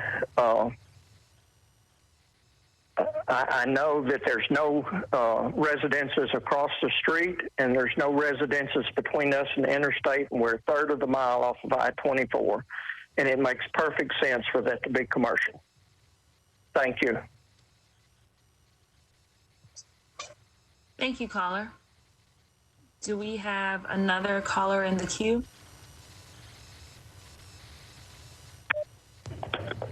Chair, we do, and you have the next caller. All right, great. You can give us your name and address, and you will have 2 minutes. Thank you. My name is Robert Helson. I'm also a part owner of this property. I live at 178 Flynn Road, Gallatin, Tennessee, 37066. I do oppose this request to cancel the current PUD on the property at this time. Our property consists of a total of 19.5 acres. It's located on the corner of Old Hickory Boulevard and Brick Church Pike. It's a very busy intersection with a red light. The commercial PUD consists of approximately 11 or 12 acres. The PUD is located inside of the larger 19.5 acres. So the remaining land outside the PUD is approximately 7 or 8 acres and is zoned R20. I've been a part owner of this property for 3 or 4 years. Unlike Mr. Gordon, he's been property owner for nearly 40 years, I believe. I have been actively marketing this property since 2018. We've had quite a bit of interest in it. The latest interest was Dollar General last year approached us about purchasing 3 acres of the PUD area to build a standalone Dollar General and a 15,000 square feet retail. Caller, you have 30 seconds. After approximately 9 months and a large amount of money was determined that the neighborhood did not want a Dollar General in their neighborhood, even though it does fall within the land use plan. We've been in touch with Council Lady Gamble about coming up with a new plan, a modern, more relevant plan for the area. And we've hired an engineer firm in Davidson County to help us design that. It just takes a lot of time. We ask that the board and the Council Lady work with us on a new plan Caller, your time has expired. Please wrap up your thoughts. We would like to do this simultaneously, and we'd like to work with the board and the Council Lady. Thank you for your time. Thank you, caller. Do we have another caller in the queue?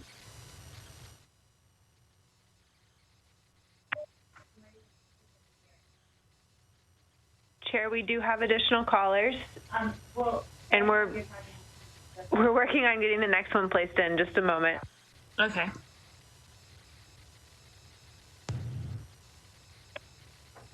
And you have the next caller. Thank you. Hi.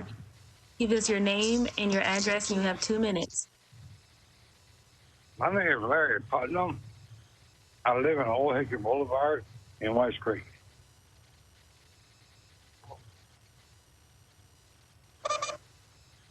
Would you like to speak in favor or in opposition to this item? Huh? What's my opposition? I don't want residential. I'm a developer.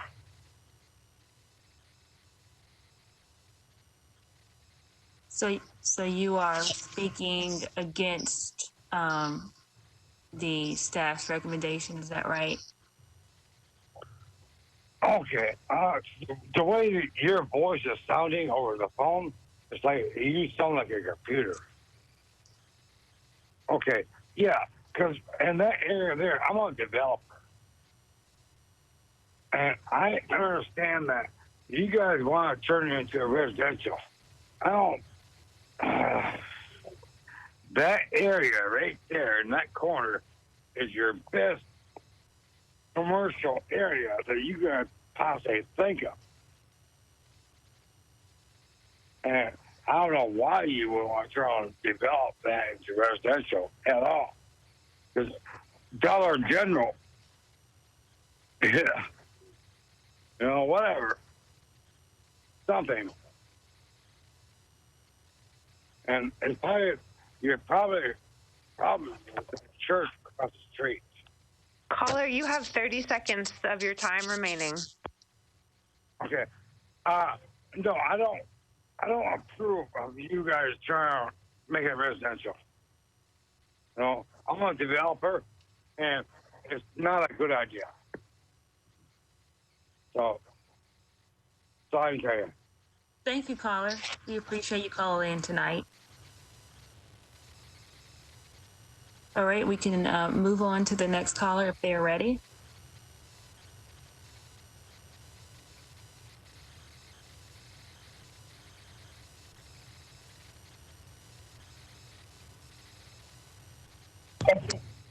Chair, you have the next caller. Good evening. You can state your name, your address, and you have 2 minutes. Good evening. My name is Chiquita Dawson. I live at 5353 Ryan Allen Circle in Whites Creek, Tennessee. I am in favor of the planned unit development cancellation. I've lived in this area for the past 5 years. There is no need for a Dollar General store in my neighborhood. There are 7 Dollar General stores within a 10-mile radius of the proposed site. The construction of this store would be detrimental to the growth of our neighborhood. The effects would include a decrease in our property value, increased traffic, litter, and potential crime.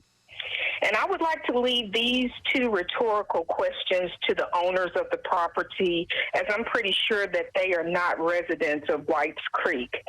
The first one is, if this property was located in the heart of your neighborhood, would you sell this land to the Dollar General Corporation?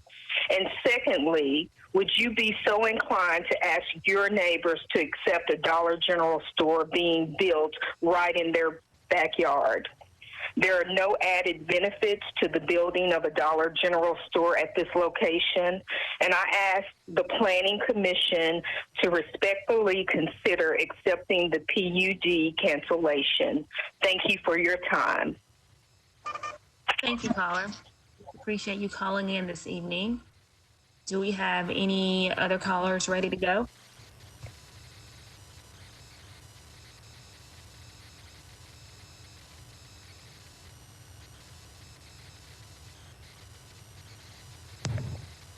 Chair, you have the next caller. Okay, welcome. If you could state your name and your address, and you have 2 minutes. Thank you, Madam Chair. This is Sean Henry, 315 Dedrick Street.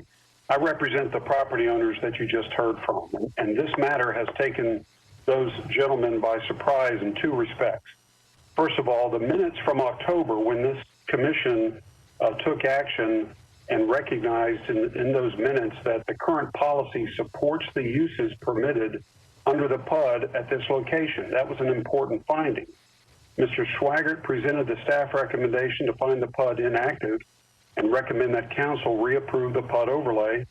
Councilmember Gamble spoke in favor of staff recommendation. I'm reading from the minute. Councilmember Murphy moved and Ms. Johnson seconded the motion to recommend consideration of a rezoning. That was a unanimous vote. So the expectation that my client had is that there would be a replacement zoning district as opposed to simply canceling the PUD and leaving it residential. Secondly, in today's staff report, it confirms everything I just said, but now the staff is saying that the R20 zoning district is consistent with the current policy and that the base zone change is not required. We disagree with that. If you look at the community character manual, page 149 and 153, those pages do not list the R20 zoning district as a zoning category that implements the T3NC neighborhood center policy.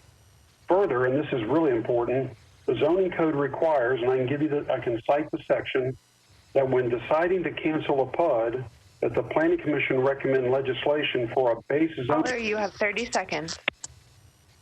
A base zone district consistent with the adopted general plan. Here you don't have that. As you all know, typically there's a cancellation of a PUD and a corresponding zoning bill that rezones the base zoning district. We don't have that here, and that is absolutely required by the zoning code. Thank you. Thank you, caller. We appreciate you calling in. Are there any other callers ready to go? Chair, there are no additional callers in the queue for this item. Okay. So with that, I think the council lady, are you ready to speak on this item? Yes, thank you, Chair. And I appreciate all of the callers that have called in today. There have been at least 3 community meetings regarding this item. The first in July 16th, the second, September 29th, where Mr. Swaggart was there and gave a detailed summary of what the current status of the PUD, what reviewing of the PUD would involve, and options on what would happen if the PUD was canceled or renewed. Again, there was a meeting on November 2nd to discuss this item as well. And in between that time, there were newsletters sent to residents about this item. And in all of those times, there was a great opposition to continuing with the commercial PUD. There was great opposition to the Dollar General store. As one of the callers said, there are 7 in a 10-mile radius. There are 4 in a 5-mile radius, 4 Dollar General stores. And actually, Dollar General attended the meeting on July 16th and said that they would be willing to look at another area considering the opposition and the proximity of so many Dollar Generals already near this property. In addition to that, the residents, this property abuts subdivisions, residences on all ends except for the south end, which faces Old Hickory Boulevard. So the idea that that residential wouldn't be something that would be appropriate in this area is just not true when there's residential in the area, and there is a need for more affordable homes, which in this area we have homes ranging from $200,000 to $400,000, and we're needing more homes of that nature. With that being said, the community is interested or would be open to some kind of a mixed use of residential and maybe some office space or retail, but that development opportunity has not come forward. And if it does, then I would be happy to work with the property owners and bringing that to the community and finding a mutual agreement on that. But at this point, I think I agree with the community that canceling the existing PUD, which again, it was 45 years old, had not been reviewed until I requested that it be reviewed. And it was the consensus of the staff that it be canceled. I agree with that, and I ask for your support in that. Thank you.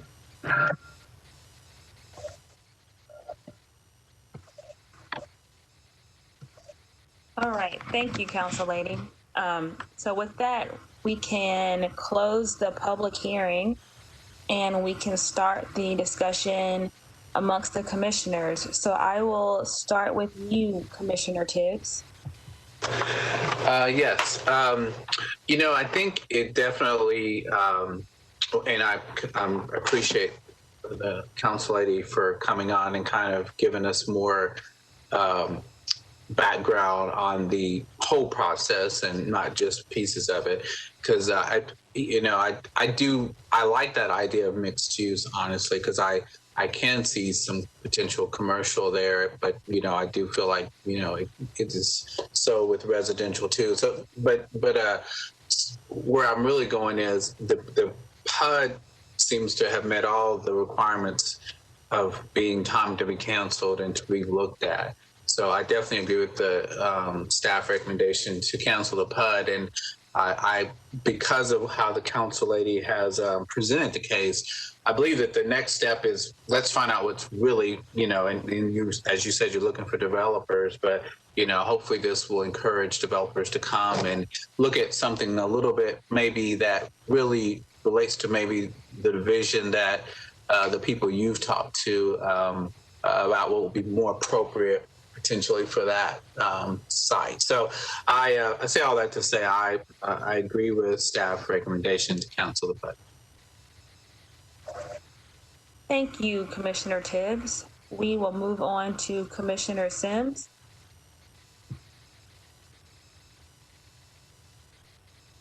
I agree with everything that Commissioner Tibbs just said. I think it does meet all the conditions of canceling it, and I do think that we can maintain the current zoning and wait to see what happens in terms of whether it actually does attract different developers and different people that may have a vision for that area. It's time for that corner to actually have something happen to it. So I agree with the staff.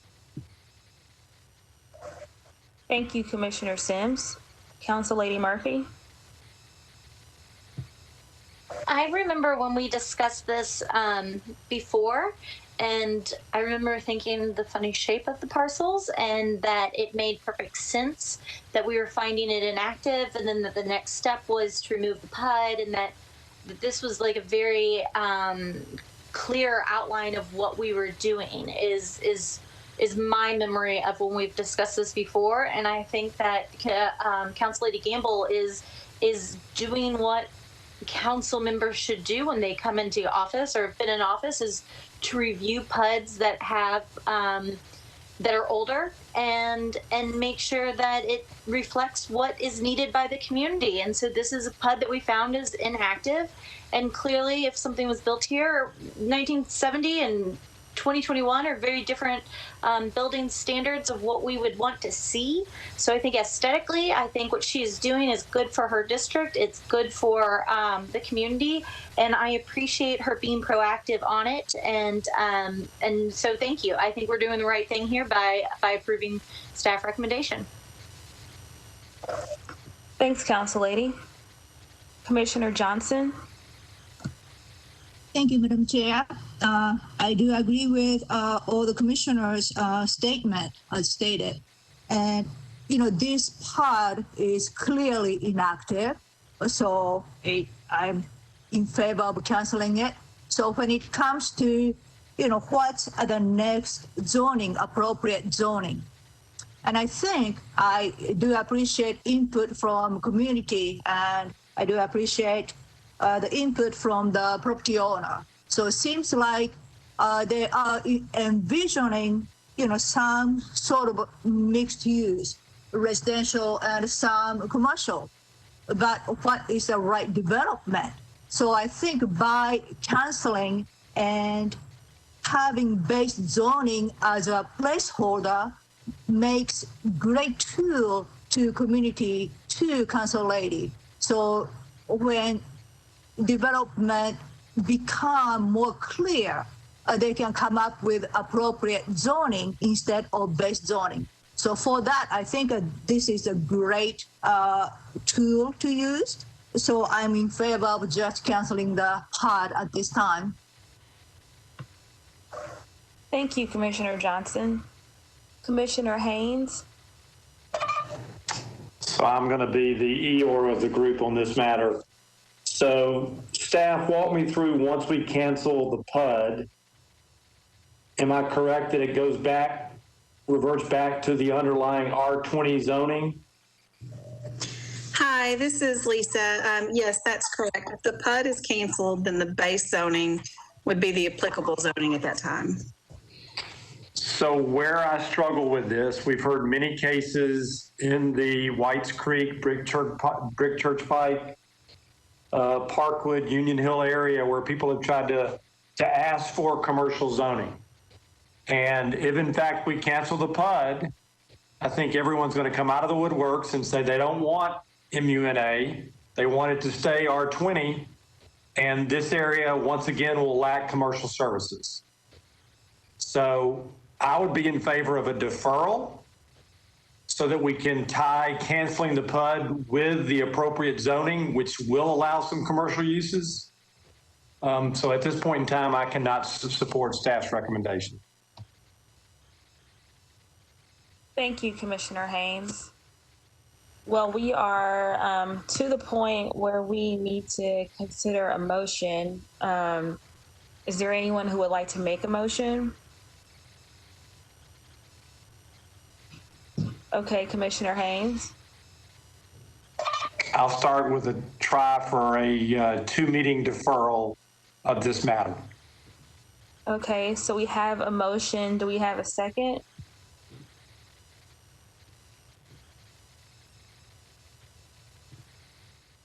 Okay, so it looks like we don't have a second.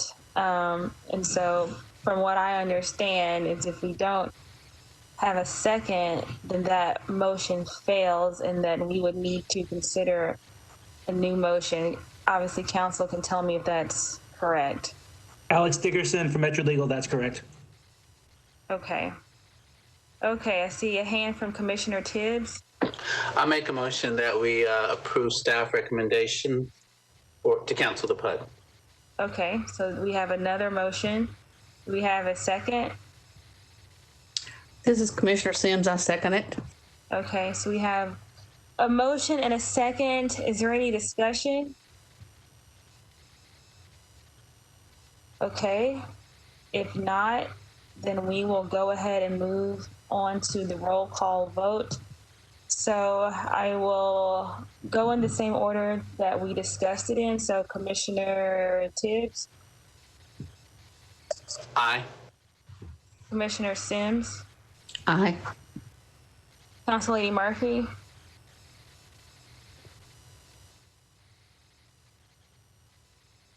Aye.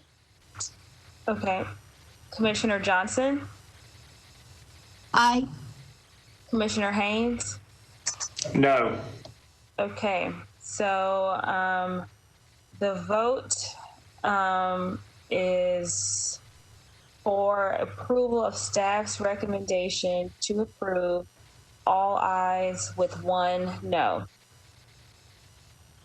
Okay, So I know we said that we did not need a break with the last item. Are we good to keep going? Speak now or forever hold your peace. All right, let's keep But the going. good times roll. Right. All right. We're having a blast. So item number 26. Hi, everyone. This is Amelia Lewis calling from the call center. So again, it will say that I am Sean, but it's actually Amelia Lewis with the Planning Department presenting this item. Next slide, please.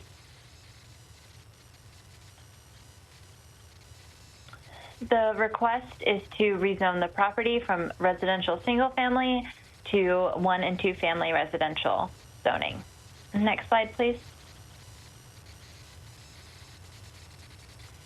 Staff's recommendation is to approve. Next slide, please. The site is shown in gray on the slide along the eastern side of Arthur Avenue. The site is 7,400 square feet and is currently vacant. Alley 537 runs at the rear property line of the site. The surrounding properties, as you can see from the aerial, are primarily zoned single-family residential, as is the subject site, with some properties commercially mixed use and some pockets of 1 and 2 family residential zoning as well. The site is located right across from a park, which is shown with the triangular parcel as well. The land uses of the surrounding area are consistent with the zoning, which is primarily single-family residential with some 1 and 2 family uses. Next slide, please. The policy on the site is T4 Urban Neighborhood Evolving Policy. So with this policy that's shown in purple on the screen, for these blocks right around the park in the darker purple, you can see that this policy, it's really intended to create and enhance neighborhoods by improving housing choice and creating additional development in areas that are currently vacant or underdeveloped, and considering those increases in intensity still in the neighborhood level and consistent with the surrounding properties. So this site, it exceeds the minimum lot size of the proposed zoning district, R6A. It has frontage along a public street, as well as access to the alley at the rear of the site. The proposed zoning is using the alternative zoning district, which provides development standards that would help create an urban and built form that's in line with the urban intent of the policy. Additionally, the site is located south of the Buchanan Street, which is an active mixed-use corridor. Next slide, please. For all the reasons previously mentioned and the consistency with the policy, staff recommends that the rezoning be approved. And that concludes my presentation. Thank you. Thank you. All right, so let's go ahead and open the public hearing. If the applicant is on the line, we'll have 2 minutes. Is the applicant on the line? Yes, ma'am. Yes, ma'am. This is Stephen Bolton. Thank you guys for your time. So I'm proposing 1712 Arthur Avenue, 37208. My brother and I purchased a lot together. These will be our first time home purchases. And so we purchased a lot for $215,000, I guess with hopes of building, you know, just a duplex right there. He would on one side, I would on the other side. And just, you know, I live downtown right now, you know, in an apartment building.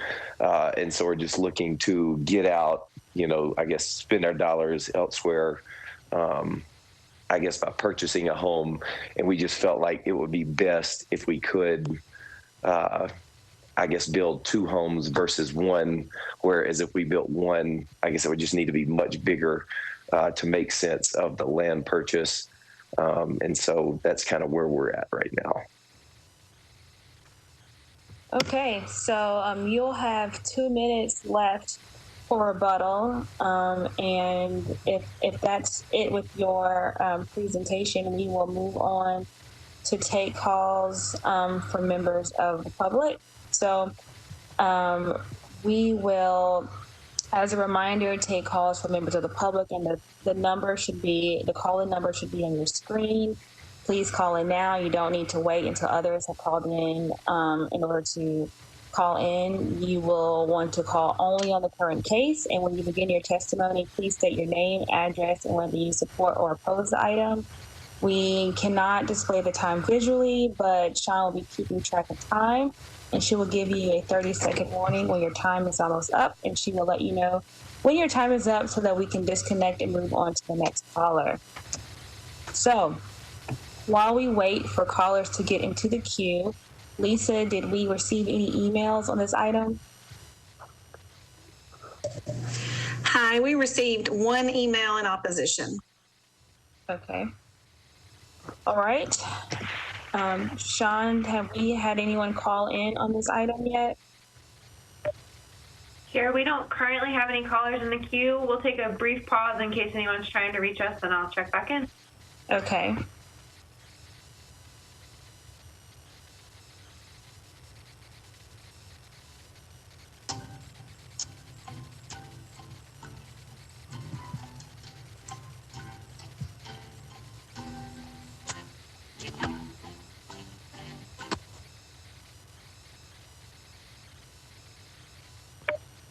Here, we have no callers in the queue for this item.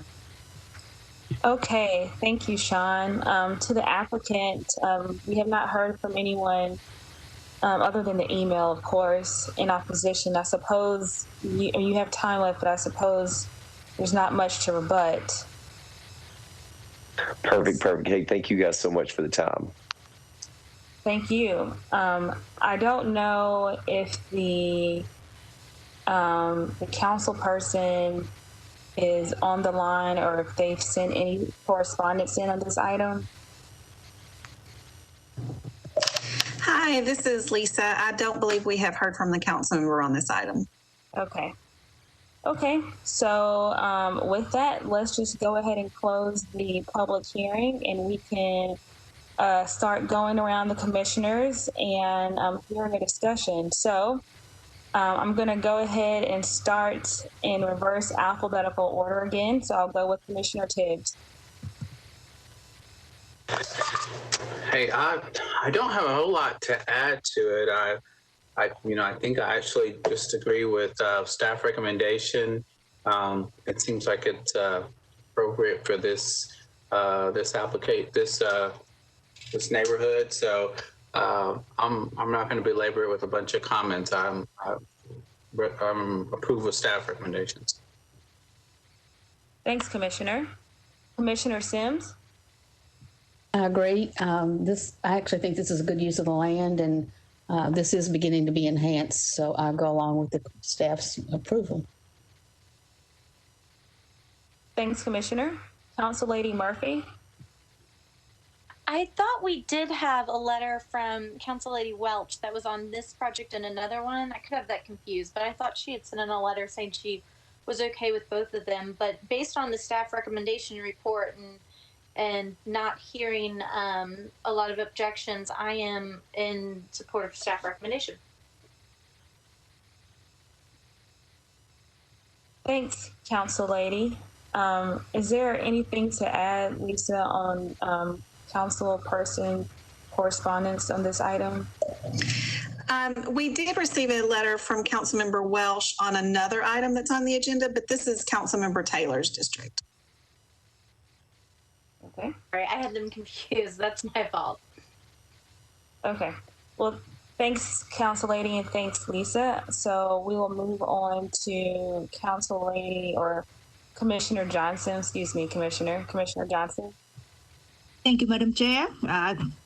I think staff report is right on. First time when I saw it, it's a mid-block, but, it's a T4 neighborhood evolving, and, everything staff mentioned is right on, so I have no problem. I'm in support of the staff recommendation. Thanks, Commissioner. And Commissioner Haynes?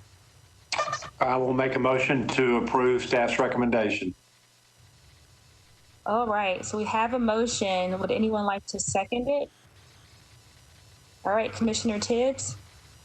Second. Okay, so we have a motion and a second. Are there any comments, any discussion to be made? Okay, if not, let's just go ahead and go to the roll call vote. So I will start with Commissioner Haynes. Approve. Commissioner Johnson. Aye. Council Lady Murphy. Aye. Commissioner Sims. Aye. And Commissioner Tibbs. Aye. Okay, so we have all ayes. The motion is approved unanimously, which would be the staff's recommendation of approval. So I feel like everyone is ready to keep going. So I'm going to say let's keep going to the next item, which would be item 27. Good evening, Planning Commissioners. This is Patrick Napier. I'd like to check audio before we begin. You sound good to me. Okay, we'll get started. Again, this is Patrick Napier presenting item 27 on behalf of Planning Land Development. Next slide, please. This is a request to rezone from RS10 to R8A zoning. Next slide, please. Staff's recommendation is to disapprove the requested R8A zoning district and approve the R10 zone district. Next slide, please. The site is located at 1911 Haley Avenue, approximately 315 feet northeast of Esther Avenue, and contains 0.45 acres. Next slide, please. Current zoning is RS10, which requires a minimum 10,000 square foot lot and is intended for single family dwellings. Next slide, please. The policy for the site is T3 Suburban Neighborhood Evolving, which is intended to create and enhance suburban residential neighborhoods with more housing choice, improved connectivity, and moderate density development patterns. Next slide, please. The surrounding land uses contain a mixture of single and two-family residences. The surrounding area is predominantly zoned RS10. The subject property is located within the interior of the neighborhood, which is accessed via a network of local streets. The requested zone district, R8A, would yield 4 units, 2 units on 2 separate lots, which represents an increase of residential intensity far beyond the existing context. Staff recommends the R10 zone district, which would permit a development of no more than 2 units on 1 lot, which represents a modest increase in the intensity of the site. The R10 zone district will achieve the goal of the policy to create suburban neighborhoods with moderate density housing and additional housing choice. The T3ME policy indicates that successful infill redevelopment takes into account the existing developed character and proximity to centers and corridors, as well as planned or existing infrastructure to support increased residential intensity. The subject parcels are located several blocks from the nearest corridor, and the property is not located within a center as identified in the North Nashville Community Plan. Due to the location of the property within the interior of the neighborhood and the context of the surrounding area, staff finds the requested zoning to be inconsistent with the policy. Next slide, please. Therefore, in conclusion, staff recommends disapproval of the requested R8A zone district and approval of the R10 zone district. Thank you. Thank you. So we will open the public hearing on this item. If the applicant is on the line, you have 10 minutes. We will keep track of time and give you a 2-minute warning, and you can reserve 2 minutes for rebuttal if necessary. So applicant, if you are on the line, you may go ahead.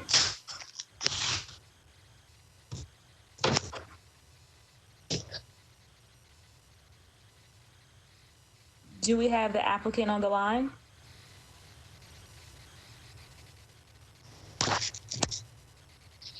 Yes, I'm on the line. Okay. Well, you have 10 minutes. and you can reserve 2 minutes for rebuttal if necessary. So you can go ahead. Hey, yes, ma'am. Well, I purchased this property about a few months. Not a large lot. The lot is 150. And just,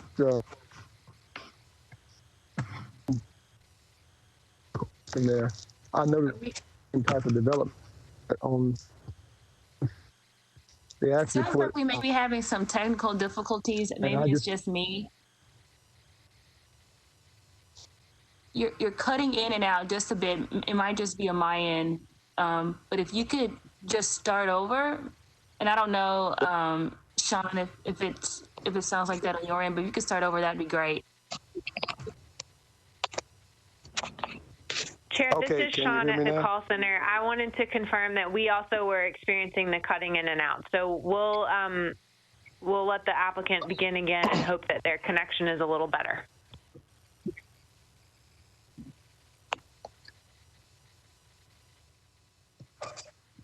Oh, okay, applicant, you can go ahead.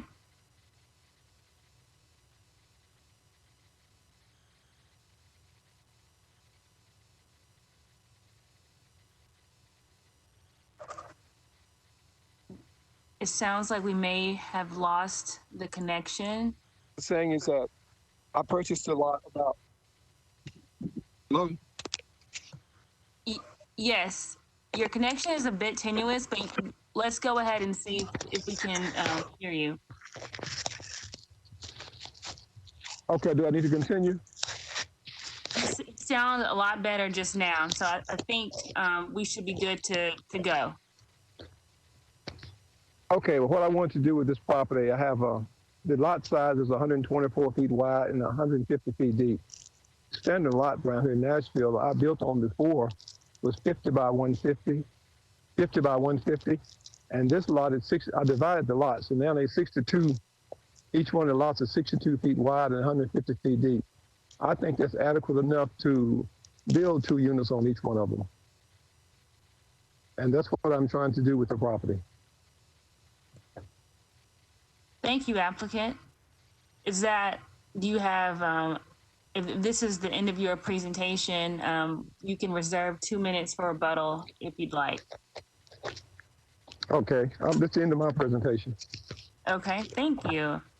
Okay, so we are now ready to take calls from members of the public who would like to call in. Your screens, of course, should show the call-in number. Please go ahead and call in now and don't wait until others have called in or have finished speaking. As a reminder, please only call in on the current case, and when you begin your testimony, please state your name, address, and whether you support or oppose the item. We're not able to display the time visually, but Sean will be keeping track of time and will let you know when you have 30 seconds to go, and we'll let you know when your time is up so that we can disconnect and move on to the next caller. So while we wait for our callers to get into the queue, Lisa, do we have any emails on this item? Hi, we received one email in opposition to the requested R8A zoning. Okay. Sean, do we have any callers yet in the queue? Chair, we currently have no callers in the queue for this item. We'll take just a brief pause in case anyone's trying to call, and I'll check back in. Okay, sounds good.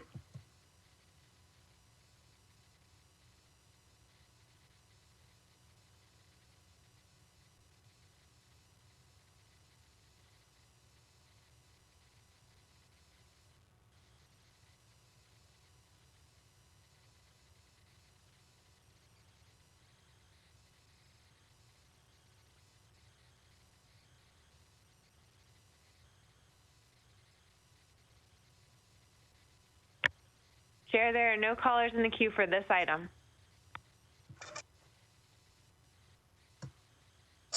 Okay, thanks, Sean. I do see the council lady on the call. Council lady, would you like to speak to this item?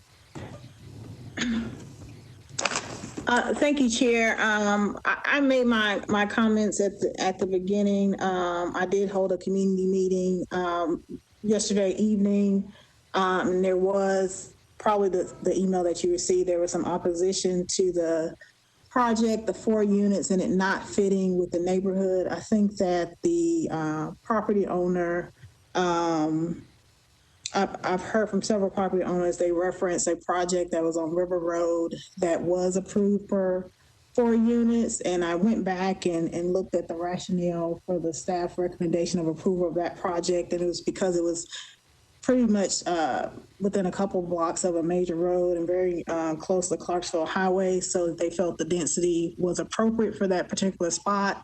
This particular project is deeper in the neighborhood. Again, there was a similar project maybe a couple of months ago where a property owner wanted to do 4 units not far from 1911 Haley Avenue, and that was also recommended for disapproval and approval for the R10 instead of R8. I echo the sentiments of the person that emailed in opposition about wanting development that respects the integrity of the neighborhoods in the area, that doesn't deviate too much from the look and feel of the neighborhood. That's a very quiet street, Haley Avenue, single family homes. The lots are smaller, which is why I think that having 2 units is okay. At 1911 Haley Avenue, it's the largest lot on the street with almost half an acre. So I can accept the staff recommendation that it be R10 instead of R8. I do agree that is a better fit for the neighborhood, and I hope that the property owner is okay with just doing the 2 units instead of 4. Okay, well, thank you, Council Lady, for sharing your thoughts and relaying the neighbors' concerns. So with that, we will go ahead and close the public hearing, and we can start the discussion with the commission. I will go ahead and start with Commissioner Haynes. I think staff has analyzed this very well. I happen to agree that given the location of the neighborhood, the R10 zoning makes more sense. I'm going to support staff's recommendation. Commissioner Johnson. Thank you, Madam Chair. I do agree based on the size of the lot. I can see 2 units in that parcel.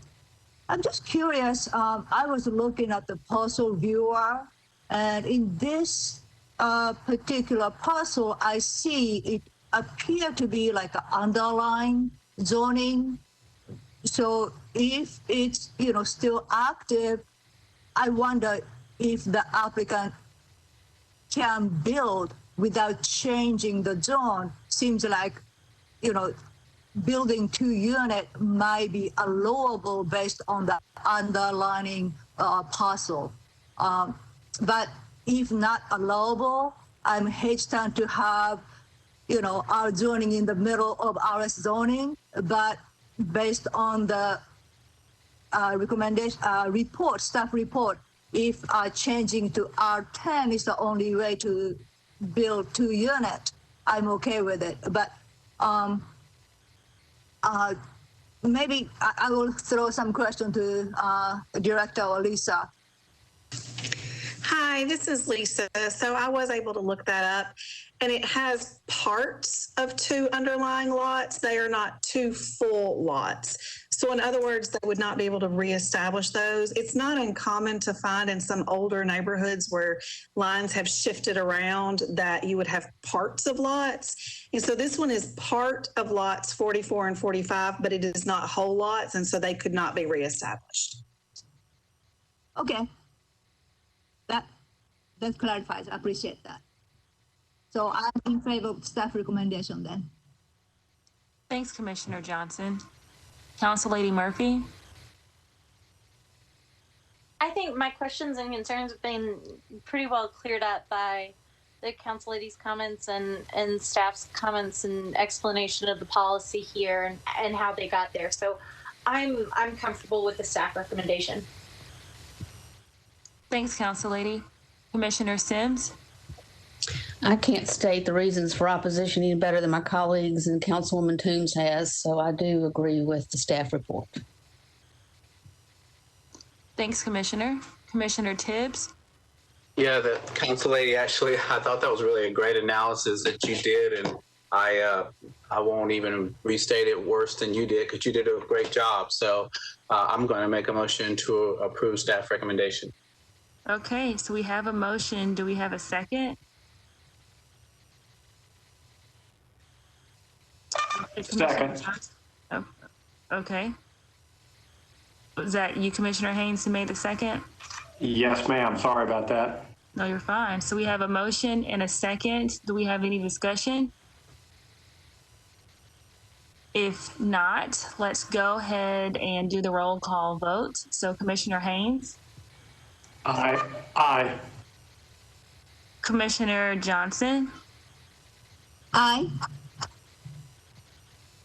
Council Lady Murphy? Aye. Commissioner Sims? Aye. And Commissioner Tibbs? Aye. Okay, well, the vote has passed, motion approved unanimously, so we can go ahead and move to the last item to consider, which would be item number 28. I'm assuming everyone's still ready to keep going. All right, so item 28. This is Patrick Napier presenting item 28 for planning land development. Next slide, please. This is a request to rezone from RS5 to R6A zoning. Next slide, please. Staff's recommendation is to approve. Next slide, please. The site is located at 119 Oriole Avenue, approximately 400 feet west of Miller Street, and contains 0.27 acres. Next slide, please. The site is currently zoned RS5, which requires a minimum 5,000 square foot lot and is intended for single family dwellings. Next slide, please. The site is located within a policy area of T4 neighborhood maintenance, which is intended to maintain the general character of existing urban residential neighborhoods. These areas will experience some change over time when buildings are replaced or expanded, and when this occurs, efforts should be made to retain the existing character of the neighborhood. These areas are served by high levels of connectivity with complete street networks, sidewalks, bikeways, and existing or planned mass transit. Enhancements may be made to improve pedestrian, bicycle, and vehicular connectivity. Next slide, please. The surrounding neighborhood contains a diverse mixture of residential uses. These uses include single-family, two-family, and multifamily residential. The image on the screen provides a general land use map. The yellow color is a single-family use. The orange color is a two-family or duplex use, and the dark green color is institutional uses. We do have a multifamily use in the top right corner, which was an SP that was approved in 2017. The proposed zone district would permit a two-family unit or detached accessory dwelling unit, which would create additional housing options within the neighborhood. The proposed district requires that buildings be placed at the street, parking be located behind structures and away from the street, and that access be derived from alleyways. The additional density permitted by the proposed district is also appropriate given its proximity to Foster Avenue. The major and collector street plan identifies Foster Avenue as an arterial street shown just to the left of this property. The subject property is highlighted in red. And Foster Street as an arterial street contains significant planned infrastructure improvements such as 8-foot wide sidewalks and separated bike lanes. Next slide, please. In conclusion, staff's recommendation is to approve as the request is consistent with the T4 neighborhood maintenance policy in this location. Thank you. Thank you. Okay, so with that, we will open the public hearing. If the applicant is on the line, you will have 10 minutes. We'll be keeping track of time, and you can have 2 minutes reserved for rebuttal if necessary. So applicant, if you are on the line, you may go ahead. Good evening. Can everyone hear me? Yes. Okay, perfect. So my name is Mitra Sharifi, and I am the owner and applicant of 119 Oriole Avenue. I am requesting a rezoning from RS5 to R6A. which changes the property from a 1-unit to a 2-unit dwelling. And I am not a developer. I'm just a homeowner and neighbor. Next slide, please. So this is my lot and just some of the features. It has, oriel frontage, over 50 feet in the front, and then alley access over 135 feet on that side. And the square footage of the lot, I think the requirement is either 5,000 or 6,000 square feet, and it's actually 11,761, excuse my typo. It was previously zoned R6, and it did pass the traffic study, parking, and fire marshal recommendations, which were given and approved with conditions. Next slide, please. So just, what are some of my goals? Things that I will not be doing with my property. One, I won't be putting in the dreaded tall and skinnies. Also, based upon some of my research, I feel like there's some type of restrictions there. I don't know if it's like the UZO or whatnot, but I will not be bringing additional short-term rental. And I'm going to be, I will not be inconsistent with what already exists in my neighborhood and the surrounding areas. I do walk around a lot for exercise, especially during these times, and I've seen that, there are a lot of structures, and this is something that is consistent with the neighborhood, and I will not be sacrificing the essence of the current neighborhood as well. What I aspire to do is maintain the character of our very charming neighborhood in Woodbine and align with the community character manual, which I did read. I would like to provide affordable long-term housing and really do a thoughtful improvement that is contiguous with the neighborhood. And like I had mentioned, be consistent with other homes. And then also, hopefully kind of revitalize the alley because we do have dumping. Next slide, please. Just a little picture here of some of this. It's like kind of directly behind my house and a little ways down. So I'm hoping this will help to improve this as well. Next slide, please. And then my why. During these unprecedented times of COVID-19, which I actually unfortunately did contract the virus, but I realized that there is a necessity to find ways to, really utilize my asset, my home, really the largest one that I have, because I was impacted financially and lost income at my job while out of work. I'm also looking to provide an affordable long-term living option for those in need of housing in Nashville proper, because I am aware that we have a shortage of that. Also, just thinking about the future, I have a concern for housing my aging parents in the years to come, and providing an alternative to a nursing home, and also a secure place to park myself as a single woman, and also to really, just protect myself from the elements. Next slide, please. And this is the projected location of the structure, which is access from the alley. The first picture is actually taken in the backyard. So I don't really know, I guess, pending codes, approval and setbacks, but I assume, maybe somewhere where the trees are moving backwards. And then the other picture shows kind of where I was envisioning the parking to be accessible from as well. Next slide, please. So this is something that I'm looking at. Not sure if, whether I'm going to do the detached garage with the apartment above or just like a kind of a small quaint cottage that's similar to my current home, which has a footprint of 1,085 square feet. But this is something that I'm kind of deciding between, but I did like this that I saw, which is not an exact rendering, but from Pinterest. And as we spoke about and aligning with the requirements, the access to this is within the alley as well. Next slide, please. And then here's just a sample floor plan for that, and something that I've, really liked and would consider something like this. Next slide, please.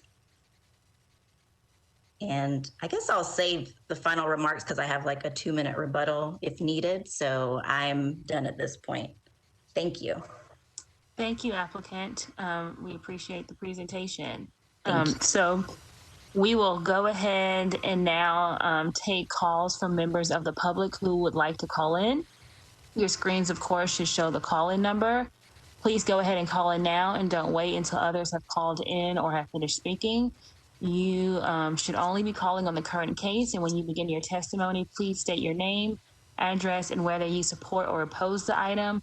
We're not able to display the time visually, but Sean will be keeping track of time, and we'll give you a 30-second warning when your time is almost up, and we'll let you know when your time is up so that we can disconnect and move on to the next caller. So while we wait for callers to get into the queue, Lisa, did we receive any emails on this item? Hi, yes, we received 4 emails in support of this item, and we did receive indication from Councilmember Welsh that she is supportive as well. I believed we received a couple of phone calls in opposition. Okay. Do we have any calls currently in the queue? Hi, Chair. We do have callers in the queue. We're working on getting the first one placed into the meeting now. Okay, great. And Chair, you have the first caller. Okay, welcome. You have 2 minutes, and please state your name and your address. Okay, thank you. My name is Valerie Parham, and I live at 2303 Foster Avenue, and I'm calling in support for 119 Oriole Avenue. Thank you, caller. You're welcome. Thank you. So we have another call in the queue, Sean?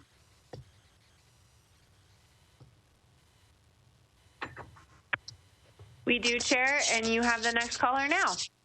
Okay, welcome. Please state your name and your address, and you have 2 minutes. This is Jim Shear. I live at 116 Oriole Avenue, and I'm in support of what I've seen on the screen, and I just have a question for the applicant to confirm, or for the commission, is that the frontal property will remain the same? That's my question. Thank you. Good evening. Yes, based upon my resources and current plans, the front-facing property will remain the same. Okay, thank you. Do we have another caller in the queue? Chair, we have no additional callers on this item. Okay, well, applicant, I know you had 2 minutes reserved for your final remarks, perhaps anticipating the need to rebut. Would you like to use the 2 minutes for those final remarks? Obviously, there's really no need to rebut, but you had final remarks that I think you had planned on giving. If you feel like it's not really a need, that's fine. I guess in closing, I'd like to thank everyone for their time and consideration, and really kind of enjoyed, I know it's lengthy, but enjoyed being a part of this process, and want to thank my councilperson, Jenny Welsh, and Patrick Napier for helping me throughout this process, the entire planning committee and commissioners as well. And I just hope to have your support. Thank you. Thank you, applicant. And Lisa, you did note the council members' correspondence on this item, so we do know that. And so with that, we can go ahead and close the public hearing and open up this item for discussion. Just because you haven't gone first tonight, I don't think, Commissioner Sims, would you like to go ahead? Well, thank you, Councilwoman. Get me when I'm brain dead. So, I really love Ms. Sharifa's comments and her love for the neighborhood and her desires for her future. I am concerned, though, when I make a decision out of the heart, because somebody's going to offer money that she can't refuse, or something's going to come along, and we can't base those kind of decisions on emotions as strongly as I would like to. Usually when you see something like this in a neighborhood that is zoned neighborhood maintenance, and, you know, single dwelling homes are going to go to duplexes, it scares me, and I just don't really like doing this. But I think in this case, let me just say that I want to listen to what the rest of the people say, because it does make me nervous. I've seen it all over town where single dwelling homes are turning into duplexes in the name of density. not realizing that we really are driving up costs and ruining the little affordability we have. So I'll listen. Thanks, Commissioner. I'll go to Commissioner Tibbs. Yeah, I really liked her presentation. I thought actually she did a really good job, and I really could feel see the interest and passion behind what her plan was. And I think it's very, works well with the community. And I think she's got her ideas, and almost her lack of complexity made it even easier for me to be agreeable to it. So I'm right now, I'm going with staff recommendation. Thanks, Commissioner. Commissioner Haynes. I will also support staff's recommendation. Commissioner Johnson. Thank you, Madam Chair. Yeah, I too have or had a concern, same as Commissioner Sims, considering this is a neighborhood maintenance policy. However, this is T4 neighborhood maintenance, not T3. So it might be helpful if Lisa, our director, can briefly explain to us difference and policy intent of T3 neighborhood maintenance and T4 neighborhood maintenance. Sure. Hi, this is Lisa. I'm happy to go through that. We do see T4 urban neighborhood maintenance a bit different than suburban neighborhood maintenance, especially in an area such as this, where we have an existing urban infrastructure pattern. So where we have existing alleys, which we have in this case, immediately adjacent to the property, we definitely see that a little bit differently because we're able to put small increases in density in a way that can be supported by infrastructure that the city has already put in place and is maintaining. Also in this case, we are very close to Foster Avenue, which is designated as an arterial and has some additional urban infrastructure, including bike lanes that, we talk about as being important. And so in this case, where we have urban maintenance, we may expect a little bit more change, given that we do have those urban infrastructure to serve slight increases in intensity. You can also see on the map that's on the screen that we do already have some two-family uses interspersed throughout the neighborhood, sort of telling you that some increases of intensity are okay. Maintenance doesn't necessarily mean that you won't have any change. It just means that you would have change in appropriate locations when you're dealing with an urban context. Thank you, Lisa. It's very helpful, especially until I see this color-coded map and existed duplex use. Changing one parcel from single zoning to our zoning, I was really concerned. But in this particular neighborhood and a particular parcel, seems like under this policy allowing our 6A zoning kind of makes sense. So I am inclined to staff recommendation. Thank you, Commissioner Johnson. And Council Lady Murphy. I think that this image that we have up right now also helps us to see how it the R6 or the 201 lot and the different uses are kind of scattered throughout, especially when we're talking about the maintenance policy and things like that. I know we've had a lot of discussion over this last year and a half about on corner lots and things like that, and the fact that this is it's got an alley beside it, and I mean there's just a little bit different structure of this block than the other blocks, and so this doesn't scream bad idea to me. I think it makes sense here where I don't think it makes sense in other places, so I think I can support staff's recommendation. Thank you, Council Lady Murphy.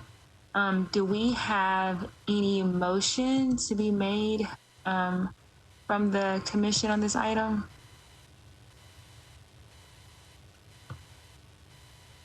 Okay, Commissioner Haynes? I will move approval of staff's recommendation.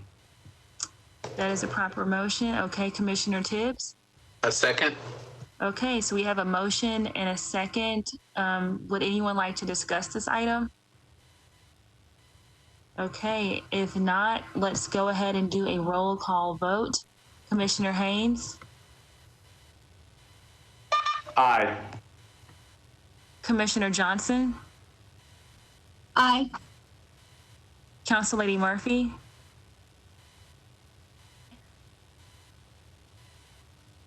Aye. Commissioner Sims? No. Commissioner Tibbs? Aye. Okay, so the motion is approved. We have 1 no and the rest are ayes. So we have completed the items we are going to hear tonight. Let's move on to other business. Commissioner Johnson, do we have any report from the historic?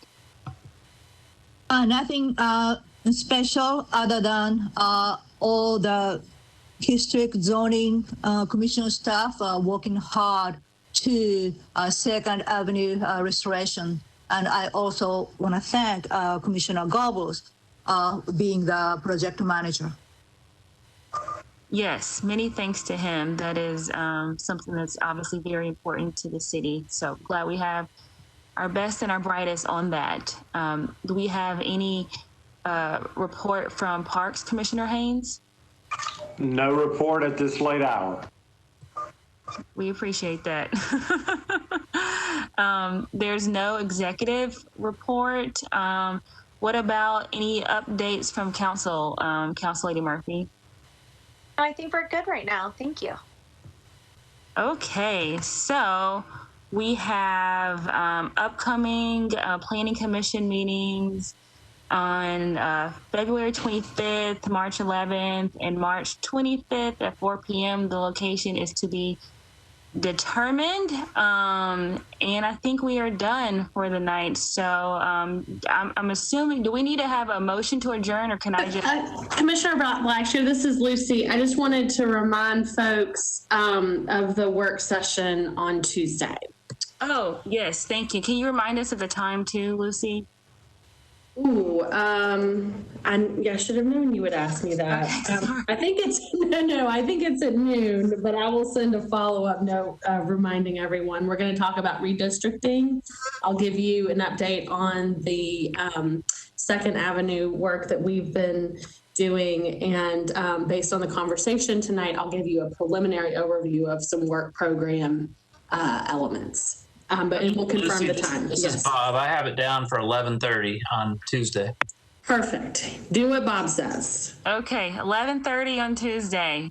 We have a workshop coming up, so I know the commission members will be excited about that.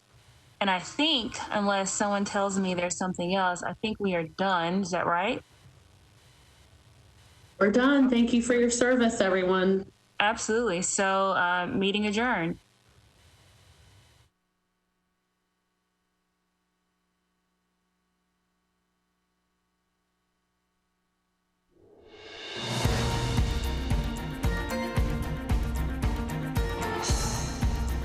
This has been a service of the Metro Nashville Network.